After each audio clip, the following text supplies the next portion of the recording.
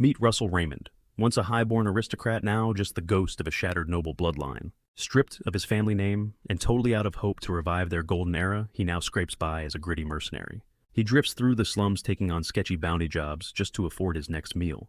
His relentless hustle for coin drags him right back to the beating heart of the kingdom, the legendary capital city of Camelot. And it definitely lives up to the hype. Piercing the skyline is the colossal magic tower home to the most insanely overpowered guardians in the entire realm. Back in the day, Russell actually grinded his gears off trying to break into this elite tower, desperately hoping to pull his family back from the brink of ruin. You see, when his dad got wiped out in the brutal war against the Empire, his bloodline was ruthlessly kicked out of their own castle. Russell had to conquer the magic tower if he ever wanted to snatch back their stolen territory. During that chaotic mess, he was ripped away from his mom at a super young age. And honestly, every single sacrifice went straight down the drain when the Academy mercilessly kicked him out. Before he could even dream of dropping an application for the tower, he flunked out entirely, getting held back 3 whole times. The dean straight up told him this was a first in the Academy's entire history. Sure, the guy could ace the written exams in his sleep, but there was one massive red flag. He physically could not break through to the second magic circle. His progression was totally hard stuck because of a brutal medical condition shrinking mana veins. Basically, his internal magic pathways were incredibly fragile and threadbare. This meant his body could only soak up a pathetic drop of mana, and to make things worse, he couldn't even fire it off. It is literally the ultimate death sentence for any aspiring mage. So, Russell threw in the towel and embraced the gritty life of a mercenary. Even though surviving on the battlefield miraculously pushed him into the second circle, society still trashed him as a third-rate scrub. Out of nowhere, the massive doors of the White Tower swing wide open. A smug clerk steps out and loudly announces that temporary job sign-ups for the day are officially closed. Everyone needs to pack it up and try again tomorrow. The crowd, who had literally been roasting outside for half the day, instantly erupts into furious groans. But without any actual leverage, they fiercely complain while dragging their feet away. Meanwhile, Russell just chills quietly in the corner. Eavesdropping on the angry whispers, he catches a juicy rumor. The local museum is desperately hunting for temporary mages. But someone else immediately shoots the idea down. They scoff, claiming the museum only wants first circle newbies for totally humiliating grunt work, and that taking the gig is absolute career suicide. But Russell, he couldn't care less about his pride, especially since his wallet is practically running on fumes. Cut to later, he rocks up at the insanely famous Louvre Museum. Stepping inside, he trails behind the arrogant owner, who is giving the grand tour to the fresh batch of hires, Russell included. The boss aggressively emphasizes that a massive wave of high-class VIPs will be swarming the exhibits this week, so every single inch needs to be spotless. He glares intensely at the crew, warning them to watch their hands while dusting, because if they break anything, they would face some seriously brutal consequences. As the group shuffles down a long, dimly lit hallway, crammed with dusty artifacts that honestly look like cheap knockoffs, Russell's gaze suddenly locks onto a heavily sealed door. It sends a crazy wave of nostalgia right through him. The chilling crimson and black sign marking the mythical species vault triggers an intense gut feeling. He swears on his life he has been here before. Right at that very second, his late mother's ring starts violently vibrating out of absolutely nowhere. He just stares at the forbidden entrance. And before his brain can even process it, his feet start dragging him forward on autopilot. He pries the heavy door open and slips inside.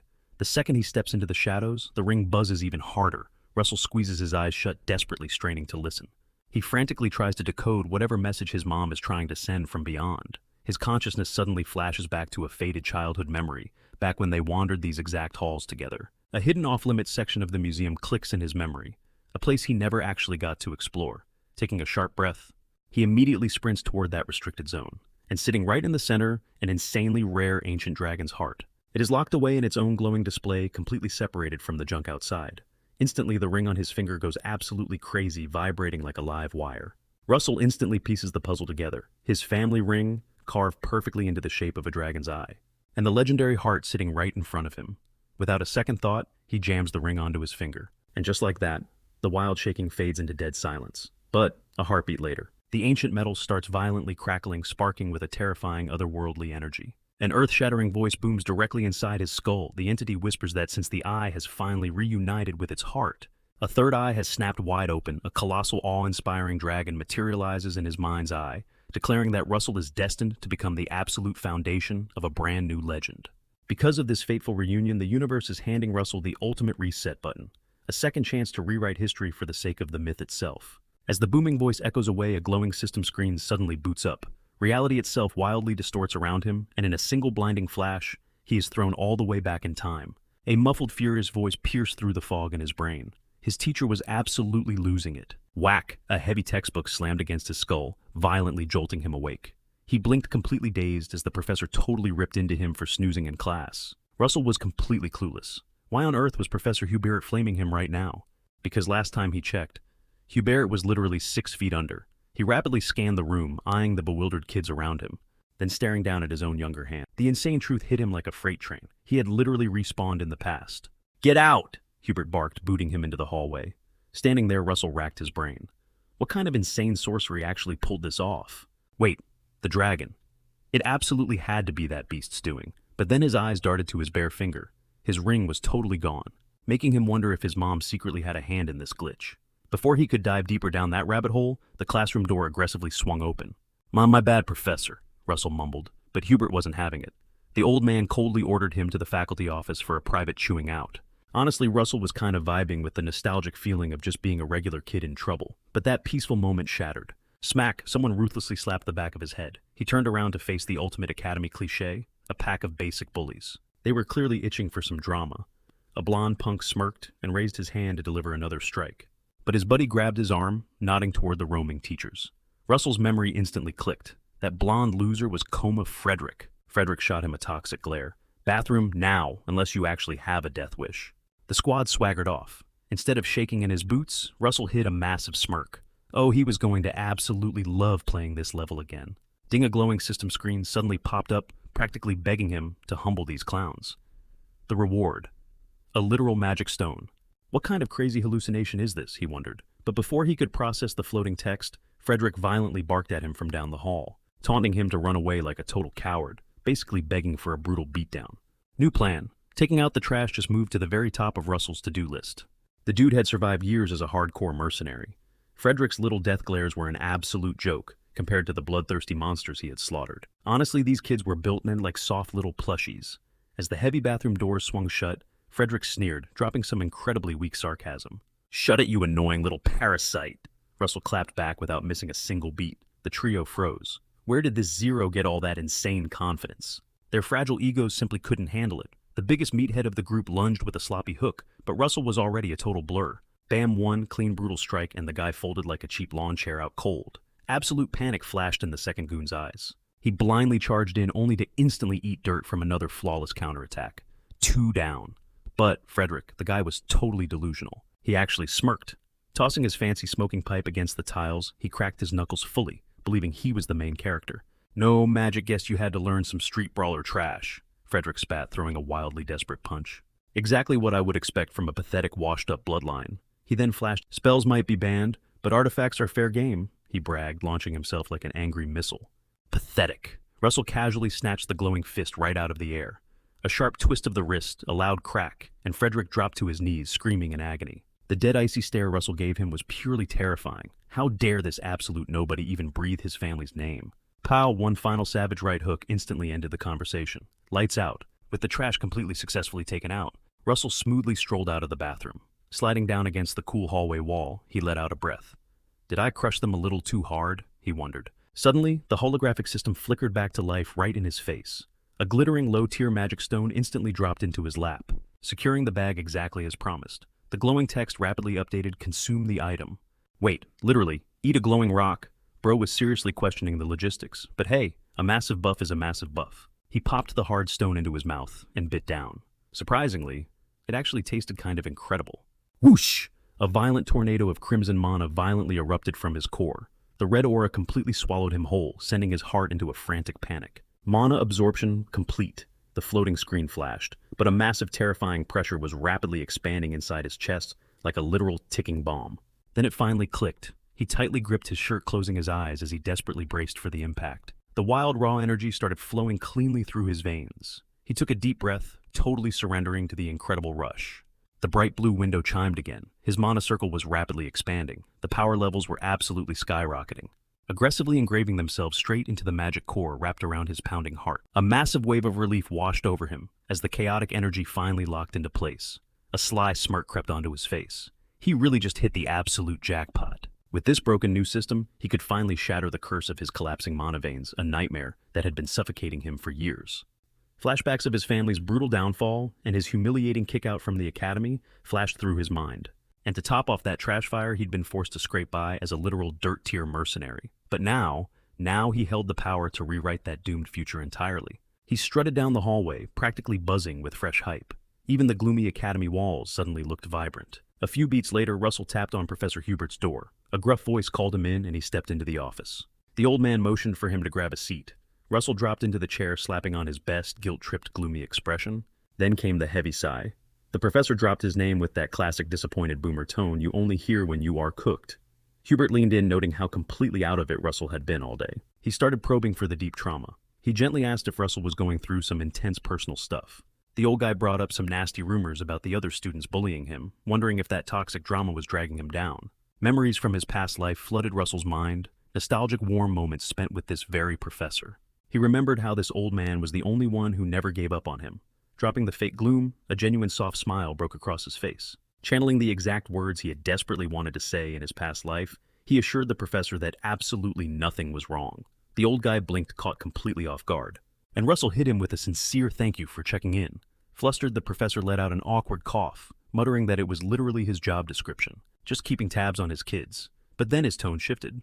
He instantly warned Russell that catching feelings wouldn't save him from detention for snoozing through today's lecture. Slamming a massive textbook onto the desk, he made it crystal clear this punishment was going to be brutal. Russell was slapped with an insane analytical report on a hyper-complex chapter. We are talking about magic theories so cracked that even the elite seniors cried over them. Right in the middle of the lecture, that glowing blue system panel popped up again. A brand new quest had just dropped, finished the professor's hellish assignment. The system flashed a wild notification. Depending on how much he over-delivered and hyped up the professor, he could stack some massive bonus loot. The base drops, another low-tier monostone plus a completely hidden mystery item. Russell's eyes practically bulged out of his head. It clicked in his brain. Doing basic schoolwork literally counted as farming quests. Seeing his jaw drop, Hubert immediately clocked his stunned reaction. The old man raised an eyebrow, asking if the task was too hardcore. Russell quickly played it cool, swearing it was light work, and thanked him again. Fast forward a few hours. He slammed his pen down, report completely demolished. Muttering to himself, he realized this crazy theory stuff wasn't even that deep. Back in his tragic first life, this exact topic had felt like decoding alien math. Back then, he sweated blood over every single drop of magic theory. Why? Because the dude was hopelessly desperate to actually spark some real practical mana. But game plans change. In this rebooted life, he had an entirely different grind to focus on a mission way more critical than grinding textbooks. He needed to start hardcore conditioning his corrupted mana veins. A brutal flashback hit him, one of his grimy mercenary runs sprinting for his absolute life from a towering monster. Think of mana veins like a biological highway for magical energy. You breathe the energy in, and it instantly rips through those internal pathways, pumping straight into the heart to be stored up. Back in the memory, the hulking beast closed the gap, violently smashing its massive claws into the dirt. Russell barely threw his body sideways, dodging the fatal slam. Sprinting like a madman, he glanced over his shoulder, only to see the nightmare charging right back up. Now, when you aggressively force that stored mana in your heart back outward, that explosive release is what we call magic. In the memory, his hands desperately traced casting circles. Boom! Blistering fire erupted from his palms, instantly swallowing the charging beast in pure heat. But here is the catch. If your mana veins are built like steel, you can stockpile insane amounts of energy and blast it out in a split second. But as the smoke cleared, the beast just stood there. 0 damage. Russell's pathetic flames were basically a warm breeze to this thing. Panic set in. Knowing he was absolute toast, he frantically tried to conjure a magic shield to tank the incoming hit. But way too slow. Mid-chant, a devastating force the monster had whipped its massive tail right into his ribs. As Russell crashed down, the beast lunged in for the brutal kill. Thanks to his rotting mana veins, battling even basic monsters was pure survival horror for him. He was sprawled over a jagged rock vision, spinning and fading to black. Suddenly his eyes snapped open. The beast slammed him again, sending his battered body tumbling deep into a dark, rocky chasm. Call it divine pity or just crazy dumb luck, but that brutal drop actually saved his life. He had crashed right into a forgotten underground cavern. Groaning in agony, he forced himself up and desperately scanned the dark space for an escape route. Instead of an exit, his eyes locked onto something insane. 2 ancient dust-covered grimoires practically radiating with forbidden secrets. Stumbling forward, he brushed off the dirt. The first epic tome was titled Overvein, and the second Wizard Body. Snapping back to reality, Russell immediately hit the tracks for a hardcore cardio session to kick off his mana conditioning. He broke down the lore of that legendary Overvein book. It supercharges the physical body and forcefully expands the mana veins, while the mage body technique drills you with exercises that literally swap out chunks of your muscle tissue for raw mana vein segments. Simply put, the beefier your physique gets, the more rock solid your mana veins become. Russell flashed back to grinding this out as a full-grown adult. and the payoff was basically mid. But right now, since he was still in his prime growth phase, the glow-up could be absolutely insane. He threw himself into the grind like a madman, dead set on crushing his mana vein bottleneck once and for all. Soon enough, the sun dipped below the horizon, but our boy was still sweating it out. Completely gassed, Russell slumped against a tree admitting he was running on fumes. He gave himself a mental high five and figured that was enough grinding for one day. But, bam, the system interface flashed right back up, dropping a bomb that the quest to master the ancient skill. Overvane actually demanded a brutal 5-kilometer run, and his current progress, a pathetic 0.05 kilometers. The payout for knocking out the full 5K would be a massive permanent buff to his speed whenever he popped the skill. Russell let out a heavy groan reading the prompt. Trying to hype him up, the system notified him that while grinding Overvane, he could spam this daily quest exactly once every 24 hours. It also warned that as he leveled up, the target distance would scale up, and once he hit max mastery, the questline would vanish for good. Russell scowled at the floating blue screen, asking what is up with this rush. The pop-up honestly felt like a straight-up threat, so he forced his heavy legs back into action. He reminded himself that since he barely managed to clutch such an insane opportunity, there was zero chance he would just sit around and fumble the bag. Soon enough, he pushed past the pain barrier, hitting the 1.4-kilometer mark out of 5. Then he dug even deeper, clawing his way to 2.7 kilometers. Right then, his legs started violently shaking. The burn was so legendary he physically had to hit pause. Feeling like his knees were about to completely give out, he locked eyes with the system screen and realized he had conquered 3.6 kilometers. So he hyped himself up knowing the finish line was basically right there. He decided to go all out, burning every last drop of gas in the tank for one final sprint. He dashed like an absolute maniac to crush the goal. Deep into the pitch-black night, the long-awaited ping finally dropped, he cleared the quest and secured the loot. He face-planted right into the dirt, feeling like his soul would literally leave his body if he took a single extra step.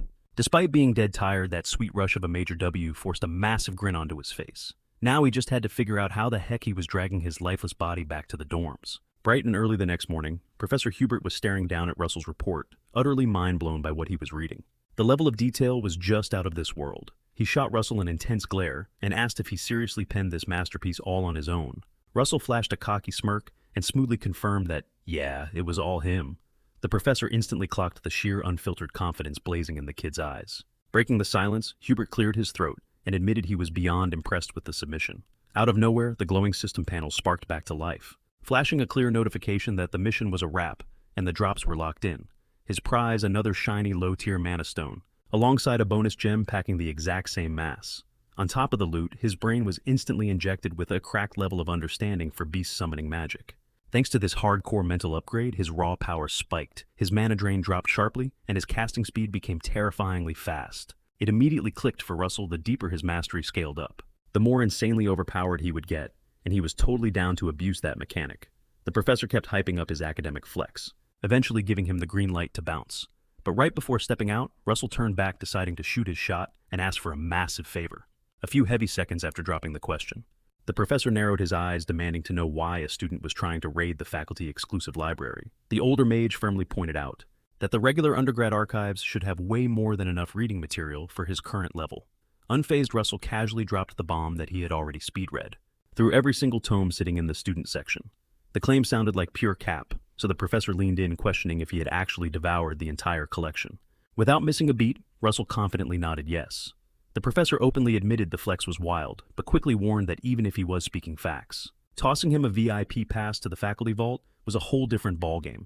He bluntly told Russell he was going to run him through a brutal test first to see if he actually had the sauce.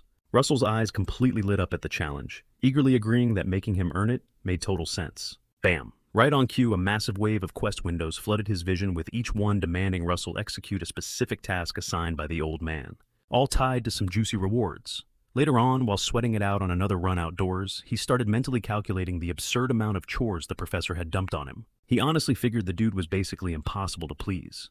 But then again, since stacking up deep theoretical knowledge directly buffs a mage's raw firepower, Russell realized the heavy grind was 100% worth the pain. He was absolutely dead set on cracking into the top-tier secrets hidden inside that faculty library, no matter what it took. Plus snagging a free mana stone per cleared quest. That was the ultimate 2 for 1 deal.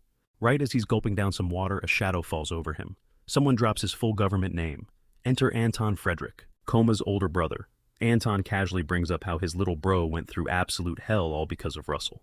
Russell doesn't even flinch. "So, what's your point?" he snaps back, asking if Anton showed up just to settle the score. Anton bursts into laughter, scoffing that getting payback is completely beneath him, and his crew cracks up right on cue. He tells Russell to stop capping, mocking him for thinking anyone would waste their breath, avenging a useless piece of trash. Anton leans in, smirking that he'd much rather just crush him into dust, instead of playing some petty revenge game. As he walks away, Anton intentionally slams his shoulder into Russell's, dropping a cold reminder that they've got class together next.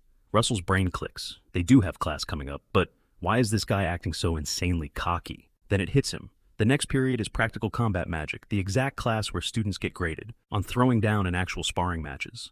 The nightmare part. Back in his past life, every single time he squared up against Anton, he got absolutely destroyed. He flashes back to Anton roasting him alive with fire magic only to stare down at him in total disgust, trashing him over his pathetic low-tier mana veins. Russell kicks himself for being so clueless and forgetting something that massive. He gears up to cram for the fight right now. Better late than never, right out of nowhere. The system interface flares up. A brand new quest drops, hit the second circle, by maxing out his mastery over the attributes he currently holds. For the rest of the day, Russell completely locks in. He grinds through every single brutal assignment the professor threw at him, pulling an absolute all-nighter. By dawn, he drops a massive stack of paperwork onto the professor's desk to finally submit his grind. Instantly, the system goes crazy with notifications, pinging him for every single task, confirming he cleared the quests and the loot is ready to drop. Fast forward to that night. Russell drags his exhausted body back to the dorms and finally pulls up his hard-earned rewards. Staring dead at the 10 glowing mana stones the system just handed him, he pauses. What's the play here? Anxiety creeps in as he scoops them up. Could his body's mana core even survive absorbing this many stones at once, without completely imploding and triggering crazy side effects? Screw it. He embraces the risk and decides to just send it. He tells himself to trust the insane training he's been putting himself through. Taking a deep breath, he tosses all 10 stones straight into his mouth and crunches down. Silence. Then, boom! Raw mana violently erupts from the shards, totally swallowing his body. The blinding energy scales up until the entire dorm room is completely washed in a nuclear white flash. Pure hellfire rips through his veins as his system frantically funnels the surging magic straight into his heart. The energy violently carves new pathways through his mana veins. Fighting through the agony, Russell forces the chaotic energy into a tight, controlled stream, locking it onto his core. He's in absolute agony, but he holds the line. Sweating bullets, he starts winding that brutal mana flow right around his heart, forging a brand new magic circle, identical to his first one. This is it, the breakthrough to the second circle. One wrong move, his heart would literally shatter. He painfully carves out the second ring, freezing up for a split second right at the finish line, terrified of messing up. But there is zero room to back down now. He goes all in to close the loop. The second he locks in and seals the circle, his pathways start gulping down the raging tsunami of power. Russell refuses to fold, no matter how much it destroys him. There is literally no other way to hit his god-tier dream of becoming a world-class mage. If he plays it safe, he made a blood pact with himself to hit the second circle. Then, boom! A blinding pillar of light blasts straight out of his window. The whole room looks like a literal war zone. Minutes later, Russell peels himself off the floor. It hits him. He actually pulled it off. He survived. The second circle is officially unlocked. Fresh pure mana is pumping effortlessly through his veins, even as he lies there completely dead to the world. Out of the blue, the system chimes in. Mission accomplished, and the sweet rewards are rolling in. Turns out, his mastery over his elemental attributes just leveled up massively, meaning the raw firepower behind every single one of his elemental spells just got a crazy buff. Cut to the next morning. Professor Hubert is flipping through the massive stack of reports Russell submitted. His jaw drops, totally mind-blown that this kid somehow blitzed through all that brutal coursework overnight. But then the professor looks up, dropping a bomb. There's just one final test he needs to pass before getting full access. The professor dropped a question way heavier than anything he had asked before. Out of the 4 core pillars of magic, which one actually matters most? That threw Russell totally off balance, leaving him completely frozen. Professor Hubert caught that dead silence and instantly kicked himself for even bringing it up, especially since the old man had literally just figured out the answer. Not wanting to fry the kid's brain, he quickly stood up, ready to pivot to an easier topic. But Russell, who had been dead quiet this whole time, suddenly opened his mouth. The professor was blown away by his sheer confidence, absolutely shook that the kid actually had a comeback. Hubert locked in and listened close. Russell finally dropped his answer. The ultimate foundation of magic is the mental imagery of the caster. The professor paused, letting that heavy truth sink in, then pushed him to back up his claim. Russell took a beat to gather his thoughts. He broke it down. Magic is literally just pulling concepts into reality using mana. The big brain split this into 4 exact steps. Step 1 is assimilation, soaking up the hard rules of nature. Step 2 is mental mapping, painting that raw knowledge inside your head. Step 3 is construction, wiring the formulas together to pull that vision out. And the final stage, manifestation. That is when the spell actually erupts into the real world. Russell pointed out that grinding through construction and manifestation is just pure sweat and study, but that mental image, you cannot just brute force that. It is all about smashing your own limits, unlocking true creative freedom. Through raw courage, that right there dictates your true potential. He stretched out his hands, igniting a raw flame to prove his point. He flexed that he could picture this fire as an arrow, visualizing the exact shape in his head. If he did, the fire would morph into a circle 2 spell fire arrow. And right on cue, the blaze in his palms snapped into a deadly fiery arrow. Then he casually dropped that he could picture something wildly different. The fire would ride his imagination, mutating into a completely new beast. He preached that capping your own mindset is a trap, because by shattering those boundaries, you can birth magic that literally does not exist. In this reality, the professor was hooked, nodding along with every single word. Russell kept cooking, claiming it all kicks off by grasping the world's limits, then twisting those exact rules to breathe life into something insane. He snuffed out the flame, wrapping his masterclass with total swagger. Professor Huber, who had been drinking in every second of this, realized just how top tier this kid actually was. He finally broke the silence, admitting Russell just validated everything he had been guessing for a long time, with a proud smirk. The old man told him straight up, the student library was way too basic for his level now. Out of nowhere, the system pinged Russell. Quest cleared secure VIP access to the first floor of the professor's private archive. The loot, 2 low-grade mana stones. Later that day, Russell stepped into the exclusive archives.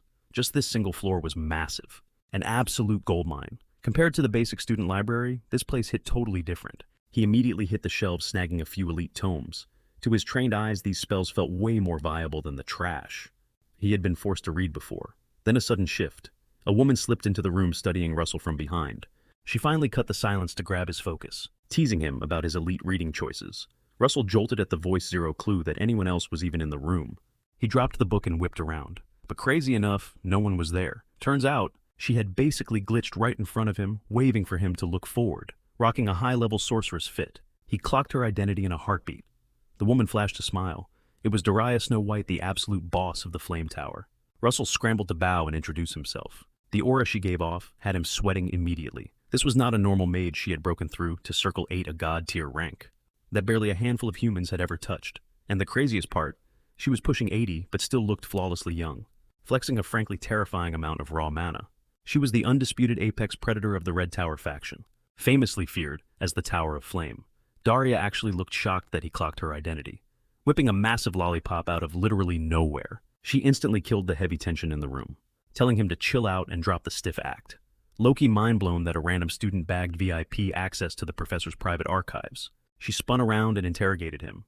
Russell casually dropped that Professor Hubert gave him the green light. Daria gasped softly, totally baffled. Wait, that grumpy old boomer Hubert actually let you crash his personal library? Russell cracked a smirk, perfectly well aware that his professor was a total hard-ass. She nodded, clicking the pieces together, and admitted that explained why he was geeking out over such high-tier spells when she barged in. Her gaze scanned him head to toe, x-raying his mana core, only to discover his mana purity was absolutely off the charts, with an insanely stable flow to back it up. Locking eyes with him again, she whispered that spotting a prodigy like him was a 1 in a million pull. Brushing right past his shoulder, she told him to take a breather and stop sweating it. She promised she wasn't there to nag him or block his grind. Russell dipped into another deep bow, genuinely thanking her for the solid advice. Out of nowhere, a blinding flash erupted. She yelled out, "Grind hard and reach your absolute peak." But the very second he blinked, she had completely vanished. Nothing was left but glowing sparks fading into the air. She had literally fast-traveled out of there. Russell just stood there entirely paralyzed, staring blankly at the empty space. Once he finally snapped out of it, Russell silently slipped out of the archives, clicking the heavy door shut behind him, still low-key glitching from that crazy encounter and lost in his own head. A loud, obnoxious voice echoed behind him, asking if he was seriously lurking in the hallway. Russell whipped around, only to come face-to-face with Anton and his toxic squad. One of Anton's lackeys sneered, demanding to know why a loser like Russell was creeping out of the VIP library, openly scoffing. "Who does this absolute nobody think he is?" Anton chuckled, mocking that Russell totally sucked up to one of the professors, but glazing the faculty wouldn't change the hard truth that he was destined to be a failure. The entire posse cracked up as they brushed past him, with Anton sarcastically telling Russell to keep trying his little heart out. Pivoting on his heel, he threw a nasty look over his shoulder, adding that no amount of grinding would save him anyway. A hot minute later, the entire class grouped up at the Academy's battle arena for their hands-on combat magic exams. The rules were simple. Whoever hit the dirt first got to handpick their victim for the duel.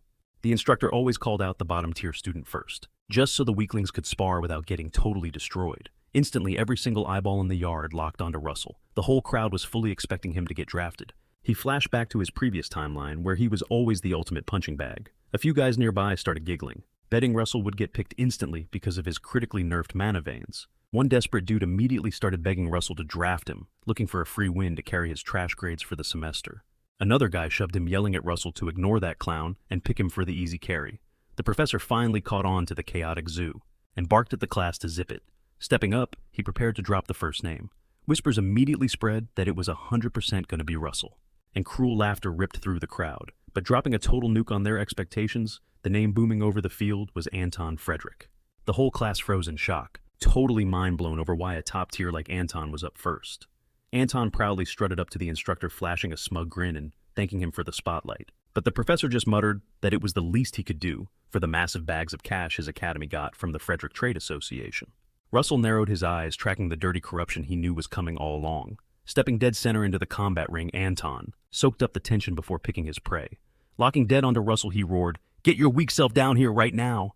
Meanwhile, Professor Hubert was currently sweating through a total jump scare in his office, a visit from his old master. He muttered that a little heads up would have been greatly appreciated, before she just crashed his space. His surprise guest was obviously none other than Daria Snow White. Plopping onto a couch, she waved off his stress, reminding him it wasn't a crime for a mentor to drop in on her old pupil. Flashing back to the fascinating kid from the archives, she asked if he really gave a freshman named Russell the VIP pass to his private collection. Hubert nodded instantly, his voice cracking as he panicked, asking if the kid had messed something up. Daria just smiled and said, "Not at all. It was just that she hadn't laid eyes on something this insanely rare and valuable in ages." Hubert nodded along, pointing out that having shriveled mana veins was already a super rare condition across the whole continent. But Daria basically called him clueless, snapping that she wasn't talking about his condition at all. Her bluntness completely blindsided Hubert. His head snapped up, desperate to figure out what she meant. Daria dropped the bombshell Russell had actually managed to conquer his crippled condition. Hubert demanded to know what she meant, but Daria just let the silence hang, casually taking a sip of her tea. Seeing his totally confused expression, she finally spilled the truth. The kid had broken through to the second circle. Hubert was absolutely floored. How was that even humanly possible? Meanwhile, flashing back to the training grounds, the two boys squared up. They were dead set on throwing down. But right before the clash kicked off, another glowing system screen popped up right in front of Russell. A notification flashed, telling him that his next quest was to bag the win while actively training his magic. The loot, some low-grade magic stones and a spatial storage inventory that could hold up to 40 kilograms. Russell was insanely hyped about the storage drop. Seriously, that kind of spatial magic was usually locked behind a paywall for only the wealthiest mages. It was a total game changer for stashing items securely, making it perfect for hoarding magic stones. While he was geeking out over the reward, Anton barked at him. Smirking like a villain, Anton called him a worthless bug, and sneered, asking if he was paralyzed by fear. He bragged that begging on his knees was his only way out, but Russell just chuckled. Out of nowhere, explosive energy flared around Russell's entire body as he hit Anton with a cold, "Are you talking to me?" Anton definitely felt the vibe shift, questioning if his eyes were playing tricks on him. With the tension thick enough to cut with a knife, the supervising professor ordered them to get in their stances. It was time to rumble. The proctor flashed back to the spell. Russell just cast his mind racing. Could a kid with a crippled mana pool actually hit the second circle? Nah. He brushed it off as completely impossible. Anton wasted zero time unleashing a second circle spell. Flamethrower, a raging inferno, blasted straight for Russell. Watching the blazing heat wave closing in, Russell reacted on instinct, throwing up a mana shield to tank the hit. Boom! The flames crashed into the barrier and flared upward, totally failing to break through. Russell stood his ground, keeping the shield locked in. While he tanked the scorching firestorm, one of the nearby proctors was mind-blown by Russell's insane reaction speed. The head referee was just as stunned, staring wide-eyed at the kid's flawless defense. Meanwhile, Anton kept pumping out the flames. He'd been blasting away for a hot minute, and his arms were getting shaky. He was absolutely shook that Russell was eating such a heavy attack without breaking a sweat. Suddenly, the fire fizzled out. His body desperately needed to cool down from the massive mana drain, making Anton curse under his breath. The moment the flames died, Russell spotted the opening and went straight for the throat. He knew this was coming. He instantly fired off his own second circle spell, Fire Arrow. He launched it right at Anton's exposed face. Anton's jaw dropped, seeing him pull out a fire arrow, scrambling desperately to block the strike. Panic set in as he realized Russell might actually be a second circle mage, frantically throwing up a shield to catch the incoming blast. Smash! The flaming arrow slammed into his barrier. It didn't break through, but Anton felt the heavy shockwave vibrate through his bones. He was losing his mind. How was a pathetic loser like Russell pushing back this hard? He braced himself behind his shield, stray sparks sizzling in the air. Then Anton saw something that made his blood run cold. Right in his line of sight, Russell already had a second fire arrow locked and loaded. Zero hesitation, zero mercy. Russell let it rip, sending the second burning projectile crashing directly into Anton's defense. It gave him absolutely zero breathing room. The head referee gasped out loud, whispering, "Is that double casting?" But the proctor standing next to him shut that down, pointing out it wasn't a legit dual cast. He explained that Russell's casting speed was just so incredibly insane that it created a perfect illusion. And while the teachers were geeking out, Russell spawned a third arrow. Anton caught sight of it and actually scoffed. Was spamming fire arrows literally the only trick this guy had? So he instantly switched up his game plan. Tweaking his shield's matrix with a different second circle spell, he morphed it into a heavy-duty fireproof barrier. Russell caught the elemental shift and smirked. He had baited him perfectly. Meanwhile, Anton flashed a cocky grin, totally convinced he had outsmarted his opponent. His logic? Just turtle up and wait for Russell to drain his entire mana pool against a shield immune to his attacks. Once he was out of gas, Anton would strike. But plot twist, Russell suddenly snuffed out his fire arrow and started weaving a completely different spell. The fiery glow vanished from his palm, instantly replaced by a razor-sharp violent gale of wind. Anton's eyes bugged out in sheer panic. His entire master plan had just blown up in his face. Russell unleashed a totally different second circle spell. Enter Wind Arrow. He blasted it straight at Anton's fire-resistant barrier, and the piercing cyclone slammed right into the target. Blasted backward, Anton was absolutely shook. He couldn't wrap his head around the fact that this kid had literally downloaded his defensive patterns mid-battle and perfectly tweaked his spell to break through. Watching from the sidelines, a professor stood there, with his jaw practically glued to the floor, questioning reality and wondering if this absolute menace was actually the same Russell he used to know. Off to the side, the shady professor who totally rigged this fight for Anton was sweating bullets, his brain short-circuiting as he watched his golden boy get absolutely wrecked. Anton let out a choked groan as the brutal impact scrambled his senses. His magical shield completely shattered into pieces. The massive shock he barely managed to stop right at the edge of the arena. Pure toxic rage burned in his eyes. His ego just couldn't handle getting completely clapped by a guy he thought was a total loser.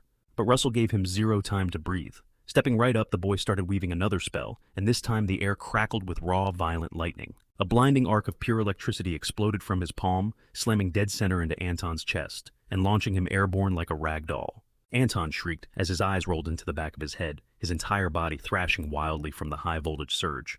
Desperate, he tried sparking up some flames for defense. But the dude was absolutely cooked. Russell wasn't about to play nice instantly, following up with a brutal second lightning strike that zapped whatever fight Anton had left. Panic setting, and the corrupt professor backing Anton immediately started throwing a massive tantrum. He screamed that Russell's magic was super sketchy and completely unrecognizable, demanding they pull the plug on the match right that second. Not having any of it, Professor Hubert casually told the frantic guy to open his eyes and actually look at the energy swirling around Russell. Hubert dared him to say that wasn't real magic. The shady teacher finally looked closer and totally froze. A blinding, intense glow was radiating from the boy, pulsing just like a high-tier knight's battle aura. Stuttering over his words, the shocked guy realized Russell was literally wielding raw mana exactly how a master swordsman uses aura. A massive, proud grin spread across Professor Hubert's face. He admitted he had no clue how the kid pulled off this insane glow-up. But Russell had obviously completely shattered his so-called curse. Back in the ring, Russell was still ruthlessly pounding Anton straight into the dirt. He only pumped the brakes once Anton's unconscious body had literally carved a smoking crater into the training grounds. The entire crowd of students was dead silent, their jaws completely unhinged at the insane plot twist they just witnessed. The corrupt teacher was turned to stone, his brain completely failing to process the brutal beatdown that just went down. While he was standing there looking completely lost, Hubert tapped in asking what on earth he was waiting for. Startled, the guy spun around as Hubert reminded him to do his job and call the match. Looking completely flustered, the guy stumbled over his words before screaming out that Russell Raymond had officially taken the win. Still reeling from the massive upset, the teacher awkwardly shuffled over to the arena, gave Russell the fakest congratulations ever, and told him to pack it up and go. But Russell just smirked, dropping the bomb that this was far from over. Confused, the teacher asked what he was talking about. Russell hit him with the Academy rulebook. He pointed out that unless the current champ stepped down on his own, he had total authority to drag the next challenger into the ring. Anton's squad audibly gasped, sheer terror washing over them, as they realized they were absolutely next on the chopping block. Pointing directly at one of the terrified bullies, Russell coldly announced that he was up next. Right then, a glowing holographic screen popped up, flashing a brand new system quest requiring him to dominate the upcoming magic duel. The loot, 2 base-tier mana stones, plus some seriously juicy bonus drops for stacking up a massive win streak. Locking eyes with his next victim, Russell fiercely demanded he step into the danger zone. Fast forward a bit, and Professor Hubert was left shaking his head, muttering in awe that Russell had just effortlessly wiped the floor. Breaking down the boy's fight footage, Hubert realized Russell had God-tier combat EQ. He swelled with pride, hyping himself up for spotting the kid's hidden talent before anyone else did. But deep down, Hubert was still scratching his head, completely baffled by how the boy had leveled up at such a psychotic speed. Every single flawless combo and spell the kid threw in that arena was permanently burned into his memory.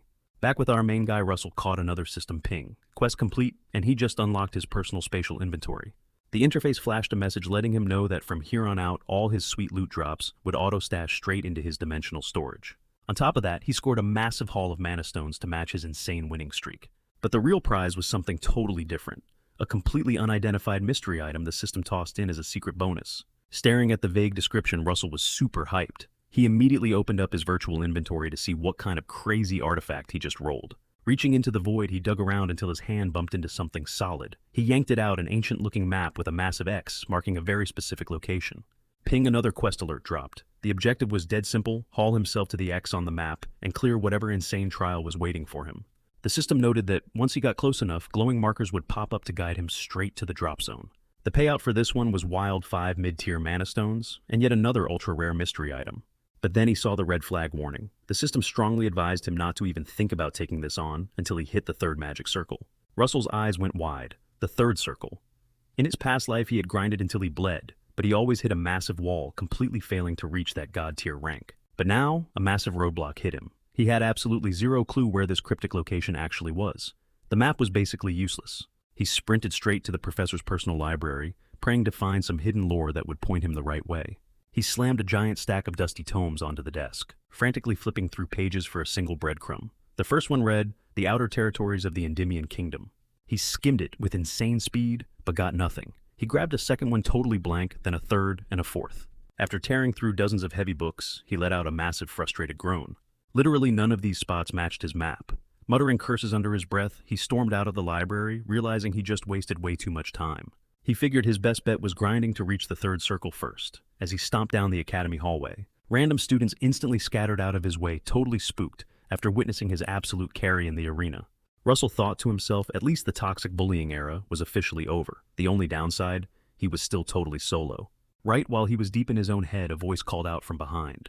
Spinning around, he locked eyes with Professor Hubert, who gave him a warm smile and asked him to swing by his office. Russell was instantly down for it. Once he stepped inside, the professor brought up the upcoming summer break. Pouring them both a fresh cup of tea, he asked if Russell had any epic plans locked in. Russell shook his head. Nope, not a single one yet. Catching that vibe, Professor Hubert hit him with an offer to tag along on a major research project, which totally caught Russell off guard. The professor hyped it up, saying if he put in the work, his name could literally end up as a co-author. Russell grabbed the research papers, caught one glimpse of the printed image, and his brain just clicked. He knew exactly where that was. The professor caught his stunned reaction and asked what was racing through his mind. Russell immediately backpedaled, blurting out that he actually did have some crazy summer plans after all. Hubert looked super confused, pointing out he literally just said the exact opposite 2 seconds ago. Russell shoved the book toward him, explaining he was heading straight to the location sketched on that page. His eyes practically bugged out when he spotted the name of the region, Maldiva. Flash forward a bit, the second summer break kicked off. Russell hit the road straight for Maldiva. Chilling in the back of a horse-drawn carriage, he was just vibing with the scenic views outside. Hours later, he popped open his inventory space, yanked out a raw mana stone, and tossed it right into his mouth. He muttered to himself, saying this would keep his hunger in check for the long ride, swearing he would unlock the third circle before his boots ever touched Maldiva. Meanwhile, back at the academy, Professor Hubert could not shake off this insanely weird gut feeling about Russell's solo trip. The craziest part, somebody else was also heading to that exact same spot. It hit him. Dariah, his hardcore former mentor, was basically chilling there right now. Honestly, it might be a massive flex that Russell was heading there too.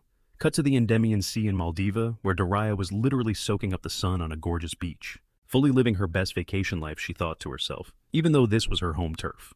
The views here never stopped being absolutely top tier. Taking a slow sip of her iced drink, she wondered how many years it had been since she actually took a breather. Her mind flashed back to the endless grind of defending the Empire from absolute chaos, running magic lectures, and leveling up her rowdy students. The Grandmaster drifted back to those classic moments in the classroom, lecturing the kids on the absolute core rules of the numbers 9, 6, and 3. Igniting blazing flames right in her palms, she explained how these specific numbers held legendary status for any true mage. The kids were totally starstruck by her insane wisdom, hanging on to her every word in dead silence. Daria broke it down. 9 was the ultimate peak, the absolute endgame for anyone chasing the 9th circle. 6 was the massive milestone.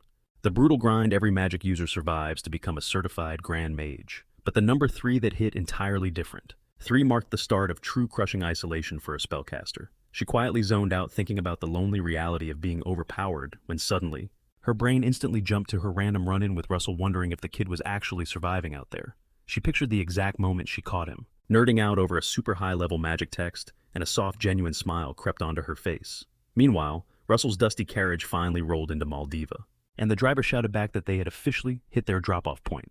The guy waited a beat, realizing Russell wasn't hopping out, when he finally walked around to check on his quiet passenger. He let out an absolute scream of pure terror at what he saw inside. Fast forward a bit, and Russell was absolutely destroying his food like a wild animal, demolishing a massive hot dog in one hand while tearing through an entire loaf of bread with the other.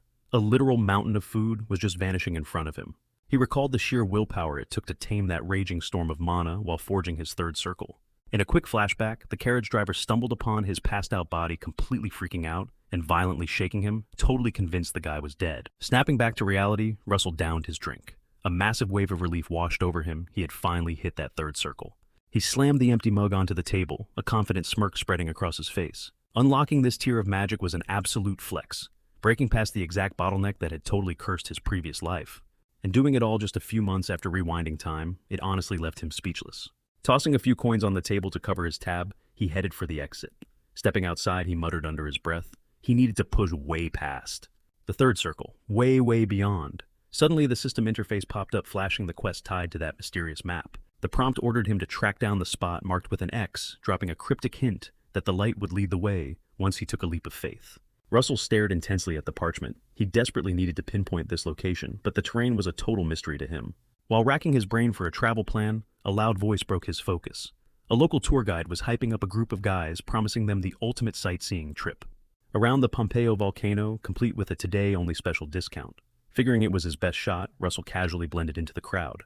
Trudging up a jagged dirt trail, he listened in. The guide enthusiastically explained how Pompeo used to be just another boring mountain, until it mysteriously morphed into a scorching volcano, and the legendary reason behind this. A terrifying beast had crashed there, making it its permanent home, and there was only one apex predator in the entire world that fit that description. The red dragon, hearing that name drop, Russell knew it was time to ditch the tour. He silently drifted to the back of the pack. Without a second thought, he threw himself off the towering cliff. While the guide kept yapping at the clueless tourists, Russell was already free-falling through the air. He touched down smoothly on the rushing river below, channeling his mana to literally walk across the water's surface. A thought crossed his mind. And maybe this place was the missing puzzle piece explaining why he was thrown back in time. His insane power-ups. The crazy system quests, the god-tier loot. What if it was all dragging him towards some epic endgame, tracing the map's path upstream toward a roaring waterfall? And he realized his entire journey might actually be connected to the ancient dragon that once ruled this territory. But as he squinted at the worn paper, a glowing beam suddenly burst straight out of the page, hovering right in front of his face. The golden thread spiraled together into a glowing ring that looked exactly like a giant eye. Suddenly, a single laser of light shot out from the projection and darted forward. Russell instantly clicked. This was the guiding light the system had hyped up. The glowing trail glided right over the rushing water, and pointing dead ahead into the crashing waterfall. A sly smirk crept onto Russell's face. The secret quest zone was hidden right behind the water. With a flick of his wrist, he fired off a wind arrow spell. The blast violently split the heavy curtain of water, carving out a perfect tunnel. Wasting zero time, he dashed straight through the gap, keeping himself completely bone dry. Sticking the landing on a slick boulder, he looked up. Hidden behind the falls was a massive glowing lava cave. The system's intense warning echoed in his head. Do not enter until reaching the 3rd circle. Yet looking around, the place was completely deserted. No monsters in sight. Honestly, it made him wonder why the system was being so dramatic in the first place. He crept deeper into the fiery cavern, calculating every single footstep. Soon enough, he stumbled upon massive carved stone pillars, massive red flags that someone or some tribe used to live down here ages ago. Brushing his hand against the cold stone, he tried to guess how ancient these ruins really were. But suddenly, a flash in his peripheral vision snapped his focus back. The glowing guide had hit a dead stop, hovering right in front of a heavy, bizarre-looking door. Russell inched his way toward it, itching to see what kind of insane loot was locked inside. But the second he stepped closer, every single alarm bell in his brain started screaming. It was a primal, gut-wrenching terror. He froze dead in his tracks. In all his excitement, he had completely forgotten. Rule number 1 from his bloody mercenary days: When a dungeon has 0 low-level grunts, 0 movement, and absolute dead silence, it only means one thing. You just trespassed into the lair of an absolute apex predator. Exploding out of the shadows, a colossal-scaled monstrosity lunged at him, completely blocking out the light. Russell desperately kicked off the ground, dodging a literal split second before those bone-crushing jaws snapped shut. Skidding to a halt a few yards away, he locked eyes with the beast. His blood ran cold. He knew exactly what this mutated freak was. A supercharged Komodo dragon. Flashbacks hit him hard. Back in the day, taking down just one of these nightmares required 2 fully stacked raid parties. Watching the giant lizard slowly stalk toward him, Russell faced reality. Standing his ground was a death sentence. He had to run. To buy himself some time, he tapped into his lightning magic. Summoning a second circle spell, he manifested a crackling lightning arrow right in his palm. The monster unleashed an ear-piercing roar and charged like a freight train, but Russell held his ground. He locked onto the beast's ugly mug and fired, praying the stun would give him enough of a head start to bolt. Boom! The blast hit dead on, sending massive voltage through the creature. Its massive body seized up violently, convulsing as it was completely paralyzed in its tracks. Russell flashed a smirk, letting out a shaky breath. He'd just bought himself a precious few seconds. Wasting 0 time, he sprinted straight for the massive stone doors where the glowing trail above. He was dead set on triggering the next phase of his quest. But just as he closed in inches away from the entrance, boom! 2 towering stone gargoyles slammed their staffs together, blocking his path. A booming ancient voice rattled his bones. "Prove your worth through your mana." Russell blinked, totally caught off guard. Yeah, these bouncers weren't about to just let him stroll through. And to make matters worse, that nightmare-fueled Komodo dragon finally caught up to him. It totally brushed off his earlier lightning strike, like it was nothing. Russell shot a desperate look over his shoulder, boxed in, 0 escape routes. With his back against the wall, his survival instincts kicked in. Time to get reckless, whipping around. He muttered that he'd just have to blast his own way through. He thrust his hand forward, igniting a wild burst of flames and hurled it straight at the beast's face. But wait! The stone door behind him sparked to life. A hidden gem embedded in the rock started draining the raw mana radiating off Russell. The giant lizard stopped dead in its tracks. It just stood there, staring blankly at the glowing gateway like it was totally glitching out. Instead of lunging for the kill, the predator just gave up. Russell was absolutely mind-blown. While he was trying to process this, the massive beast actually reared back, standing almost straight up on its hind legs. Russell just stared, his brain completely short-circuiting. Then the 2 stone statues shifted. They hoisted their heavy spears and slowly stepped aside. That same booming ancient voice echoed again. "You have proven your worth." He actually cleared the vibe check. He was in. The crimson crystal on the gateway pulsed violently. The glow rapidly intensified, washing the entire cavern in a blinding blood-red flash. Moments later, Russell groaned, waking up with a massive headache. But wait, the scenery had totally flipped. He blinked hard, scanning the new biome.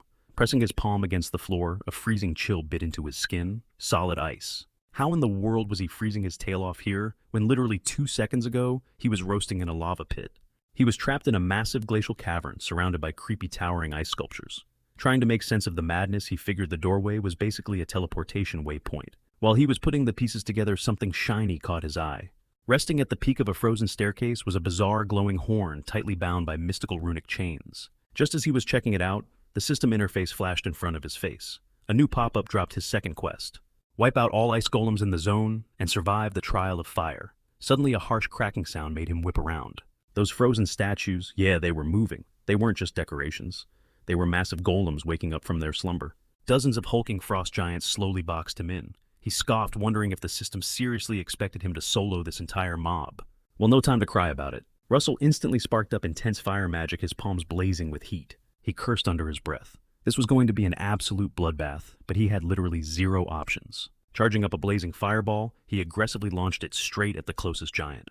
The flaming projectile ripped through the freezing air, slamming dead center into the monster's chest. Since fire totally counters ice, that should have dealt massive critical damage. Plus, Russell knew the golden rule of golem slaying: shatter the core. But when the smoke cleared, the icy beast barely even flinched. If this thing could talk, it would totally be saying, "Is that really all you got, bro?" The fiery blast barely left a scratch on its icy armor. This was looking insanely bad. Russell was literally seconds away from becoming Monster Chow. Frustrated, he growled about how insanely dense this ice was. Fine, if fire was a bust, time for plan B. He quickly tried to channel swirling wind magic into his palms, but something felt off. Nothing happened. Sweating, he realized his wind spells were completely locked out, and before he could even panic, one of the titans lunged. It swung a massive frozen fist right for his head, aiming to smash his skull like a grape. Russell frantically ducked, switching gears to summon raw lightning. But nope. Sparks fizzled out completely. His eyes went wide with pure horror. He was so cooked. The golem's fist slammed into the ground with the force of a meteor right where he'd just been standing. By sheer luck, Russell dive rolled at the last millisecond, sliding across the slick floor until his back slammed hard against a frozen wall. Gasping for air, his brain furiously replayed that last system alert. Something about the trial of fire. Before it could click, another giant charged like a freight train, aiming to squash him into paste against the wall. Russell violently threw himself out of the way. Fire magic. That was literally the only thing working in this frozen wasteland. Scrambling backward, his boot caught on a jagged chunk of ice, sending him stumbling. Dead end. Massive ice golems closed in from all sides, and things were about to get incredibly ugly. Groaning from the harsh impact, Russell felt a warm trail of blood trickling down his forehead. His vision spun, but his gaze stayed fiercely locked on the monsters. Surging with raw mana, his entire body ignited as he summoned another flaming bolt. He didn't run this time. He marched straight into the danger zone, and for a split second, the mindless giants actually hesitated. They just stared as an intense aura of fire and pure energy completely swallowed his silhouette. Boom! Russell unleashed a triple threat of blazing projectiles, totally blinding the frosty titans with the sudden onslaught. Way too sluggish to dodge, they took the blast head-on. The explosive shockwave literally shattered the walls of the frozen cavern. One golem's glowing core was completely exposed in the chaos. Without missing a beat, Russell sniped it with a concentrated flare, exploding the beast into a million icy shards. Pivoting fast, he repeated the execution on a second target, wiping it off the map as he desperately gasped for air. Reality check. That was only 2 down. At this burn rate, his mana tank would hit 0 way before he cleared the room. Gritting his teeth, his brain went into overdrive, but a massive fist slammed down, forcing him to desperately dive out of the way. He desperately needed to buy some time to cook up a new game plan. His mind raced. To crack through their insane frost armor in a single strike, his attacks needed serious weight behind them, just like heavy knights smashing through iron plating with one brutal swing. He needed to channel every ounce of his firepower into a single razor-sharp focal point. The math was simple. He had to pack a massive amount of dense energy right into the core of his spell. This wasn't going to be some basic level magic. He backpedaled hard, buying enough breathing room to cast something seriously complex. With a decent gap between him and the creeping frost giants, he chanted, "Step 1, spawn a blazing arrow." Next up, stacking an amplification rune to make the projectile aggressively thick and heavy. To multiply the threat, he layered on a cloning formula. It worked perfectly, spawning a hovering barrage of flaming spears right in front of him. Now for the final, absolutely crucial step, to make the impact devastating. He had to crush them all together. If he could forcefully fuse all 5 arrows into a single weapon, the combined damage output would be insane. Russell triggered the magic compression sequence. Compressing the raw heat between his palms, he forcefully squashed them down into one terrifying glowing mass. Out of nowhere, a massive frost golem lunged, throwing a gigantic haymaker. For a split second, it looked like Russell was about to be turned into a bloody smear on the ice. Russell roared, literally begging the spell to finish molding, before he got instantly wiped out. At the absolute last microsecond, he let it rip. The ultra-dense spear shot forward, but triggering a ridiculously massive detonation. The shockwave was so brutal, it violently stalled every single golem in its tracks. The main target took a direct hit dead center to the chest. It bored a massive smoking crater right where its core used to be. Russell staggered backward as the shattered giant violently collapsed into ruins. Standing tall, he gripped his newly forged masterpiece, the Flame Lance. His eyes flared up, glowing with the fierce intensity of a literal dragon. Ping! A glowing system notification popped up. His mastery over the fire element had officially broken past its limits. A savage smirk crept onto Russell's face as he read the prompt. He could physically feel it. The raw power coursing through his veins was borderline 5th circle magic tier. But as he gripped the blazing spear, his mana bar started draining at an alarming rate. Refusing to waste a single drop of power, he launched himself into the fray. The surviving monsters charged him, completely unfazed by the blinding heat. Russell didn't hold back. Without taking a single step, he instantly vaporized 3 cores in a flash of fiery light. Then he snapped to the next one, and the next. 4 left, 0 hesitation. He pushed forward like a man possessed, ready to end this slaughter. He effortlessly shattered 1 core, then smoothly sliced right through a second, totally obliterating it, down to the final 2. Mid-countdown, a golem dive-bombed from above, aiming to pancake him into the dirt, but Russell easily dodged, launching himself skyward.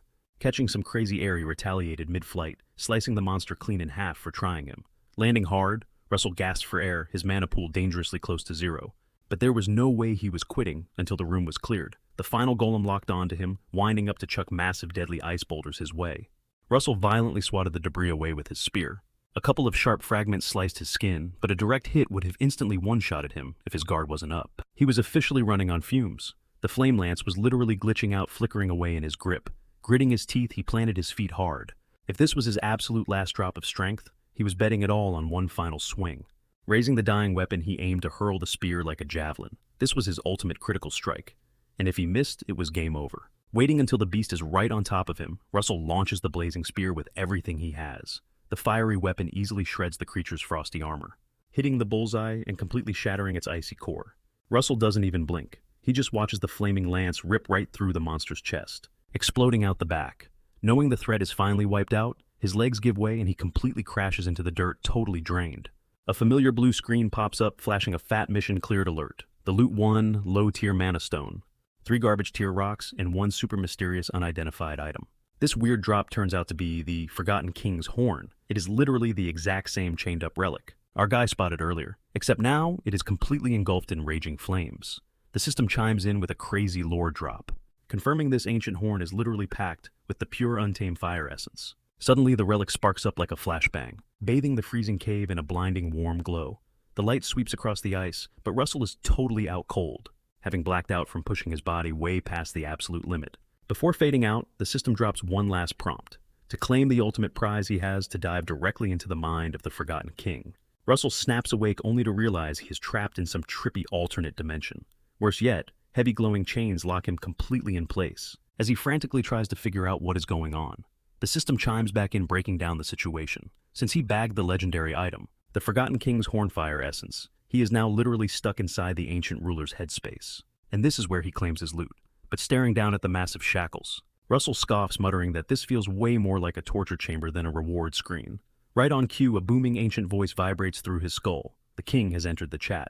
The massive entity announces he is about to inherit something insane, the king's fragment. In a flash, the flaming horn materializes right in front of his face, burning hotter than ever. The razor-sharp tip slowly locks onto him like a heat-seeking missile. Russell's stomach drops. He realizes exactly what is about to happen.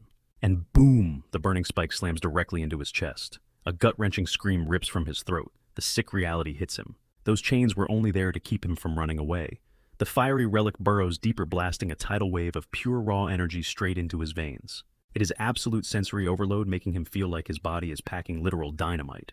Russell shrieks at the top of his lungs, completely swallowed by pure blinding agony. The ancient king mumbles something about destiny and using the power, but it is just white noise to Russell at this point. His entire nervous system is on fire, glitching out from the insane mana overload, as he suffers the ghostly silhouette of a colossal dragon manifests behind him, flexing the insanely oppressive aura of the Forgotten King. Cut to the real world, the tide violently dumps Russell onto a sandy shore. He gasps for air, waking up with a killer full-body hangover. Head spinning, he scans his surroundings, trying to piece reality back together. Catching the vibe of the coastal buildings, he figures he is still locked in Maldiva. His brain is totally fried, memories skipping like a broken record. Thankfully, a system prompt brings him up to speed. He actually absorbed the legendary horn, but the insane power maxed out his physical limits. The message confirms the overflow of raw magic did not go to waste, it was safely banked in his system. And his fire mastery just leveled up from intermediate to a straight-up advanced tier. Testing the waters, Russell squeezes his fist and channels his magic. Boom! A massive shockwave of pure condensed energy instantly erupts from his core. The sheer output is absolutely unhinged. Completely mind-blown, he realizes he is now knocking right on the door of the fourth circle. He stares at his own hands, totally floored that this god-tier aura is actually his. Remembering the brutal torture chamber, a cocky smirk creeps onto his face. Yeah, the pain was hell, but this massive glow-up was totally worth it. Out of nowhere, a super chill voice drops from behind. Fancy seeing you here. He whips around only to find Grandmaster Daria Snow White herself, rocking a totally casual fit that catches him way off guard. She drags him to a cozy beachside tavern, explaining that his massive mana flex basically set off her radar, bringing her straight to the shore. Handing him a cold drink, Russell gives her a grateful nod. Laughing it off, he admits bumping into a legend at a random beach bar was not on his bingo card today. Daria just hits him with an analyzing stare, instantly noticing he is a hair away from hitting the fourth circle. In record time, not to mention his magic is way more refined now. Chilling over drinks, Russell throws the question out there, asking why the big shot Tower Master is hanging around Maldiva. Daria drops a secret: this tropical paradise is actually her hometown, a fact strictly kept on the down low. Russell's jaw drops. Wait, for real? She gives a soft nod, confessing that she secretly escapes back here every single summer to chill. Now it is her turn to be curious. Daria pressed him on what actually dragged him all the way to Maldiva. Russell hesitated, totally holding back, since spilling his entire backstory right now felt way too risky. He finally threw out a basic excuse, claiming he just wanted to travel and see the world. The Tower Master flashed a knowing smile, letting it slide. Deep down, though, she was already plotting to put this kid's actual skills to the ultimate test. She made her move casually, asking if he'd be down to back her up on a little side quest. Catching his clueless expression, she just snapped her fingers, instantly sparking a spell. Out of nowhere, intense flames whipped right around Russell. The fire completely wrapped him up, morphing into a slick black cloak. He instantly locked on to the massive flame tower crest, stitched right into the fabric. His brain scrambled trying to figure out why she was hooking him up with such elite gear. The master totally brushed off his panic, telling him to chill. It was just a mandatory uniform for the gig she was about to drop on him. Right on cue, a glowing system prompt popped up, flashing a brand new quest. The objective: ace Miss Daraya Snow White's trial. He had to help her wipe out a crew of shady smugglers running a captive transport ship. They had to intercept the vessel right outside the Maldiva port to clear the quest. The loot: a super rare mid-tier monostone. Duria broke it down, explaining that the Kingdom of Endymion has a zero-tolerance policy for any kind of forced labor. Because of that strict rule, those shady captive trading ships were permanently banned from. Sadly, there were still plenty of absolute scumbags out there totally ignoring the law. She tipped him off that a sketchy crew was sneaking their boat way too close to Maldiva, and she needed him to ride shotgun while she wrecked them. Later that night, the duo glided out onto the pitch-black water in a tiny rowboat. Daraya flexed that she could totally solo this raid, but there was one massive catch. The strat required perfectly extracting all the hostages while hijacking the entire ship. Russell immediately caught on to what she was really getting at. They had to fake a flashy massive frontal assault to completely distract the crew, buying enough time to sneak the prisoners out. She totally praised his quick thinking. While they sliced through the freezing pitch-black waves, Russell's mind was racing. He knew damn well that if the legendary Lady of the Flame Tower ever asked for backup, 100 elite mages would instantly drop everything and sprint over barefoot, so picking him out of literally anyone else. It definitely wasn't because she actually needed his magic. She was actively testing his limits. Minutes later, the massive smuggler vessel loomed right in front of them. Right before they moved in, Daraya gave him a dead serious warning. The crazy stuff about to go down might be way too hardcore for him to stomach. She told him to swallow his fear and just deal with it, because walking the path of a guardian was never some easy glamorous fairy tale. This gritty reality was just another cursed fate for every mage. Leaving him with those heavy words, she practically glided right over to the edge of their boat and effortlessly floated straight up toward the massive ship. She told him she was about to pull all their aggro and make this look like a full-blown raid. That would create the ultimate opening for him to slip in and break out those kidnapped hostages. Russell watched, his heart pounding, as the Flame Master slowly levitated right alongside the towering hull. She just kept rising, finally hovering at a crazy altitude, looking down on the entire deck. "Yeah, this height works perfectly," she muttered coldly. Her voice was ice cold as she instantly cranked up her mana. Boom! The pitch-black sky violently exploded into a blinding flash that swallowed the whole ship.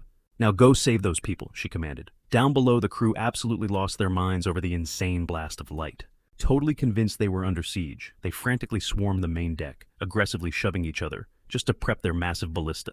They locked the heavy artillery dead onto the hovering mage. A bunch of other guys snatched up smaller side crossbows, desperately gearing up to defend their turf with everything they had. Their captain screamed his lungs out aggressively, ordering his entire squad to fire every single shot right at the glowing anomaly in the sky. A massive barrage of arrows ripped through the air, completely zeroed in on that intense glowing aura, but chilling right in the center of that blinding flash. Daraya just smirked, genuinely amused by their pathetic little attempt to even scratch her. One of the thugs started cursing at the top of his lungs. When he finally realized their weak shots couldn't even breach her altitude, with a single arrogant flick of her wrist, Daraya conjured a literal sphere of boiling lava, aggressively launching it down at the ship, shattering the rock into dozens of flaming meteorites. Right before impact, she whispered coldly, "Let's see if your actual skills match that insane audacity." The flaming meteors violently slammed into the wooden deck, igniting explosive little fire pits everywhere. Seeing their ship go up in flames, the crew completely melted down in panic. One dude frantically stomped on the burning wood, trying to kill the flames, but it was a total bust. Suddenly, a literal hand made of pure fire shot right out of the blaze, and ruthlessly locked onto the guy's ankle. This wasn't just some random wildfire, it was a freaking fire golem. The thug shrieked in pure terror. He violently thrashed around trying to shake off the blazing gremlin gripping his leg. One by one, every single glowing ember scattered across the entire ship, morphed into these tiny ultra-aggressive fire dwarves, all of them dual-wielding blazing weapons. The thugs awkwardly circled the blazing creatures, completely clueless on how to actually fight literal fire. These were Duria's signature summons, the savage burning wood dwarves. While the absolutely terrified crew backed up, one cocky idiot charged in, wildly swinging his axe, totally hyping himself up, like he could easily stomp them out. While all this chaos was distracting everyone, Russell successfully ghosted his way right onto the ship. Vaulting over the railing, while the crew was distracted, the cocky pirate barked at his crew to move out of the way, bragging that they had absolutely zero to worry about. Russell watched intently as the thug marched right up to one of the golems, hoisting his axe for a heavy swing. The tiny creature just stared back with glowing innocent eyes. Boom! The pirate swung hard, slicing the rock beast right down the middle. But literally a second later, the golem started piecing itself back together. Its molten core sizzled as the stone fused shut. And it looked pissed. Russell stared, totally mesmerized. He had never actually seen one of these things up close before. The golem instantly shapeshifted, slithering up the guy's legs like liquid fire. In a matter of seconds, it completely swallowed him whole, torching his body in a massive burst of flames. The counterattack was so insanely fast that Russell could barely process it. The rest of the pirates froze in pure horror, watching their buddy burn alive right in front of them. Snapping back to reality, Russell knew he could not just stand around sightseeing. He slipped away into the shadows, creeping down a narrow staircase below deck. Down there, he found a massive holding cell, obviously designed to stash all their hostages. A guard stationed nearby heard the absolute chaos upstairs and yelled out, wondering what the hell was going on. One of the prisoners gasped, "The Navy is here! We are finally saved!" His voice shook with desperate hope, but the guard slammed his weapon violently against the iron bars, screaming for them to shut their mouths. He snarled that no matter what was going down up top, not a single one of them was ever getting out of here alive. The terrified captives fell completely silent. "Do you hear me?" he growled viciously. Right at that moment, Russell raised a hand behind the guy's neck, deciding it was time to put this trash to sleep. A crack of lightning flashed out of nowhere, blasting the heavy-set guard square in the spine. One of the hostages, staring at their kidnapper out cold on the floor, gasped and asked if Russell was there to rescue them. Flashing a confident smirk, Russell confirmed he was, but warned them to stay totally still, until every last pirate was wiped out. The man collapsed to his knees weeping and thanking the gods for a miracle. Russell scanned the room, trying to calculate how many innocent people were crammed into this filthy holding pen. Then something caught his eye, and his face dropped cold. Inside one of the cages sat a little boy, maybe 10 years old at best, shivering in the corner. The sickening reality hit him like a truck. These pirates were literally selling little kids into slavery. Pure fury blazed in his eyes. "You piece of trash," he gritted out through clenched teeth. Seconds later, a squad of pirates barged into the dungeon, locking eyes with Russell instantly. They froze at the sight of their knocked-out crewmate on the floor, then quickly yanked out their blades. Screaming that the ship was under attack, one of them barked at the others to shred the intruder, already seething over the kidnapped kid. Russell shot them a deadly glare and sneered, "Actually, I am the one taking you down." Blue voltage crackled violently around his fingertips. As he chanted up a chain of thunder, a fierce second circle spell known as chain lightning. The bolt erupted, ricocheting between the three thugs and frying them on the spot. Their bodies spasmed violently, before slamming into the deck, completely knocked out. One guy barely managed to choke out that their captain would make him pay, but Russell brutally cut him off mid-sentence with another vicious shock. Russell kept sweeping through the rest of the dark prison block. He stepped up to a pitch-black cell and furrowed his brows. "What is the deal with this one?" he muttered out loud. A shadow from the inside actually answered back, asking if he was a mage from the Tower of Flame. Russell spawned a glowing orb in his palm to get a better look, and completely froze. Sitting in the dirt inside were several actual elves. A male elf stepped right up to the bars, repeating his question with attitude. "Are you a mage from the Tower of Flame?" Russell quickly realized the dude was staring straight at the crest on his cloak. He admitted he was not officially a member yet, but the elf just scoffed, snapping back. "Whatever you say, buddy, it does not matter." The elf stood arrogantly at the gate, completely unimpressed, and demanded Russell bust the lock right this second. Russell sighed hard on the inside, like obviously he was going to free them, but he seriously could not fathom why this guy had to be such a jerk. Then again, elves were notoriously arrogant. He analyzed the dude's smug face briefly, considering just leaving his annoying self in there. Suddenly, a totally different voice echoed from the back of the cell, soft but completely commanding. A stunning female elf stepped out of the shadows, ordering the guy to check his massive ego. The other male elves immediately gasped at her voice, calling her Ilio. She struggled to stand up, and her boys scrambled to help her back to her feet. Ilio drops a massive bombshell, revealing that Russell is way more than just your average guy. Striding right up to the gate, she describes his mana as insanely pure, literally glowing like the ultimate golden hour sun. And get this, she claims he is practically radiating what she calls the scent of spirits, flashing him an incredibly soft, knowing smile. The entire elf squad absolutely loses their minds, their jaws dropping over the wild claim that this mage isn't actually human. The super chatty elf immediately demands to know what she means, but honestly, Russell is just as shook. The scent of spirits, he thinks to himself, utterly and totally confused. Hushed, frantic whispers ripple through the crowd, like how on earth could a mere human possibly flex a straight-up spirit aura? The scene gets hilariously awkward when Russell straight up starts sniffing his own clothes, desperately trying to... The chatty elf cried out, practically begging Russell to bail them out, then catching him totally off guard. She dropped into a deep bow. One by one, the rest of the group followed her lead, desperately pleading for help. The whole vibe left Russell feeling super awkward. He had always heard elves were stuck up and fiercely proud, but a single sentence from this girl just flipped the script. He stared at her, wondering if she was actually a high elf in disguise. Snapping out of it, he sparked up some fire magic and started melting down the heavy iron lock. While he worked his magic, Ilio called out to him, "Guardian, did you already wipe out the pirates and the bosses?" Russell blinked, totally confused. Bosses? What the heck was she talking about? Meanwhile, a few doors down in the prison block, a massive guy decked out in knight's armor stomped in, spotting the guards knocked out cold on the floor. Back in the holding area, Ilio kept talking, warning him that these bosses were on a whole different level, way deadlier. She claimed they were even tougher than her own elite warriors, and her guys were no joke when it came to magic. At that exact moment, the heavily armored knight tracked the trail of knocked-out bodies straight to the busted-open cell door. A twisted smirk crept across his face as he daydreamed about tearing the intruder apart. Up on the main deck, the pirate crew was still fighting for their lives against Uriah's blazing fire golems. Their captain glared down from the upper rigging, fighting to keep the ship steady. The second he got things under control, he unsheathed his blade and dove straight onto the deck, itching to crash the party. In a flash, he sliced right through multiple fire golems, taking off their heads in one savage swing. There was no coming back from a hit like that. With the chaos dying down, he started roasting his own crew for struggling against such pathetic magic. A blinding aura flared up around his body, the ultimate flex proving he was a legit knight. The pirates went wild, cheering their lungs out as their captain stepped up, screaming at Dariah that she was totally dead meat. But the Lady of the Flame Tower just watched the whole circus with a bored, amused smirk, actually a bit impressed that these grunts managed to smash her fiery creations. She floated down from her high vantage point with insane grace, touching down softly on the wooden deck to get a front row seat to the action. Instantly, every single pair of eyes locked onto her. The pirate crew was absolutely speechless. The captain flashed a cocky grin. "You have got some serious guts coming down here all by yourself, little lady." Dariah just let out a soft laugh, dripping with absolute sarcasm. "So, you must be the top dog around here." The guy nodded proudly, introducing himself as Don Click.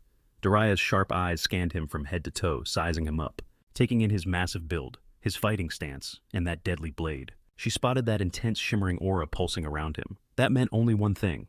This guy used to be an official knight. "What exactly is a former knight doing playing dress-up on a dirty pirate ship?" she asked. Don threw his head back and let out a booming, arrogant laugh. "Tell me something, sweetheart. Does knightly honor put food on the table, or pay the damn taxes?" He chuckled darkly, flexing that the Click brothers were making massive stacks in the underground slave trade. Bored of the chit-chat, he hoisted his heavy broadsword and lunged forward, swearing he'd hack the witch to pieces in seconds. He closed the gap instantly and swung hard, but the Lady of the Flame Tower effortlessly glided backward, letting his blade chop nothing but empty air. Meanwhile, down below decks, things were getting totally chaotic. A massive violent slash completely ripped through the vined wooden prison wall, right as Ilio was frantically warning Russell about how insanely dangerous these bosses were. He spun around just in time to see the thick timber splintering apart. The sheer force of the strike triggered a massive shockwave, blasting jagged debris in every direction. Russell stumbled backward instantly, throwing up a glowing mana shield to brace himself against the impact. Stepping out from the thick cloud of dust was the second Click brother, the ship's brutal vice captain, with a nasty sneer. He actually sounded impressed that Russell managed to block his killer strike. Slowly dragging his sword, he stalked forward. Getting a closer look, he quickly clocked that Russell was a magic user. At the same exact time, Russell realized this psycho was using aura, a rare power that only true knights could weaponize. Suddenly, a glowing system prompt popped up with a brand new quest. Win your very first duel against a swordsman. The system flashed a red warning. This fight was going to be absolutely hardcore. Ilio's face turned pale. She could practically feel the suffocating pressure of the knight's pour. She frantically screamed at Russell to watch his back, revealing that this monster was the ship's terrifying vice captain, and he was not someone to mess with. The rogue knight leveled his twisted, wicked-looking blade with a sadistic grin. "You might be a fancy little mage," he taunted, "but at the end of the day, you are just a punk kid." Strutting forward with total confidence, he mocked Russell for only knocking out the pirate guards, instead of straight-up ending them. "You really should have finished the job when you had the chance, kid." His voice dropped dead cold. "Let me show you how it is really done."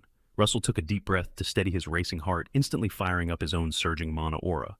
His brain worked in overdrive, realizing that dropping explosive fire magic inside a cramped wooden ship was basically a suicide mission. So, he completely flipped the script. Lightning magic was the ultimate counter for a guy walking around in a literal metal tin can.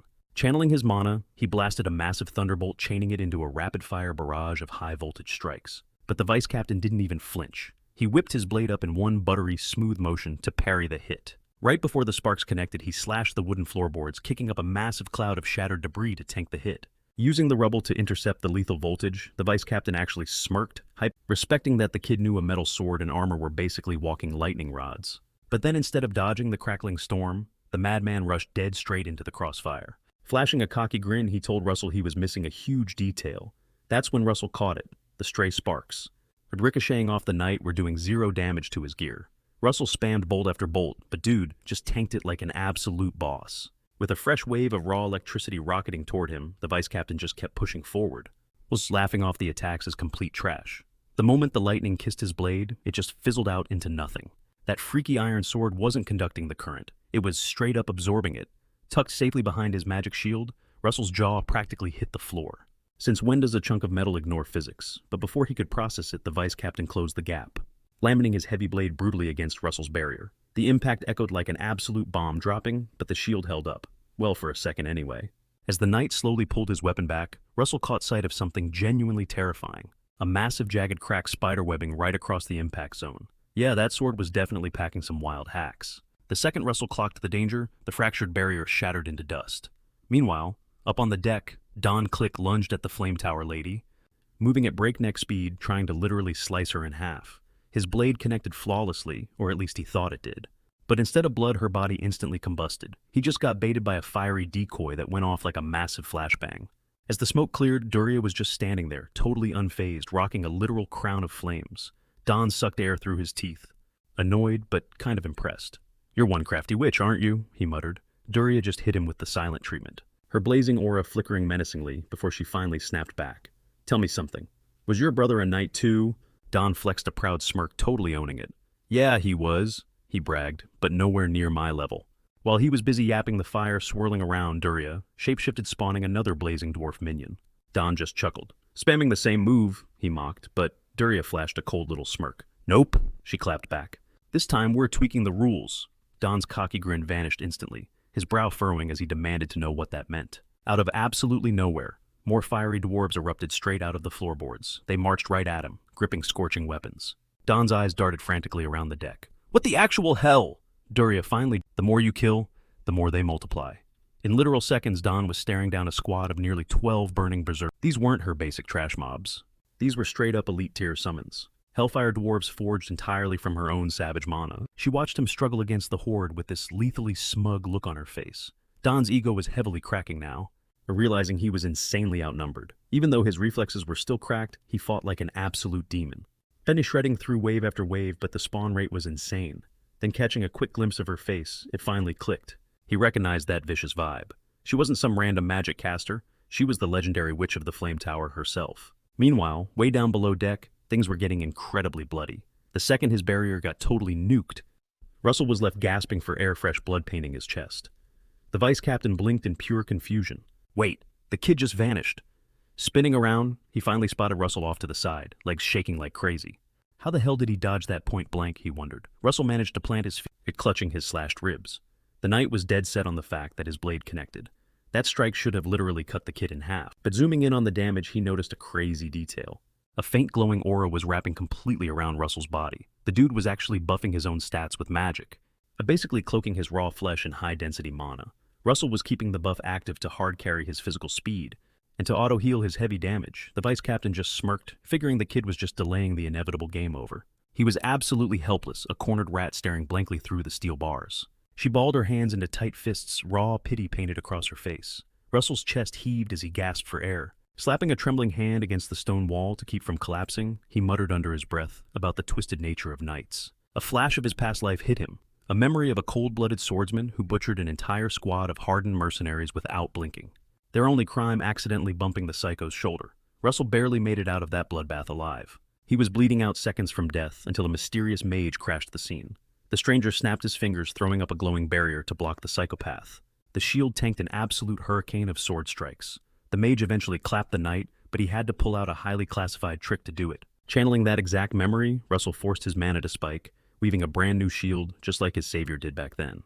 The vice captain lunged like a rabid dog, swinging his heavy blade to shred the magic wall, like paper, exactly like his last attack. While the steel ripped through the air, Russell locked onto every micro detail of that legendary fight, deciding to copy the cheat code.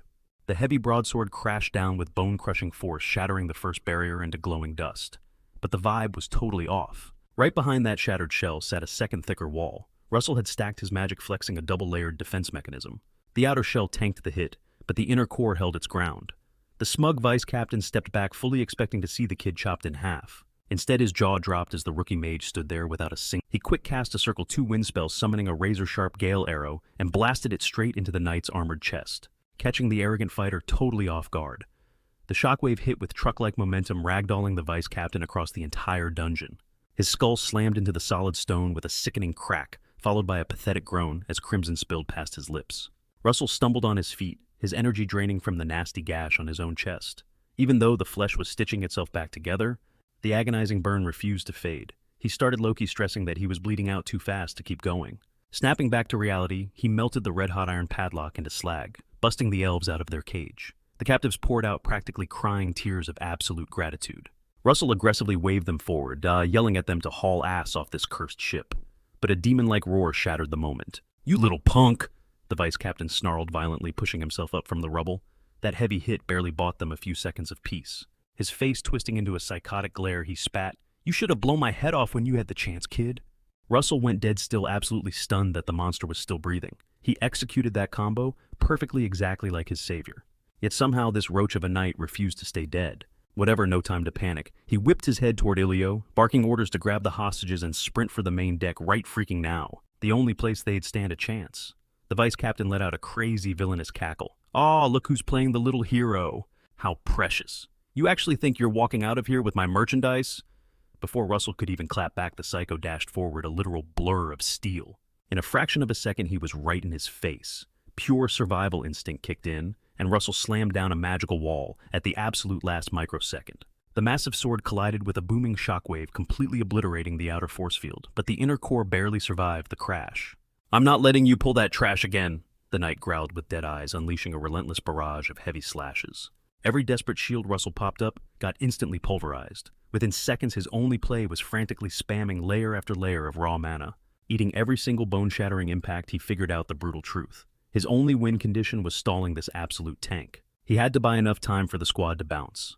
While the heavy hits kept dropping, the captive elves scrambled like crazy to snatch the remaining cell keys. Gritting his teeth against the insane pressure, Russell anchored his feet, weathering the brutal storm until every last hostage was uncaged. Finally, Ilio's desperate shout echoed from the hallway. "We got everyone. They're clear."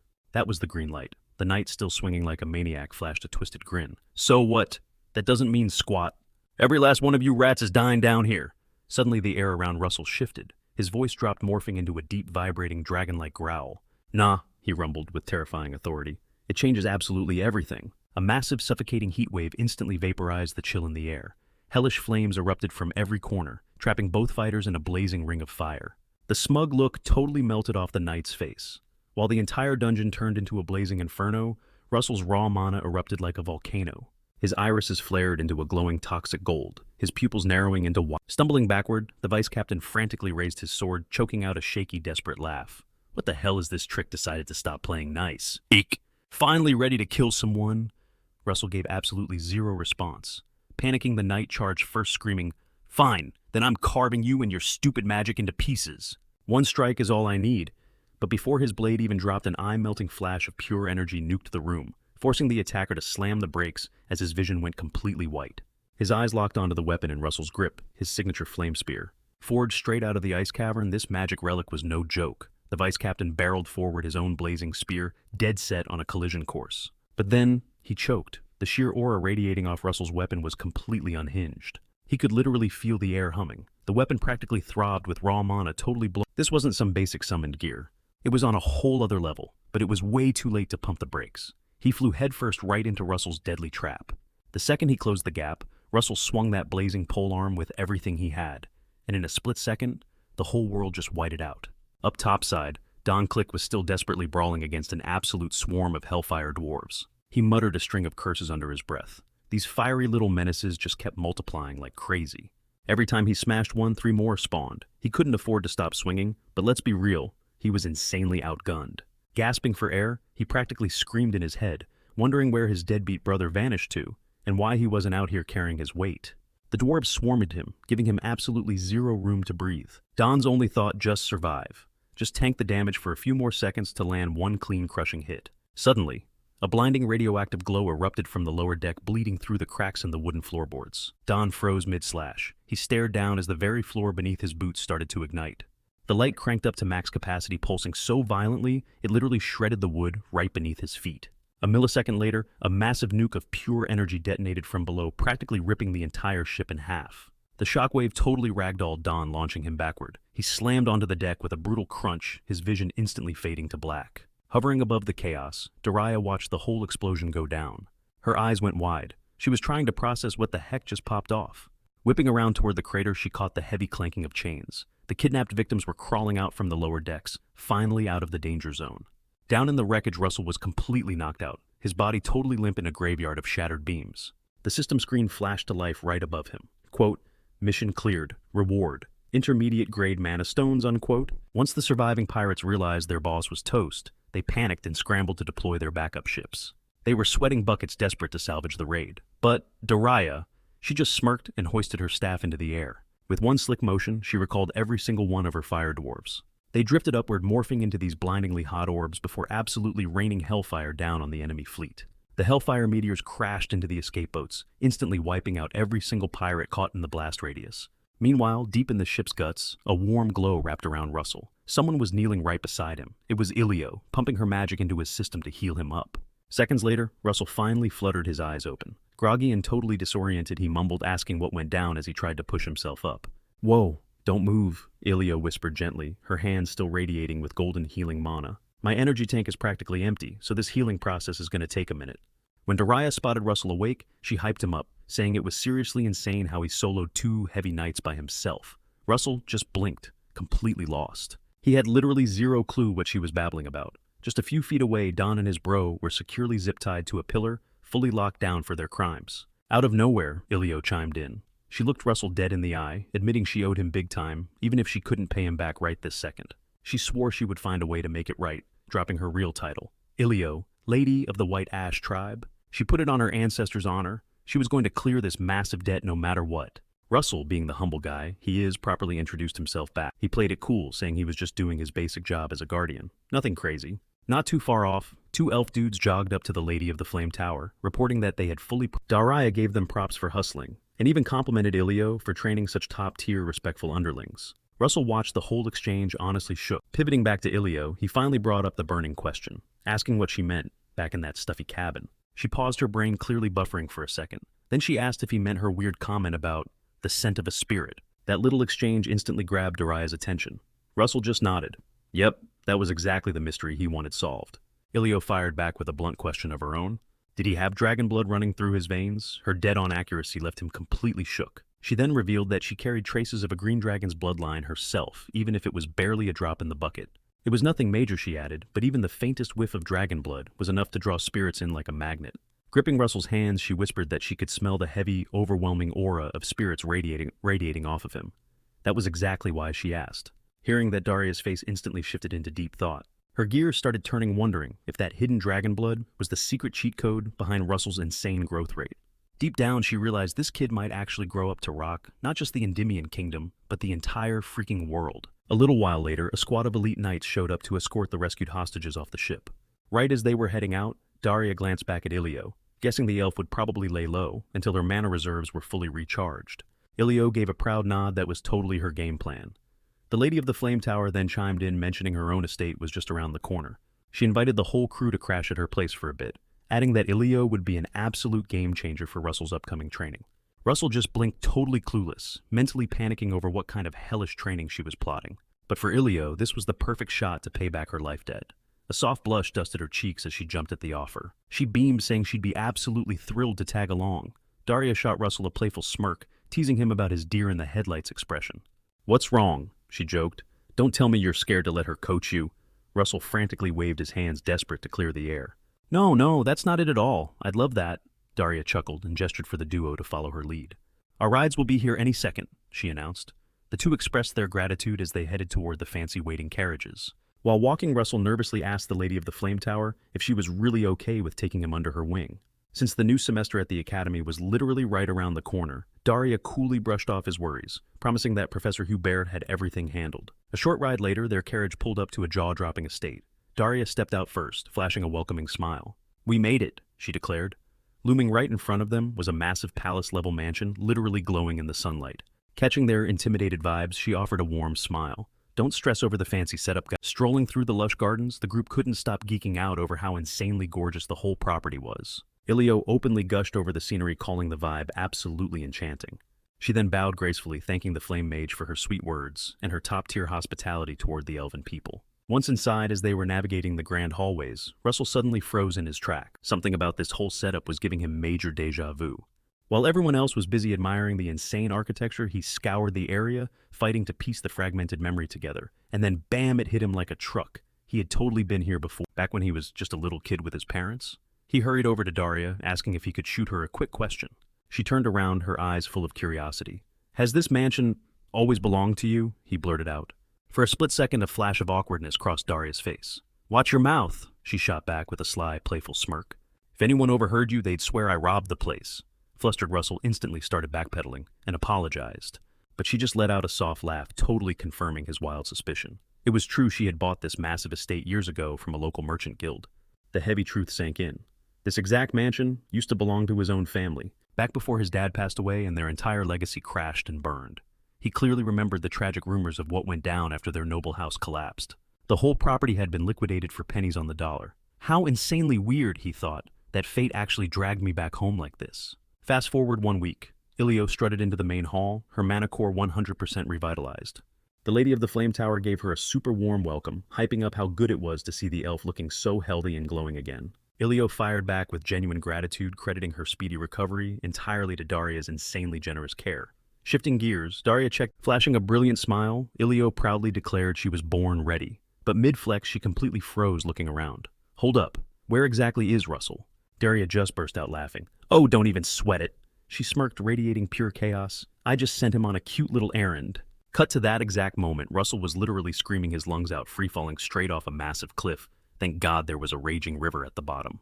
He smashed into the water with a brutal splash, instantly breaching the surface and gasping for air. He was completely drenched, but hey, at least he was breathing. Russell stared up at the sheer drop he just survived, a heavy knot of anxiety twisting in his gut. He had totally bombed the drill. Again. The insane life-threatening mission Daria had tasked him with echoed in. Rewind a few hours. She had straight up interrogated him about the one thing missing from his past fights. Looking back, it hit him he had been hard-carrying himself by spamming defensive shields just to stay alive. His absolute biggest flaw, zero spacing. Daria gave him a knowing nod, dropping a hardcore truth for any mage distance means absolute survival. Flashing a super subtle smirk, she told him to pay close attention before casually stepping right off the massive cliff's edge. Instead of plunging to her doom, a blazing inferno instantly ignited around her extended leg, totally swallowing her entire body, and poof, she vanished entirely, instantly popping up across the massive gap, still dripping in flames, and just casually strolling along the opposite ledge. Russell's jaw basically hit the floor as it clicked.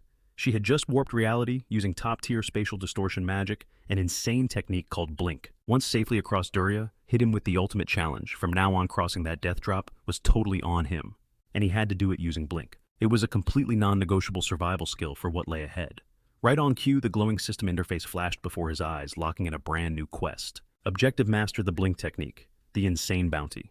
A massive stash of intermediate-grade mana crystals. Cut to him dragging his battered, soaking wet body out of the freezing water, desperately crawling onto the rocky shore. Scaling that brutal cliff face again, his brain hyperfixated on the crazy magic. He figured out that warping reality had absolutely zero to do with gravity or altitude.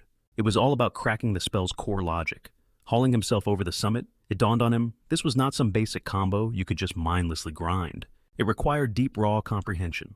Hyped with fresh determination, he stood tall, took a deep breath, and launched into another total leap of faith, only to immediately plummet like a rock, screaming his lungs out as he crash-landed right back into the deep.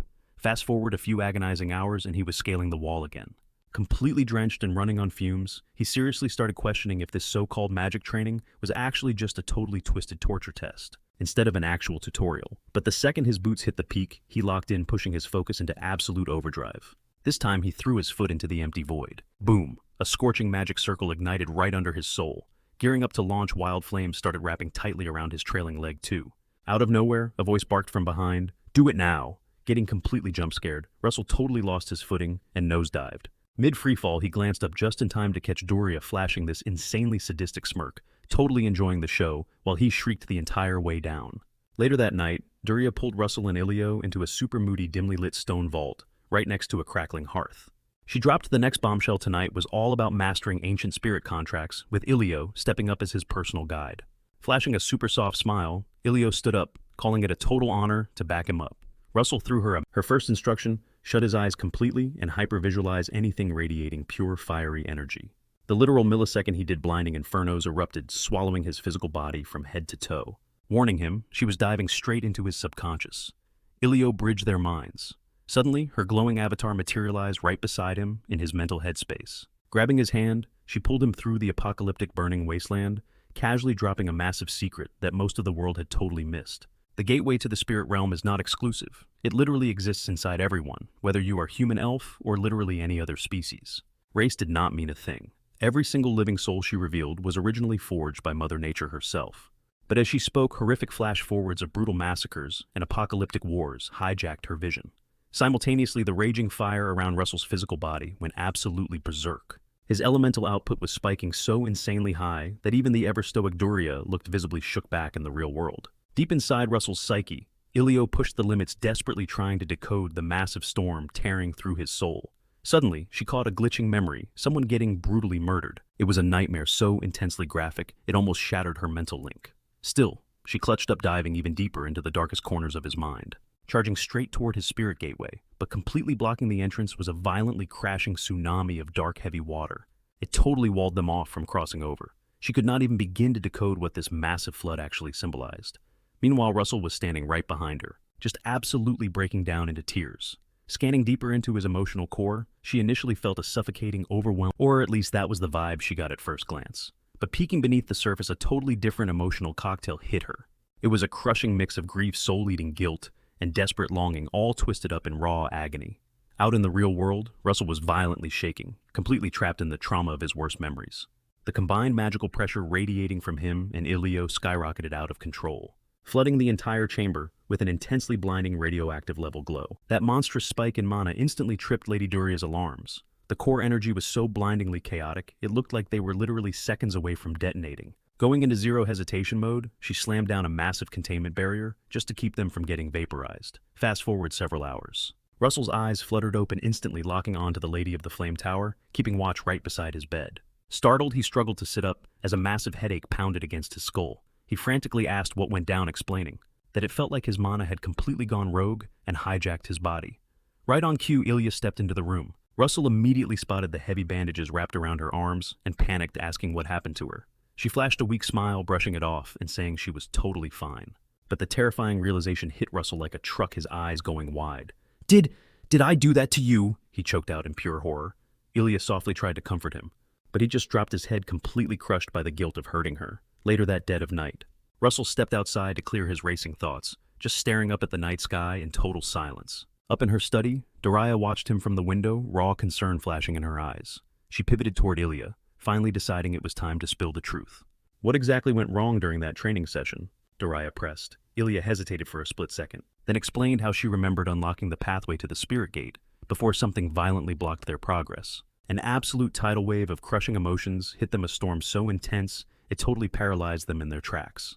Ilya confessed that the vibe she felt wasn't pure hatred at all. It felt way more like this suffocating, bottomless grief. She added that the sheer agony she sensed radiating from him was so heavy she couldn't even fathom how he managed to keep it buried deep inside all this time. A little while later, Daria called Russell over, flashing her usual calm, serene smile. She dropped the news that his brand new training phase kicked off today. Russell gave a polite bow, totally hyped, and ready to tackle whatever crazy lesson she threw at him, only to completely freeze when she bluntly announced he'd be on chore duty. He stared at her in pure disbelief, praying this was just some weird joke. But the Lady of the Flame Tower deadpanned that he'd be teaming up with the maids to deep clean the entire massive estate for one solid week. Russell's jaw practically hit the floor. How on earth was scrubbing floors considered magic training? Daria casually mentioned that she and Lady Ilya were dipping out to the capital for a few days. Ilya flashed a warm smile, telling him she'd catch up with him next week. Russell quickly nodded, telling both of them to stay safe out there. Right before hopping into her carriage, Daria promised him this chore duty wasn't some twisted punishment.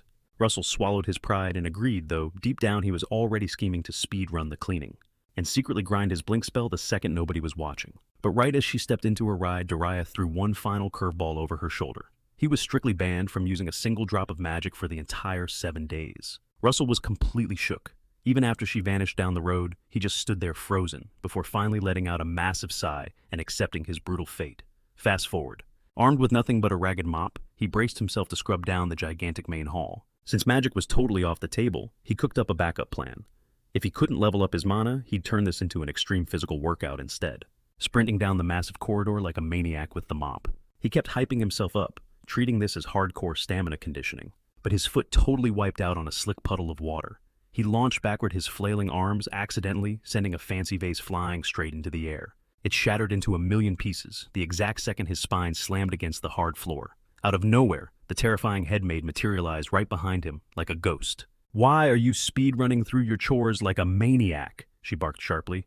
"And that antique you just destroyed, that was one of Lady Daria's absolute favorites." Russell's blood ran cold as Daria's final ominous warning echoed in his head. "Just do whatever the headmaid tells you." Looming over his pathetic grounded form, the headmaid crossed her arms and glared daggers at him, waiting for an excuse. Russell scrambled to his feet in a blind panic, spitting out endless apologies as he desperately scooped up the sharp, jagged shards with his bare hands. The headmaid let out an exhausted sigh, snapped on some gloves, and shoved a thick rag into his chest. "I already know your magic privileges are totally revoked for the next 7 days." She deadpanned, her voice dripping with authority. "So, starting right now, you're going to follow my rules down to the very last detail." A bit later, he got stuck with the incredibly boring job of dusting off some giant fragile urn. Boom! The headmaid spawned right behind him again, like an absolute ninja snapping at him to support the base, so it wouldn't shatter. The second he shifted to scrub down a new corner, she teleported behind him, yet again sarcastically asking if his brain even registered the dirt behind the door. No matter where he tried to hide, she was breathing down his neck. It was legitimately driving him insane. The rest of the grueling day was basically a broken record, non-stop nagging, endless nitpicking and backbreaking manual labor.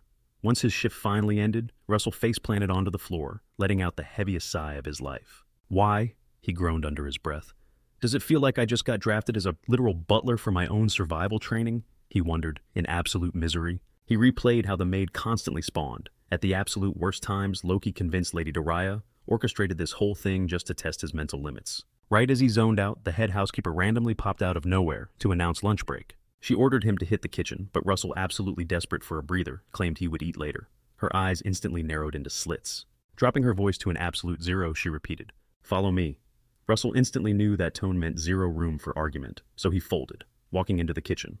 The entire mansion squad had already gathered for lunch, just chilling and trading stories. Russell was actually shook by how massive the villa's crew really was. The second he grabbed a seat, a dude next to him sparked up a chat asking for his name. "Russell Raymond," he fired back on autopilot. The guy's eyes slightly bugged out at the name like it rang a bell. Cold sweat immediately spiked down Russell's neck. Did this guy know about his family's epic downfall? But the guy just flashed a grin and said, "You are one seriously good-looking kid," totally scoping out Russell's jet black hair and striking red eyes. A maid across the table caught that and totally agreed, hyping up how gorgeous his eyes were. Another worker hovering behind Russell hyped up his insane build, then jokingly asked if he could poke his bicep. When the dude actually poked him, Russell practically jumped out of his skin. The worker just cracked up and slapped him on the back. "Chill out, kid. I am just messing with you," he teased, making the whole table burst into laughter. Russell forced out an awkward chuckle, even though he was straight up dying of embarrassment inside. He internally groaned a whole week of this madness. He heavily coped by telling himself this had to be some twisted form of secret training, because honestly there was zero logical explanation for taking this kind of absolute humiliation. Later on, he hit the yard with the crew chopping and hauling heavy firewood back to the main estate, straining under the dead weight of the massive logs. His mind wandered to how ridiculously fast he could clear this out using his mage aura, but that was strictly off limits. They grinded through the work, hauling the timber back and forth across a small bridge until the job was totally done. Once finished, the crew kicked back by the lake. Vibing after a brutal day of manual labor, they raised their beer mugs for a loud, rowdy toast. Russell did not even hesitate. He instantly chugged his entire drink like a hardened mercenary, completely shocking the dude next to him. The guy violently slapped his back, making him absolutely spray beer everywhere. "Hey, what the hell was that for?" Russell whined. "You are still just a student," the man barked back. "You are gonna melt away all those gains if you drink that hard." Russell blinked, dropping an awkward laugh as his slip-up hit him. For a split second, he totally forgot he was not the battle-scarred mercenary from his past life anymore. An older crewmate waved off the drama, saying, "It is all good, kid. Just ignore him." And honestly, for the first time in what felt like forever, Russell found himself genuinely cracking up, completely surrounded by everyday people just living their normal, quiet lives. The guy poured Russell another round, teasing that a young buck needed to learn how to drink with the big boys. He chuckled, adding, It would be an absolute crime not to throw one back with the sunset this epic staring right at us. The whole crew turned toward the skyline, where the dying sunlight was turning the lake into a blazing sheet of warm gold as they soaked in the absolute vibe. Another voice cut through the air. "There is another total crime happening right now." Everyone whipped their heads around to catch the culprit, and it was literally none other than the head housekeeper. Smirking like a boss, she announced, "It is a crime to drink on an empty stomach." Hauling a massive basket of food, she started passing out snacks to the squad. The crew completely lost their minds cheering as they tore into the food, raising their mugs for round 2 to celebrate their newest family member. Aiming that toast straight at Russell, he laughed along, feeling this crazy sense of belonging that he had not felt in actual years. The housekeeper Loki noticed how genuinely happy Russell looked, blending in with the crew, keeping a close eye on him. She watched him joke around and roast the exact same guy, who had literally just yelled at him for drinking too fast. Honestly, they looked exactly like a real family. Over the next few days, she stayed on his case, constantly supervising him as he scrubbed down the upper floors. At night, the whole squad would group up for dinner, trading wild stories and cracking jokes like always. But on the very last day before Daria was scheduled to pull up, Russell was just chilling by the courtyard fountain, suddenly realizing that tomorrow marked exactly 1 full week since Daria and Ilio bounced. This weird heavy wave of sadness randomly hit him, and he had no idea why. But before he could deep dive into his feelings, the housekeeper magically spawned again. Pushing up her glasses, she coldly noted, "You really seem to enjoy just sitting by that fountain." He flinched, totally caught off guard. He shot up to his feet, dipping his head to greet her. She just popped an eyebrow and asked, "How many times are you gonna bow to me today?" Russell let out an awkward chuckle, rubbing the back of his neck, claiming it was just muscle memory. She tilted her head, asking if there was a specific vibe keeping him glued to this spot. He swallowed hard, hesitating, before he finally cracked. "When I'm standing right here, I can actually remember the faces of certain people." The maid gave a slow, understanding nod. "I heard mages can straight up teleport. Why not just warp over and see them?" she asked, keeping it breezy. A tired, bittersweet smile crept onto Russell's face as he answered her. "Teleportation magic is no joke," he murmured. "And honestly, even if I could pull it off right now, the people I'm thinking about, they're in a place I just can't reach." The maid flashed a wry smirk. "And here I thought you magic users had it all figured out." Russell chuckled. "That's a ridiculous thing to say." As she spun on her heel to leave, she threw a reminder over her shoulder. Tomorrow was her absolute final day on cleaning duty. She told him to give it 100% until the very end, and he nodded in a heartbeat. Right before walking away, she paused. "I don't know the first thing about magic, but I think you were a genuinely good dude, Russell." It hit him like a truck. That was the very first time she dropped the formal master title and just used his actual name. That tiny shift left him completely speechless. She threw in a playful jab. "Hey, even if this whole grand mage thing flops, you'd make a killer butler." Russell cracked up, shooting back a teasing, "I'll definitely keep that in mind." The very next morning, Russell welcomed Daria and Ilio the second they got back. The two women immediately checked up on him, and he swore up and down that he was doing fine. But Daria wasn't buying it, pulling him aside for a quiet stroll through the garden. She told him she knew this past week must have been totally draining. He brushed it off in a flash, flashing a humble, gentle smile. Daria sighed, explaining it took her a hot minute to track down the exact remedy to restore Ilio's burnt-out mana. This was all fallout from their last messy attempt to breach the spirit gate. She added that, while digging through the dusty archives, she stumbled onto something wild. This very villa, it actually used to belong to the Raymond family. Russell's gaze instantly crashed to the dirt, a heavy dark wave of melancholy washing over his face. Daria kept her voice soft as she went on. She revealed that Ilio had spilled the details about the raging flood trapped inside his heart, the exact roadblock stopping them from reaching the spirit gate. She asked him straight up, "Is what you're feeling pure rage, or is it grief?" Without lifting his eyes, Russell whispered, "It's both," at the exact same time. Daria gave a slow, thoughtful nod. "Honestly, it brings me right back to the first time I ever laid eyes on you," she murmured. "Back in that dusty library. You were grinding so intensely, pushing yourself to the absolute brink, way harder than it hit me right then and there. You were fighting a completely solo battle." A heavy silence hung in the air for a second. Then a faint, sad smile crossed her lips. "And now, it all makes perfect sense. You're acting like the head of a ruined noble house, desperately trying to rebuild it from the ashes with your bare hands." She paused, letting the weight of her words settle before dropping a massive offer. "Take the estate," she told him. Russell practically jumped out of his skin. "Wait, what are you talking about?" Daria let out a soft laugh. "Whoa, don't freak out. I'm definitely not just handing it over for free." She laid it out for him. If he grinded his way up to become a combat mage under the Tower of Flames, a literal protector of the realm, he'd easily rake in enough cash to buy this entire estate back himself. A massive wave of relief washed over Russell. He exhaled sharply, the pieces finally clicking together. Daria smiled, her eyes radiating warmth. "You don't have to fight this alone anymore," she whispered softly. Later that exact night, Daria and Russell plunged straight back into the dark woods to grind out their training. Ilio broke it down for him. Last time she hadn't fully awakened his consciousness when they got dangerously close to the spirit gate. Before she had literally been dragging him, but tonight they were walking that brutal path side by side. Russell, however, looked incredibly stressed about the whole plan. What if you get hurt again? He demanded, his voice thick with panic. Ilio just smiled, trying to cool his nerves. We packed a ton of remedies this time around, she told him, but Russell firmly shook his head. I'd rather you just didn't get hurt at all. Ilio didn't argue, simply telling him to shut his eyes and lock all his focus onto the flames exactly like their first run. She promised that this time she'd completely trigger his imagination, and so he'd be fully awake and lucid the second they reached it. In a flash, reality warped, and they were plunged right back into the surreal depths of Russell's subconscious mind. But this time was different. He could actually see Ilio crystal clear, feeling her presence anchored right next to him. Glancing down at his own hands, he stared in absolute awe at the raw, unfiltered shape of his own mana pulsing through him. It was entirely visible to him for the very first time. Ilio gently led him forward. We should be totally fine this time, she said, keeping her voice dead calm. At least until we hit that massive flood again. As they trekked down the glowing ethereal path, they both slammed on the brakes right at the edge. It was the exact same dead end as before. The flood is still raging, Ilio murmured, her voice tight. It's way too chaotic for us to push through and find the source. And it's completely blocking us from cracking open the spirit gate. Russell took a risky step toward the violent churning waters, but Ilio immediately snapped at him, yelling for him to back off before it was too late. A massive shockwave of raw energy slammed into his chest, launching him backward. An agonizing scream ripped from his throat. Ilio desperately shrieked a warning. Just looking at that swirling vortex was a death sentence, let alone actually diving into it. But as he inched closer to the raging abyss, the truth finally clicked. Floating inside the current weren't just waves, they were straight-up visions. He saw his ultimate dreams playing out. Graduating the academy, climbing the ranks of a magic tower, rebuilding his fallen house, and finally getting payback for his father's murder. The sheer crushing weight of those emotions completely paralyzed him. These weren't just random goals. These were the deepest pieces of his soul. His shoulders slumped in defeat. As he choked out a quiet apology, there was zero chance he could just toss these memories away. Suddenly, a familiar voice drifted down from nowhere, casually asking what it was like looking after him. Russell completely froze. He knew that voice anywhere it was Daria. Back in the physical world, the head maid was actually chatting with her, warmly praising the kid as a genuinely good guy. Deep inside his subconscious mind, their muffled conversation echoed like a distant radio.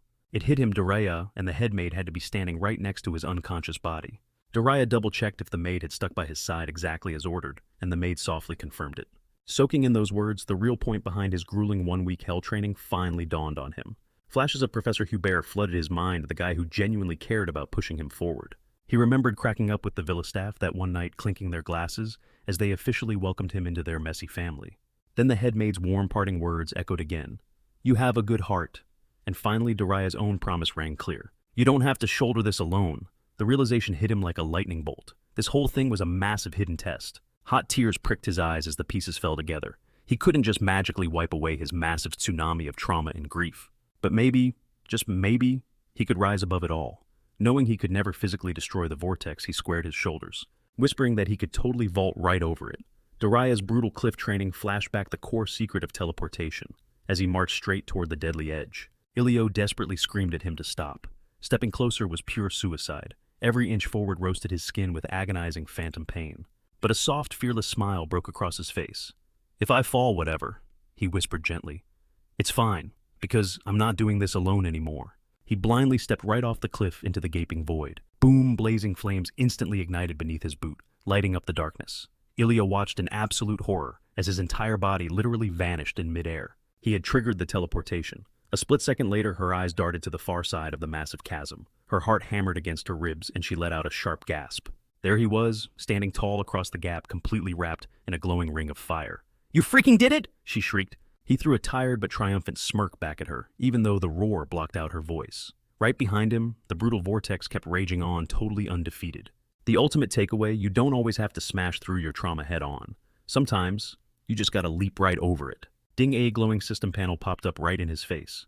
Quest cleared, reward mid-tier mana stone. Staring down the blindingly radiant portal, he felt a rush of pride for conquering the abyss, but had zero clue what to actually do next. Then out of literally nowhere, Ilio's voice echoed straight inside his brain, urging him to step through that massive glowing gate. Startled, he asked how the hell they were even talking right now. She calmly explained that their mana circuits were still tightly linked, making it basically a mental walkie-talkie across the endless drop. Flash, another system alert popped up.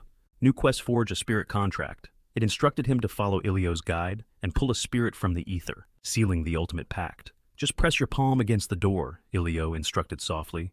He slapped his hand on the surface. So, what now? He asked, totally weirded out when absolutely nothing happened. Honestly, it depends on the spirit, she replied. Nobody really knows how this plays out. Just keep your hand locked on and wait. She quickly warned him that getting chosen wasn't a guarantee. There was a very real chance he'd end up empty-handed. Still, she urged him to chill and hold the line. Meanwhile, back in reality, Daraya was quietly guarding his limp, unconscious body. With Ilio's physical vessel sitting right beside him, her small hands glowing with a faint pulsing aura. Deep in his mindscape, he flashed back to the fierce dragon spirit he had crossed paths with, before practically pouring his entire soul into the call. Hey, it's totally fine if you don't show up, he murmured. If it's too much, I won't hold a grudge. Suddenly, the heavy air around him started to violently hum. Boom! Right inside a blinding halo of light, a massive imposing red dragon materialized out of thin air. His jaw dropped eyes wide with pure awe. The colossal beast lowered its head gently, pressing its massive claws against his trembling palm. Instantly, an overwhelming rush of blazing warmth flooded through his veins. The second the pact was locked in, a blinding flash swallowed the room. Next thing you know, Russell was slammed back into reality. His eyes snapped open. He totally froze. Chilling right on his lap was a bite-sized red dragon purring with this soft little rumble. Russell stared, completely mind-blown.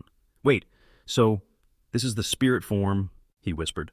Standing nearby, Ilio and Daraya cracked up, letting out a massive sigh of relief. Huge congrats, Ilio cheered warmly. Daraya gave this knowing smirk. Well, we've got something else to hype up too. Russell tilted his head. Something else. He glanced down. Boom! His chest was pulsing with this faint, insane monoglow. He had officially hit the 4th circle. As the mini-dragon happily chirped and wiggled around him like a puppy, one final system pop-up flashed on screen. You've unlocked hidden knowledge on spirit summoning. Ranked up to the 4th circle. Secret bonus rewards unlocked. Russell stared at the screen, his eyes practically bugging out, obsessing over what kind of epic loot these bonus drops could be. But before he could spiral into his thoughts, the tiny red dragon let out a squeaky roar, demanding his attention. It fluttered up, crashed onto his head, tangled itself in his hair, and just started gnawing on it, letting out these tiny growls that were way more cut than deadly. Ilio strolled over, absolutely cracking up, saying there was no way this little guy was just some basic spirit. She asked Russell if he was going to drop a cool name for it. After all, she explained, locking in a name makes the contract 100% official. Lady Daraya nodded along, telling him he better pick something iconic. Russell locked eyes with the tiny beast, brainstorming hard. Well, he's red, he mumbled. Since he's red, how about bacon? The two women instantly froze, their jaws basically hitting the floor. Russell blinked, then cracked up when he realized they actually thought he was dead serious. Yo, I'm just playing, he laughed, chuckling at his own dark sense of humor. He tapped his chin, thinking it over. All right, what about Pepper?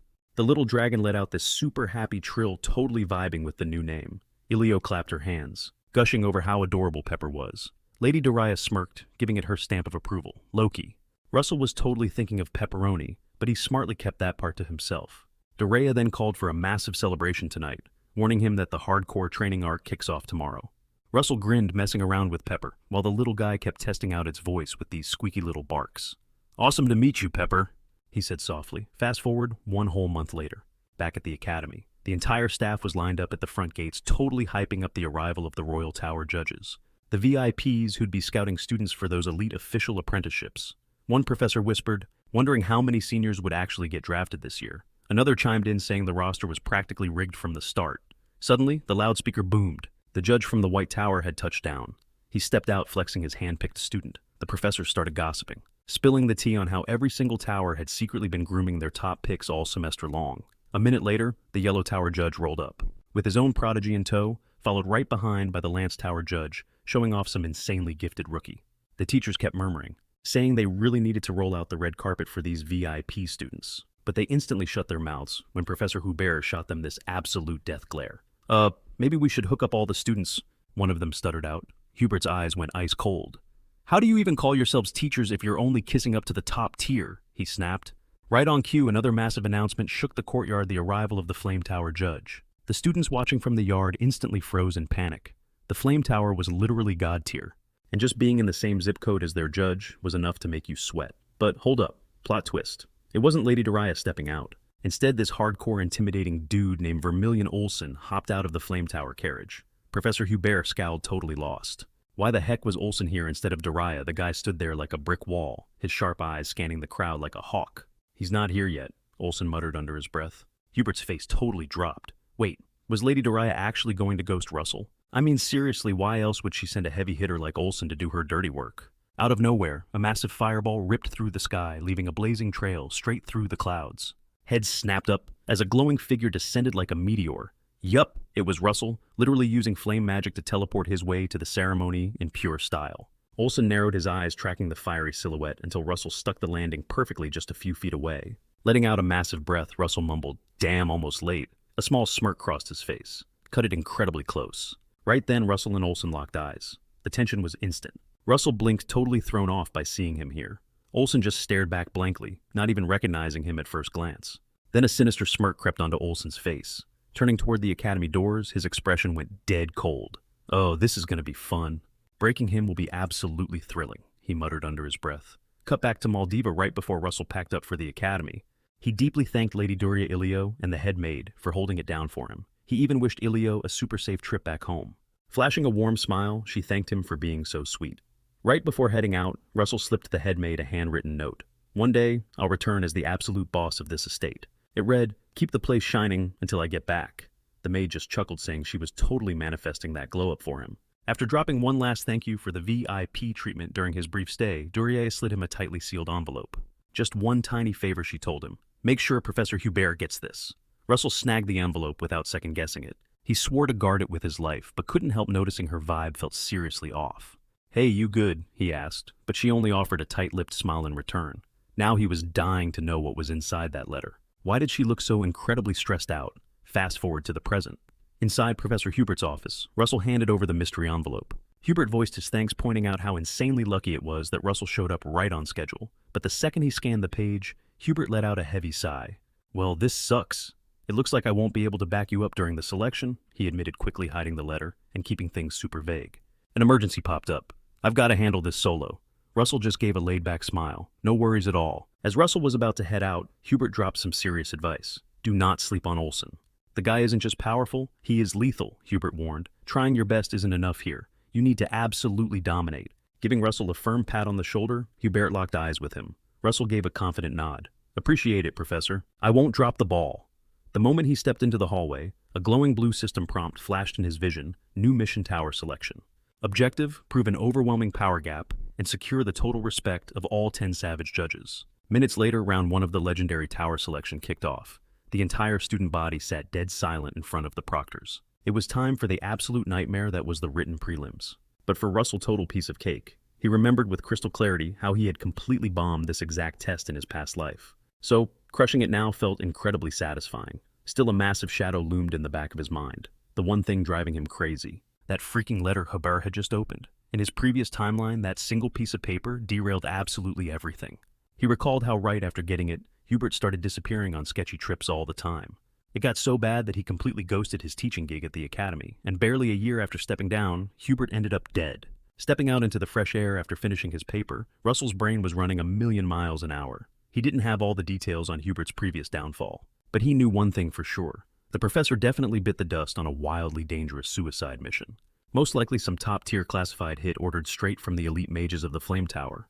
When the exam rankings finally dropped on the bulletin board, the #1 spot, Russell Raymond. The hallway erupted into pure chaos. Kids were absolutely shook seeing him snag the crown. Some hyped him up as a total genius. A few haters mumbled that he must have sweated over the books night and day. Others just shot him pure unfiltered death glares. But Russell couldn't care less about these NPCs. His mind was completely occupied by Hubert's incoming doom, if the timeline was actually repeating itself. Then the brutal countdown to the professor's death had already started. He desperately wondered if he had the power to rewrite the script this time around. Before he knew it, Phase 2 of the selection dropped the dreaded interview gauntlet. The whole squad of students sweated it out in the hallway. They anxiously waited for their names to echo through the corridor. After agonizing hours, Russell got called up. He stepped into the massive chamber and locked onto his professors. They were chilling on his left while the 10 stone-faced judges stared him down from the front. A thought hit him like a truck. The proof that I can literally hack destiny is sitting right in front of my face. Back in his old life, Olsen was never ever a judge at this selection. Seeing that arrogant smirk on the panel meant one thing.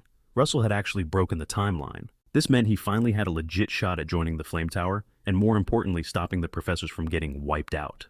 To pull this off, he needed absolute 100% approval from the judges. Across the room, Olsen was already shooting him daggers, absolutely dripping with contempt. One of the proctors laid out the ground rules. Each judge would fire off a question, and he had to spit out a quick verbal answer on the spot. The White Tower judge didn't waste a second immediately grilling him on a complex formula crafted by the mage Oregon Gong 3 years prior. A rapid-fire barrage of mind-bending questions followed, but Russell knocked every single one out of the park without missing a beat. But the real nightmare of this interview was the infamous hidden second trial. Suddenly, the judge's massive chairs began pulsing with an eerie glow. Suffocating waves of mana flooded the room. This was their classic trick to see if a rookie would crack under the crushing weight of their combined auras. Russell knew exactly what was coming. In his past life, this exact moment had completely wrecked him. The sheer crushing force of that magic had left him violently hacking up his lungs until he practically blacked out. This time, though, he stood his ground like an absolute boss, locking eyes with them, while effortlessly firing back answers. The Yellow Tower judge leaned in, whispering how insane this was. Russell hadn't even flinched in the middle of this raging mana storm. Olsen, of course, wasn't buying the hype. Flashing a wicked smirk, he scoffed that this wasn't even a real mana storm. And then he cranked the dial way past the limit. The shift was instant. The very air in the room turned to lead. Even the elite guards standing behind the panel started swaying under the insane gravity. Olsen's grin just stretched wider, violently dialing up the output. He was dying to see if this kid would finally snap and hit the floor. The Yellow Tower judge muttered nervously under his breath. This absolute psycho! He panicked, knowing that if Olsen kept this up, the kid might actually drop dead. Russell's entire frame violently shook under the devastating pressure, but he flat out refused to buckle. He kept his eyes locked dead ahead, silently demanding the next question. The Spear Tower judge watched in pure awe. He realized that even freshly minted professors would be totally crushed by this insane level of mana. Now that is a prodigy worth going to war for, the judge mumbled. Out of nowhere, a glowing system notification popped up right in front of Russell's face. Approval secured from 9 out of 10 judges. Olsen scowled, visibly pissed that Russell was still on his feet. Furious, he slammed the pressure down even harder. He just had to see where the boy's breaking point was. Russell's heart was hammering against his ribs, every single muscle screaming in pure agony. But somehow, he stayed anchored to the ground. Finally, the Spear Tower judge clamped a firm hand right onto Olsen's shoulder. He softly reminded the madman that they still had a whole line of applicants waiting. Olsen grunted in extreme annoyance, finally snapping his aura away. Total buzzkill, Olsen sneered. Things were just getting fun.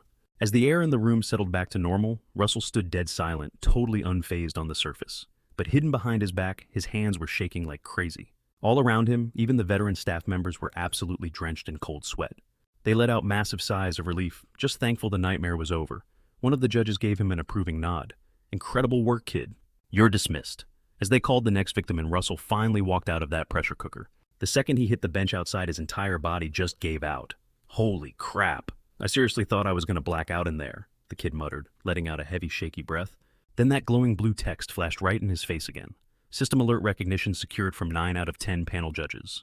Russell flashed a weak, exhausted smirk. So that's how we're playing it, he whispered to himself. The system was making it crystal clear 9 wasn't going to cut it. He needed that final vote. He let out a dark little chuckle, his mind immediately darting to Olsen. You're really going to make me bleed for this, aren't you? Once the second trial wrapped up, the panel strolled down the hallway, absolutely buzzing about Russell. Raymond, the Spear Tower powerhouse, brought up a massive point. He reminded everyone that Russell was the exact kid being personally monitored by the Lady of the Flame Tower, basically making him completely off limits to everyone else. The Yellow Tower master let out a heavy, defeated sigh. He groaned about how Russell was the ultimate draft pick, the kind of prodigy anyone would kill to have in their faction. It was super depressing that he was already claimed.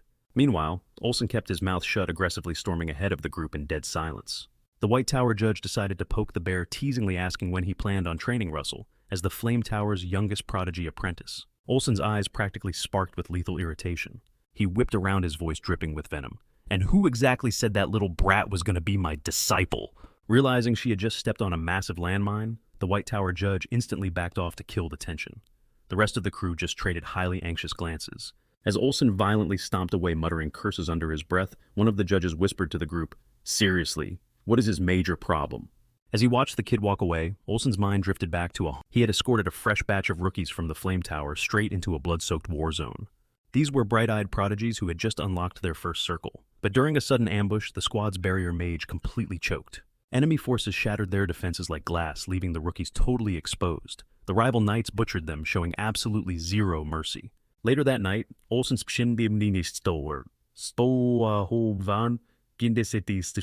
with tears carved tracks through the ash caked on his face. Sure, he massacred every last enemy in cold-blooded revenge, but that didn't bring those kids back. The lesson was burned into his brain. If one weak link snaps, the whole squad gets wiped out. That was exactly why he pushed everyone so mercilessly. It was the real reason he glared at Russell, not out of pure malice, but with the chilling hyper-focus of a man who absolutely refused to bury another student. Fast forward to the kickoff of the third exam phase.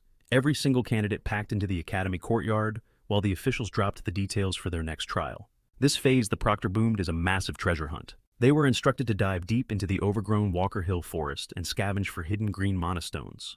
Their final score would be totally dependent on their total haul, plus how fast they scrambled back to the finish line. Russell instantly caught on to the unsaid rule. The sweatiest, most desperate tryhards in the bunch were definitely going to jump people and snatch their loot.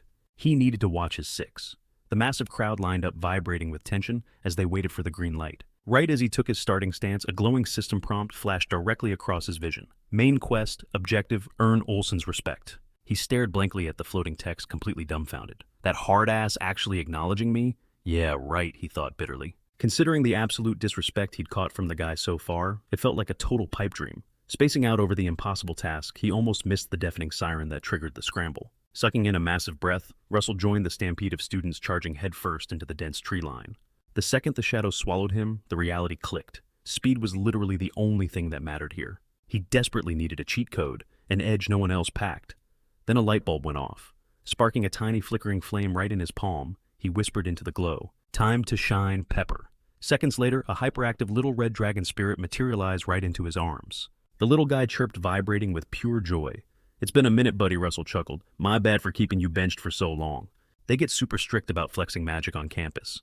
Pepper vigorously flapped his tiny wings, letting out a squeaky roar while his tail whipped back and forth like a hyper puppy's. Digging straight into his spatial storage, Russell yanked out a glowing red mana crystal, dangling it right in front of the spirit's snout. "I need you to track down anything that feels exactly like this, you got it?" Pepper gave the crystal a deep, curious sniff. The tiny dragon's eyes squeezed into intense little slits, then with a sharp snap of his wings, the spirit bolted straight into the thicket. Russell flashed a smirk. Bingo. Looks like he already caught a scent. Without missing a single beat, he sprinted right after his glowing radar. Dodging heavy branches and massive roots, they plunged way deeper into the uncharted wilderness, fully trusting Pepper's insane mana-tracking instincts. It wasn't long before they stumbled right into a glowing, ominous magic circle, scorched straight into the dirt. Russell slammed on the brakes. "What the hell is this doing here?" he muttered under his breath. Meanwhile, somewhere completely different in the kingdom, things were getting incredibly intense. Inside a dusty magic supply shop, a heavily cloaked figure, an elite guardian from the Flame Tower, was ruthlessly interrogating the owner, his voice cut like absolute ice. Where exactly did the mage who bought this take off to? The terrified shopkeeper shook violently, stammering out that he was totally clueless. The guy just grabbed some raw ingredients for a ritual. "I swear that's it." The guardian's aura immediately turned pitch black with deadly intent. "Do you have any earthly idea what kind of ritual those components actually fuel?" He leaned in close, his voice dropping into a lethal growl. That rat was gearing up for a heretical summoning. The merchant froze solid, all the color draining right out of his face. A heretic ritual. The guardian violently snatched him up by his collar, snarling, "Aiding a dark cult is absolute treason against the crown. Do you even grasp the penalty for that?" The poor guy's voice completely cracked as he frantically begged, swearing up and down that he was totally clueless. The guardian violently slammed him down against the wooden counter. "Then you better start racking your brains," spiraling into pure panic. The merchant just started blurting out everything. "Look, all I know is that some unhinged, hot-headed pyromaniac chick, the kind who literally roasts people alive, just picked up a brand new apprentice." The runaway mage mumbled something about going to scope that kid out. The guardian's eyes instantly shot wide open in absolute shock. A rapid flashback crashed right through his brain. Lady Doraya standing dominant in Maldiva, casually handing her legendary mantle over to a young kid. "Russell Raymond." The guardian dropped the merchant in a heap, his face twisting into something incredibly dark. "So it all connects back to her," he hissed slowly, pulling back his heavy hood. Revealing his true identity, Professor Hubert, he stormed right out of the supply shop, furiously muttering curses under his breath. Russell was in massive trouble. Blistering flames swallowed his silhouette as he vanished into the dead of night, burning his mana to teleport back to the academy at breakneck speed. Meanwhile, deep inside the creepy woods, some random student was cursing under his breath, desperately scavenging for mana stones with zero luck. "I literally can't find a single one," he groaned. He thought about casting a quick illumination spell, but immediately scrapped the idea. Lighting up the dark would just expose his exact coordinates, basically turning him into a massive glowing target for the other competitors. Pushing further into the heavy brush, a sudden icy chill crawled down his spine. He froze. Lurking in the shadows between the trees stood a pitch-black figure, just silently staring at him.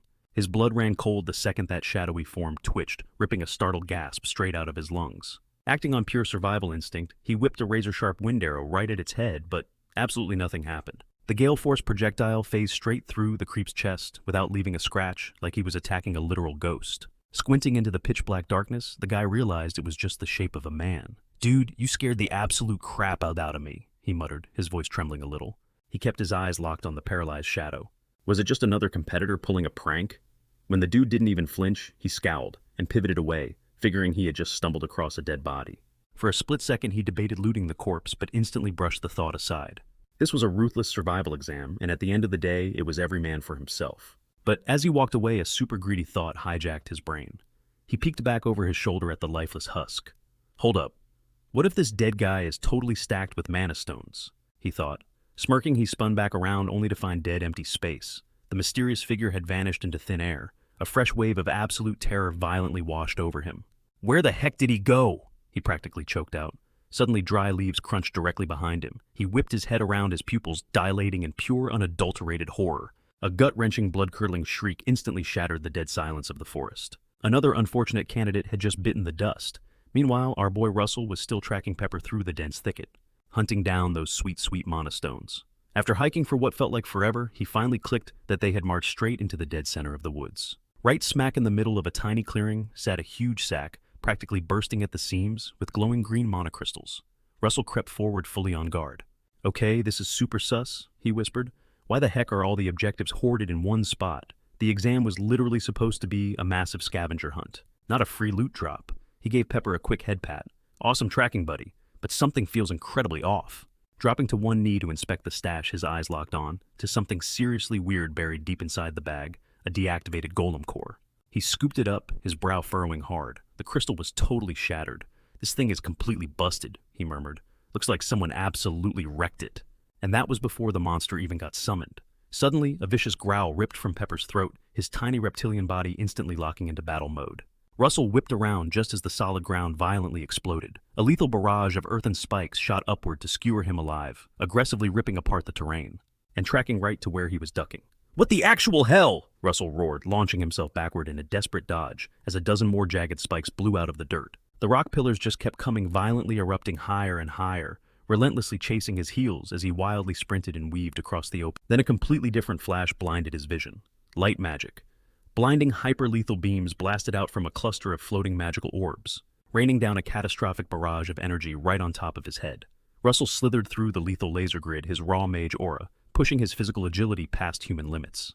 Even while pulling off crazy acrobatics, he couldn't stop thinking about how his ambusher was swapping elemental spells this insanely fast. The floating flashbangs unleashed another devastating volley of lasers, violently scorching deep trenches into the soil, but Russell simply glided through the chaos with god-tier reflexes. But then a massive blind spot attack ripped in from behind heavy-duty magic spears, were chucked straight at his spine while he was still suspended mid-dodge. Before he could even brace for impact, Pepper unleashed an absolute inferno, incinerating the deadly projectiles into floating ash before they even got close. Russell spun around to see his little dragon buddy panting hard, his crimson scales radiating insane clutch. "Pepper," he praised with a wicked grin. "You are literally leveling up every single day." With zero hesitation, he funneled his raging mana and conjured a massive lightning-laced fireball. He violently launched the raging inferno into the sky. The blast connected perfectly with the floating light orbs, completely shattering them into pixelated dust. The massive shockwave kicked up a crazy tornado of smoke and debris, blanketing the entire battleground. For one agonizingly tense second, it was dead silent. Russell didn't drop his guard for a millisecond, keeping a highly volatile flame spell primed in his palm. As the thick dust finally settled, he spotted them. 3 rogue mages completely camped out in the bushes. He instantly clocked their faces. These weren't random scrubs. They were the top-tier prodigies handpicked by the elite magic towers. Hiding behind some overgrown brush was the absolute ace of the White Tower, the very same punk who had been spamming those light lasers. Standing right beside him was the undisputed heavy hitter of the Spear Tower, backed up by the reigning champ of the Yellow Tower. Russell narrowed his eyes in disgust. "Are you seriously pulling these trash-tier ambush tactics?" The Yellow Tower arrogant snob just scoffed. "Shut your mouth, trash. How did an absolute nobody like you manage to sniff out the mana stones before us?"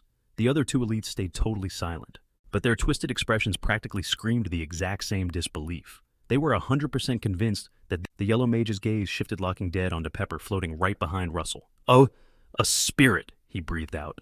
"So, that's your cheat code?" The Spear Tower girl nodded slowly. "Makes perfect sense now. That's how you sniffed them out so fast." Even the White Tower dude looked completely mind-blown, stammering. You actually forged a spirit contract? How the hell did you keep that under wraps? Russell just let out a low, breezy chuckle. What's the big deal about grabbing a few mana stones ahead of schedule?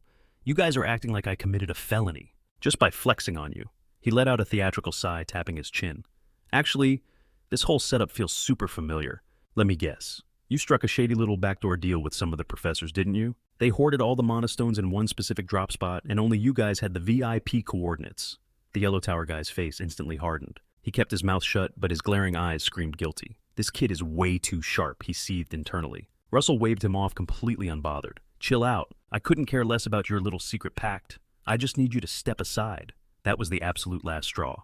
The yellow mage snarled. Raw mana flared up around his body, his aura bursting to life as he lunged forward. But in a split second, Russell completely vanished, materializing right behind his back. He leaned in close. You're gonna severely regret this if you don't back off. The mage froze solid, his eyes bulging out of his skull. The Spear Tower girl gasped out loud, and the White Tower guy's jaw literally hit the floor. It finally clicked what just went down. Spatial magic. The blink spell, he whispered in absolute shock. But before a single person could even process that, Pepper started aggressively growling again, her eyes dead set on the pitch-black woods. Russell whipped around, his cocky smirk instantly vanishing. What's wrong? He asked, his voice dropping low. Pepper's tiny wings flared out her growls, turning into a vicious snarl. Then, Russell felt it too, a heavy, suffocating presence. They were definitely not alone. Deep in the tree line, someone or something was dead on watching them. Russell caught the branches swaying in a completely unnatural, creepy way. He snapped his head back to the Yellow Tower student, his tone dead serious. Did those professors of yours ever drop a hint about smashing the golem's core? The one I dug out of this bag. The Yellow Tower dude just blinked, looking totally lost. No. They never mentioned anything like that. The rest of the crew stepped up, swapping highly anxious glances. The White Tower guy chimed in. Honestly, we thought it was weird as hell that a shattered core was planted there too. Russell's face instantly went dark. He dropped the Yellow Tower boy's collar like a bad habit, backing up as the horrifying realization set in. Then, he heard it, a low, sinister rumbling echoing from the deepest part of the woods. His survival instincts flared, and he instantly whipped up a searing firebolt. Violent mana swirled heavily around his palm. Something's coming in hot, he warned. Even the wildlife was totally freaking out, birds frantically flapping away, abandoning the treetops. Seconds later, a pack of grotesque mangled creatures with neon green glowing eyes burst out from the shadows, charging straight at them. When Russell finally got a clear look, his stomach completely dropped. Undead, he screamed. Those are freaking undead. The Spear Tower girl gasped in pure terror. How the hell did zombies breach the testing zone? The rest of the squad was paralyzed, glued to the ground in fear. All the color drained from the Yellow Tower guy's face. Shaking like a leaf, he babbled, I gotta get the hell out of here. But the second he spun around to bolt, he froze in his tracks. There was literally nowhere to run. The undead horde had already boxed them in, tightening a gruesome ring of death around the group. Russell slammed his palm into the dirt, violently erupting a colossal wall of fire around the entire squad. Roaring flames shot up into the sky, creating a blazing protective ring. Pepper launched herself into the sky, unleashing a barrage of fiery breath onto the rushing monsters. The Yellow Tower guy could only stare in pure disbelief. That's fourth circle magic, he whispered, his brain short-circuiting. Literally none of them were even close to that tier. Russell whipped around to the panicked trio. Everyone pick a direction and lock it down. You absolutely obliterate anything that steps through that fire. The students just stood there, completely petrified. Russell's voice cracked like a whip. Move! We are out of time. Jolted out of their trance, they scrambled into position, totally stumbling over The brutal reality finally smacked them in the face. They honestly thought they were the ones trapping Russell. But the joke was on them. They were the prey here. The Yellow Tower boy mentally kicked himself. I cannot believe we tried to beef with a monster like this guy. If we had pushed him any further back there, he would have totally wiped the floor with us. His internal panic attack was brutally cut short when a massive hulking undead soldier bulldozed straight through the flames, heading right for his throat. Russell didn't even blink instantly, sniping a scorching firebolt dead into the monster's skull. The zombie's head violently detonated in a wild shower of ash and raging fire. This firewall isn't going to hold them forever, Russell roared over the noise. We need to hunt down the sick freak who summoned this army. Meanwhile, hidden deep inside the pitch-black forest, two cloaked mages were pulling the strings on the undead horde. One of them turned to his partner, a twisted, sinister grin plastered across his face. Looks like the kid from the Flame Tower actually showed up, one of them sneered, locking eyes on Russell.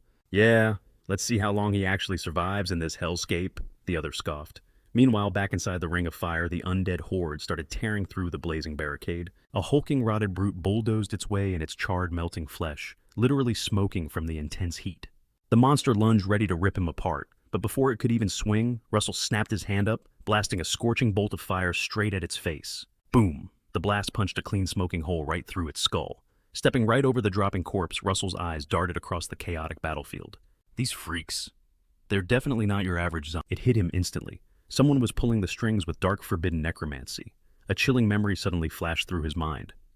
Memories of those twisted cultists who had tried to weaponize this exact dark magic. Lady Dariah had completely wiped their faction off the map back in the day, literally burning every last one of them to ashes herself. Wait, did some of those psychos actually survive? Russell thought, his heart pounding. What the hell are they plotting now? His thoughts were violently cut short. 3 more rotting corpses dragged themselves through the inferno, dead, sprinting straight for his throat. Without missing a beat, he whipped his arm out and fired. Blazing firebolts shredded through the air, blowing massive chunks out of their heads. "Focus up!" he grounded out. "No time to overthink this." Watching how these monsters moved, he instantly recognized their sick. This whole setup was fueled by curse magic, and he knew for a fact curse magic barely burns through any mana. But on their end, the longer this dogfight dragged out, the more juice his squad would burn just to keep their shields up. "We're gonna run out of mana way before they do," he realized, a dark pit forming in his stomach. Whipping his head toward the panicked students, he screamed over the chaos. "Stop spamming your skills, be smart with your mana, don't waste a single— Vital strikes only, are you kidding me?" The yellow tower dude shrieked, totally losing his mind. "Way easier said than done, man." The white tower guy nodded frantically. "The proctors are bound to show up any second. We just gotta survive until the cavalry arrives." But the spear tower girl deadpanned, shaking her head. "No one is coming to save us." The yellow tower kid whipped around, looking like he had just seen a ghost. "What the hell is that supposed to mean?" Russell's brow furrowed, but he gave a slow, grim nod. "She's spot on," he muttered. "Think about it. This area is practically suffocating in dark mana. Those capital city judges are top-tier mages. They would have sensed this massive spike instantly." The girl's voice dropped to a chilling whisper. "Unless the enemy rigged a massive concealment barrier to scrub our mana signatures off the map." Recognition flashed in Russell's eyes. That sketchy magic circle he spotted earlier, her theory was dead on. Hearing this, the yellow tower student practically hyperventilated. "So, we're seriously soloing this whole undead army?" The spear tower girl inhaled deeply, locking in her focus. "Then we stick to Russell's game plan." Frost crackled in her palms as she morphed her ice magic. Condensing the spears into razor-sharp needles, she rapid-fired a trio of frosty projectiles. Bullseye. The icy javelins ripped straight through 3 rotting skulls, dropping the zombies instantly. Catching on, the white tower student mirrored her strategy. He compressed his light magic into ultra-thin, hyper-focused lasers, totally maxing out his mana efficiency. Watching from the shadows, a cultist actually let out a dry laugh. "Gotta hand it to them, these kids adapt quick," he smirked. The older grizzled necromancer just scoffed. "Doesn't matter. They're about to face a boss-level nightmare." He casually flicked his wrist toward the dark woods behind the squad. "Let's see if they can survive this." Right on cue, a colossal shadow surged out of the pitch-black tree line. An absolute unit of an undead troll tanked its way through the fiery barricade, dual-wielding a massive iron axe and a dented steel shield. The trio completely froze. This absolute behemoth was strolling through the raging inferno like it was a gentle breeze. Plumes of thick, choking smoke and searing flames hugged its hulking, decayed body. Toxic green eyes locked onto them, blazing with pure malice before it let out an earth-shattering roar that literally vibrated their bones. The whole battlefield hit pause in pure shock. The spear tower girl desperately launched a slick sheet of black ice at the monster's feet, praying it would wipe out. At the exact same time, the white tower guy went full aggro, spamming a barrage of blinding light orbs. Chanting his crystal laser spell, blinding beams of concentrated energy slammed into the creature, but as the smoke cleared, the troll was just chilling there. It did not have a single scratch on its rotting hide. If anything, that flashy combo just ticked it off. The monster hoisted its massive axe, bringing it down with bone-crushing velocity. It locked right onto the white tower student. The poor kid was paralyzed, glued to the spot in absolute terror. The lethal shadow of the blade eclipsed him, but a split second before impact, Russell blurred into motion, his mana exploding outward like a jet engine. He spawned his iconic blaze lance out of thin air. Skipping the trash talk, he launched himself like a rocket straight at the colossal beast. With a feral battle cry, he slammed the fiery weapon down, dumping every ounce of his magical power into the strike.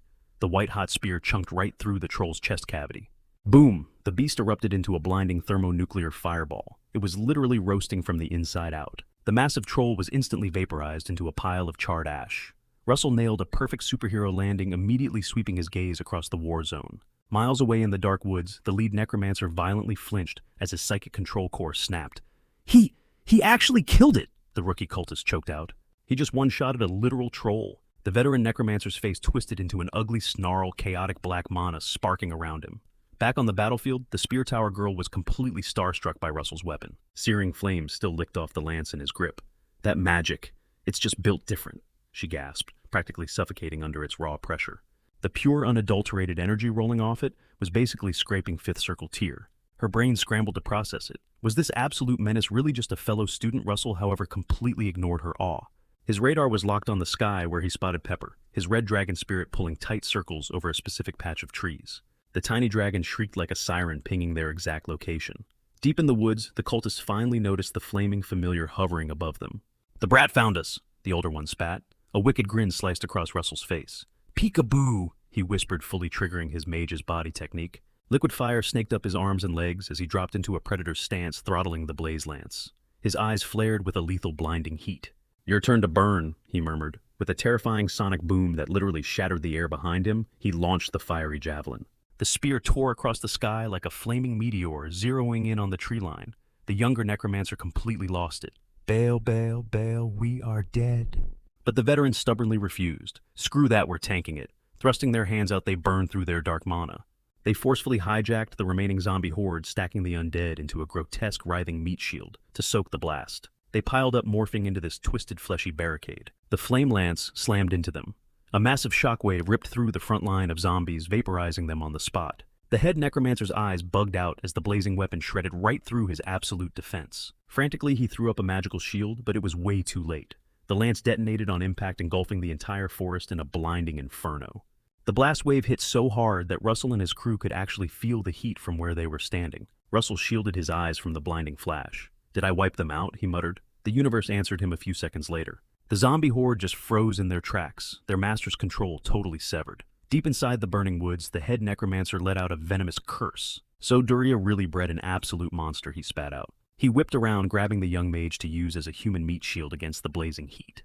The poor apprentice hacked up his lungs. "What's the move now?" A wicked, twisted grin stretched across the old man's face. "We are dropping our trump card right now. I was saving this bad boy for the selection judges, but looks like this brat gets to taste it first." Meanwhile, back in the clearing, Russell's victory high crashed immediately. Bleeding from the shadows of the tree line, an absolute nightmare unfolded. A squad of skeletal zombies crept out of the dark, each one dragging or hauling a kidnapped academy student. There were at least 12 of them. The hostages were brutally gagged and hogtied, completely stripped of their magic and defenseless. Russell's fists clenched so hard his knuckles turned white-hot flames dancing across his fingertips. They are actually using hostages, he thought, his blood boiling. The rest of the squad just froze in absolute panic. Any offensive spell would instantly catch their friends in the crossfire. Cut to the Academy's exam center, where Professor Hubert was fighting his own messy war. A gang of dirty, corrupted instructors had barricaded the hallway.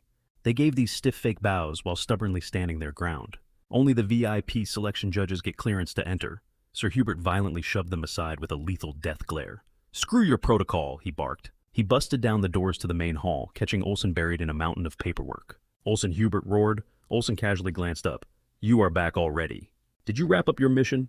"Yeah, but we have a massive situation." Hubert rushed out, gasping for air. "Those cult freaks are making their move. They are gunning straight for Russell, and the candidates out there are sitting ducks." Olsen's chill vibe instantly shattered, morphing into pure, unadulterated rage. "These scumbags actually have the nerve to start drama on my watch." His magical aura flared up like a dying star, violently shaking the entire room. "Let them try. I am going to obliterate those trashes myself." Back in the blazing woods, the head necromancer strutted right through the thick black smoke. "Nobody move a muscle," he screamed. His voice was practically dripping with pure malice. The undead grunts violently kicked the hostages down to their knees, pressing rusty blades right against their throats. "You take one step," he sneered, "and I am slitting every single one of their throats.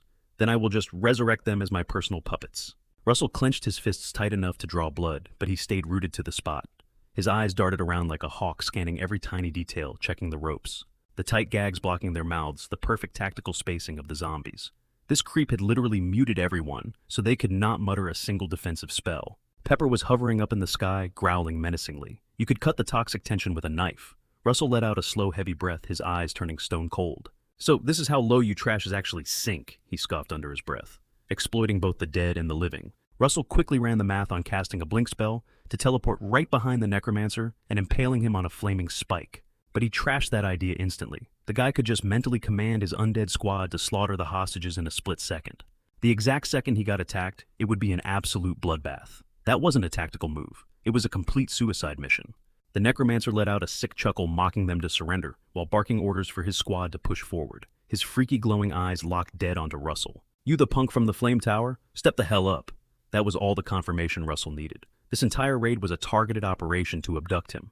He squeezed his fist tight, raw mana violently sparking off his skin, but he forced himself to swallow his rage for now. Moving painfully slow, he walked forward like a good little hostage. He was playing it ultra safe, desperate not to trigger a zombie execution on his classmates. The necromancer flashed a condescending smirk. "Oh, how incredibly noble. Literally throwing away your own life to save your precious little friends." Russell scoffed, a dark laugh escaping his lips. "Friends? Yeah! These hypocrites are definitely not my friends." His voice was ice cold and insanely sharp. "They are the exact type of scumbags who step on the weak just to level up themselves."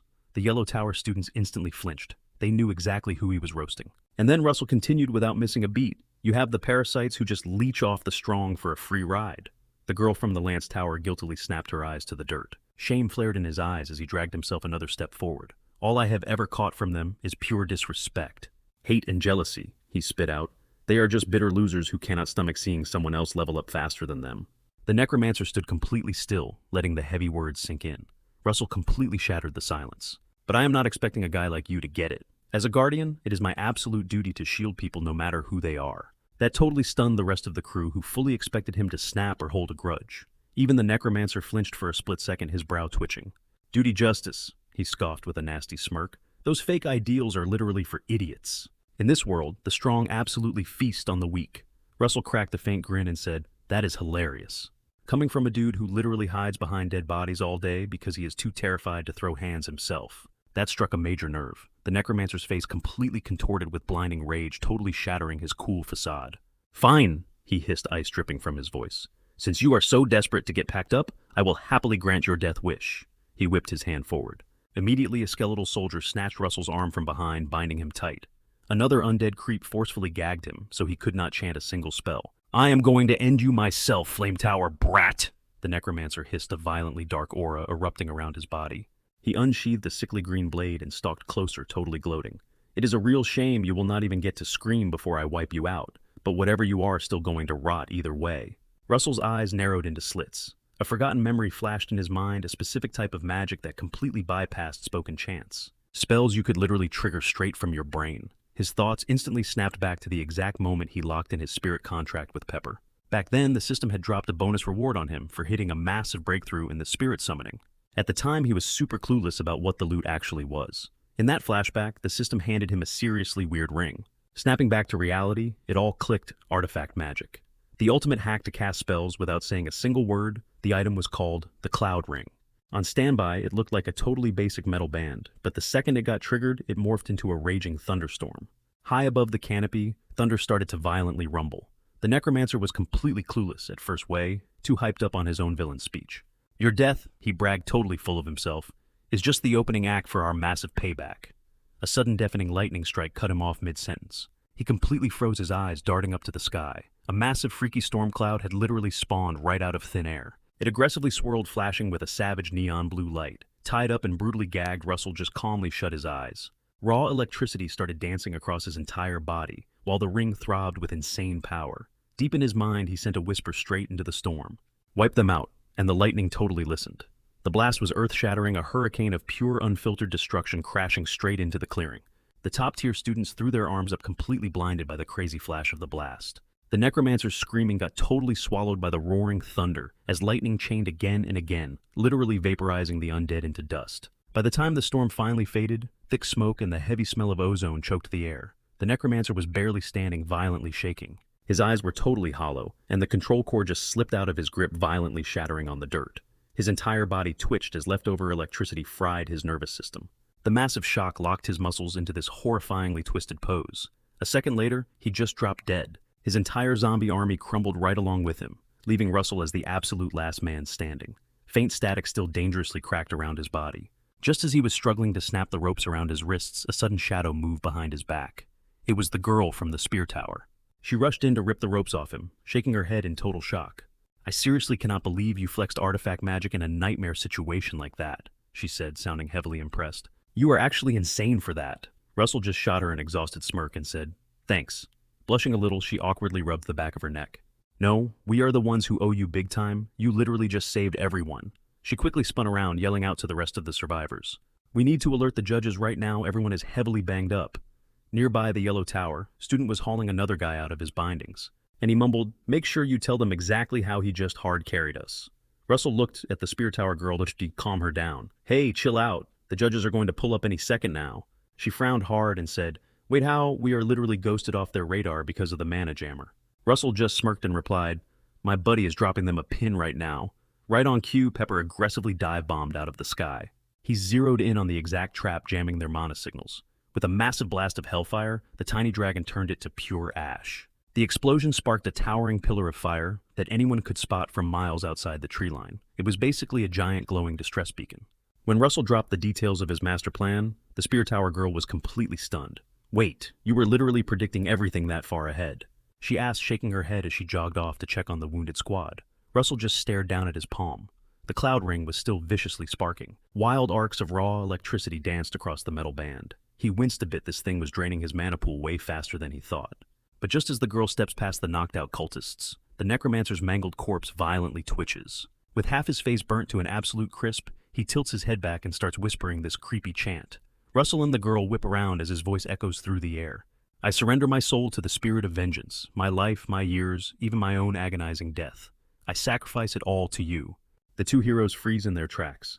The atmosphere instantly turns suffocatingly thick. This dying freak isn't just casting some basic spell, it's a dark summoning ritual. The unhinged mage triggers a nightmare curse, melting his own flesh together with the surrounding dead bodies, dragging the entire undead army into a single mass to summon the legendary giant skeleton. Seconds later, a colossal bone-chilling titan rips its way out of the graveyard. And yeah, it is totally out for blood. Russell groans, practically blinded by its insane aura. He instantly realizes this abomination is way past the 5th circle tier. The spear tower girl screams at everyone to run for the woods, warning them that this new boss is way out of their league. That cowardly yellow tower guy dips out first, obviously, but right before he bolts, he catches a glimpse of the loot bag packed with green mana stones, and he seriously considers snatching it. Meanwhile, the spear tower girl notices Russell isn't backing down, and frantically asks why he's trying to solo this thing. Russell deadpans that the giant freak is locked onto him, making him the only one who can buy everyone else enough time to escape. At least until the heavy hitters arrive, cut to Olsen and Professor Hubert, who are currently sprinting toward the training grounds, like their lives depend on it. The spear tower girl is stressing out. She knows Russell's mana pool has to be running on empty, so what the heck is his game plan? Out of nowhere, the Titan violently slams its massive claws down, completely nuking the spot where Russell just stood. But our boy instantly blinks out of existence. He knows damn well a basic shield spell wouldn't do squat against that kind of raw power. He immediately charges up his fire spear. Realizing that taking even one hit from this boss means game over, he decides to go fully on the offensive. The flaming projectile tears a massive scorching gash across the beast's chest, but it barely even flinches. Russell smirks, knowing he scored a direct hit. But the reality quickly sets in. This boss fight is going to be a total nightmare. He watches in horror as the monsters rot. Are you kidding me? This thing has an insane healing factor too. Mid-thought, the monster violently whips its massive tail right at his head, narrowly missing him by inches. It lunges again, aiming straight for his face. Russell barely ducks out of the way, but before he can even plant his feet, the beast launches a brutal counterattack. Realizing he's totally cornered, he yells out. But then, bam! Jagged ice spikes rain down from out of nowhere, smashing into the monster's tail, parrying the lethal blow and saving Russell's skin. Literally a second away from becoming a human shish kebab. Standing nearby, the spear tower girl yells that he saved her life earlier, so there's zero chance she's leaving him to die alone. The undead titan, clearly annoyed by the interruption, slowly locks its glowing eyes on her. While this goes down, the rest of the squishy students are still sprinting for their lives. She throws his own epic words right back at him. It's the duty of a protector. Meanwhile, the white tower guy and a few others slam on the brakes after hearing that blood-curdling roar. The coward from the yellow tower freaks out, demanding to know why they are turning back. He calls them absolute psychopaths and loudly declares that if they get wiped out, it is not his problem. Cut back to the battlefield, where that snobby novice mage finally opens his eyes. Surprise, surprise, the dude isn't dead after all. He catches sight of the towering bone monster and immediately realizes it has to be some kind of insane sacrificial blood magic. Pulled off by that crazy old warlock, he actually starts bursting into laughter, mocking Russell and spitting that karma finally caught up to him. Meanwhile, the squad of brave students officially rolls up to back Russell up. The white tower guy drops into a battle stance, casually apologizing for being fashionably late to the party. Russell is genuinely stunned that they actually came back for him. He stares at them, totally confused for a second, before a massive smirk spreads across his face. The backup is insanely appreciated. He ignites another blazing fire spear and hypes them up, shouting that he's not going to bench them if they're dead set on throwing down together. But he lays down the law. If they actually want to survive this boss fight and clutch the win, they follow his lead to the letter. Right at that moment, the Spear Tower girl is holding the line, fiercely trading blows with the beast. Russell quickly commands the squad, explaining that he's about to blast an opening with his fire spear. And the second he does, they need to unleash literally everything they have. He pulls his arm back and launches the flaming javelin dead center at the Titan's ugly mug. Right before the fireball connects, he screams the command for everyone to drop their ultimates.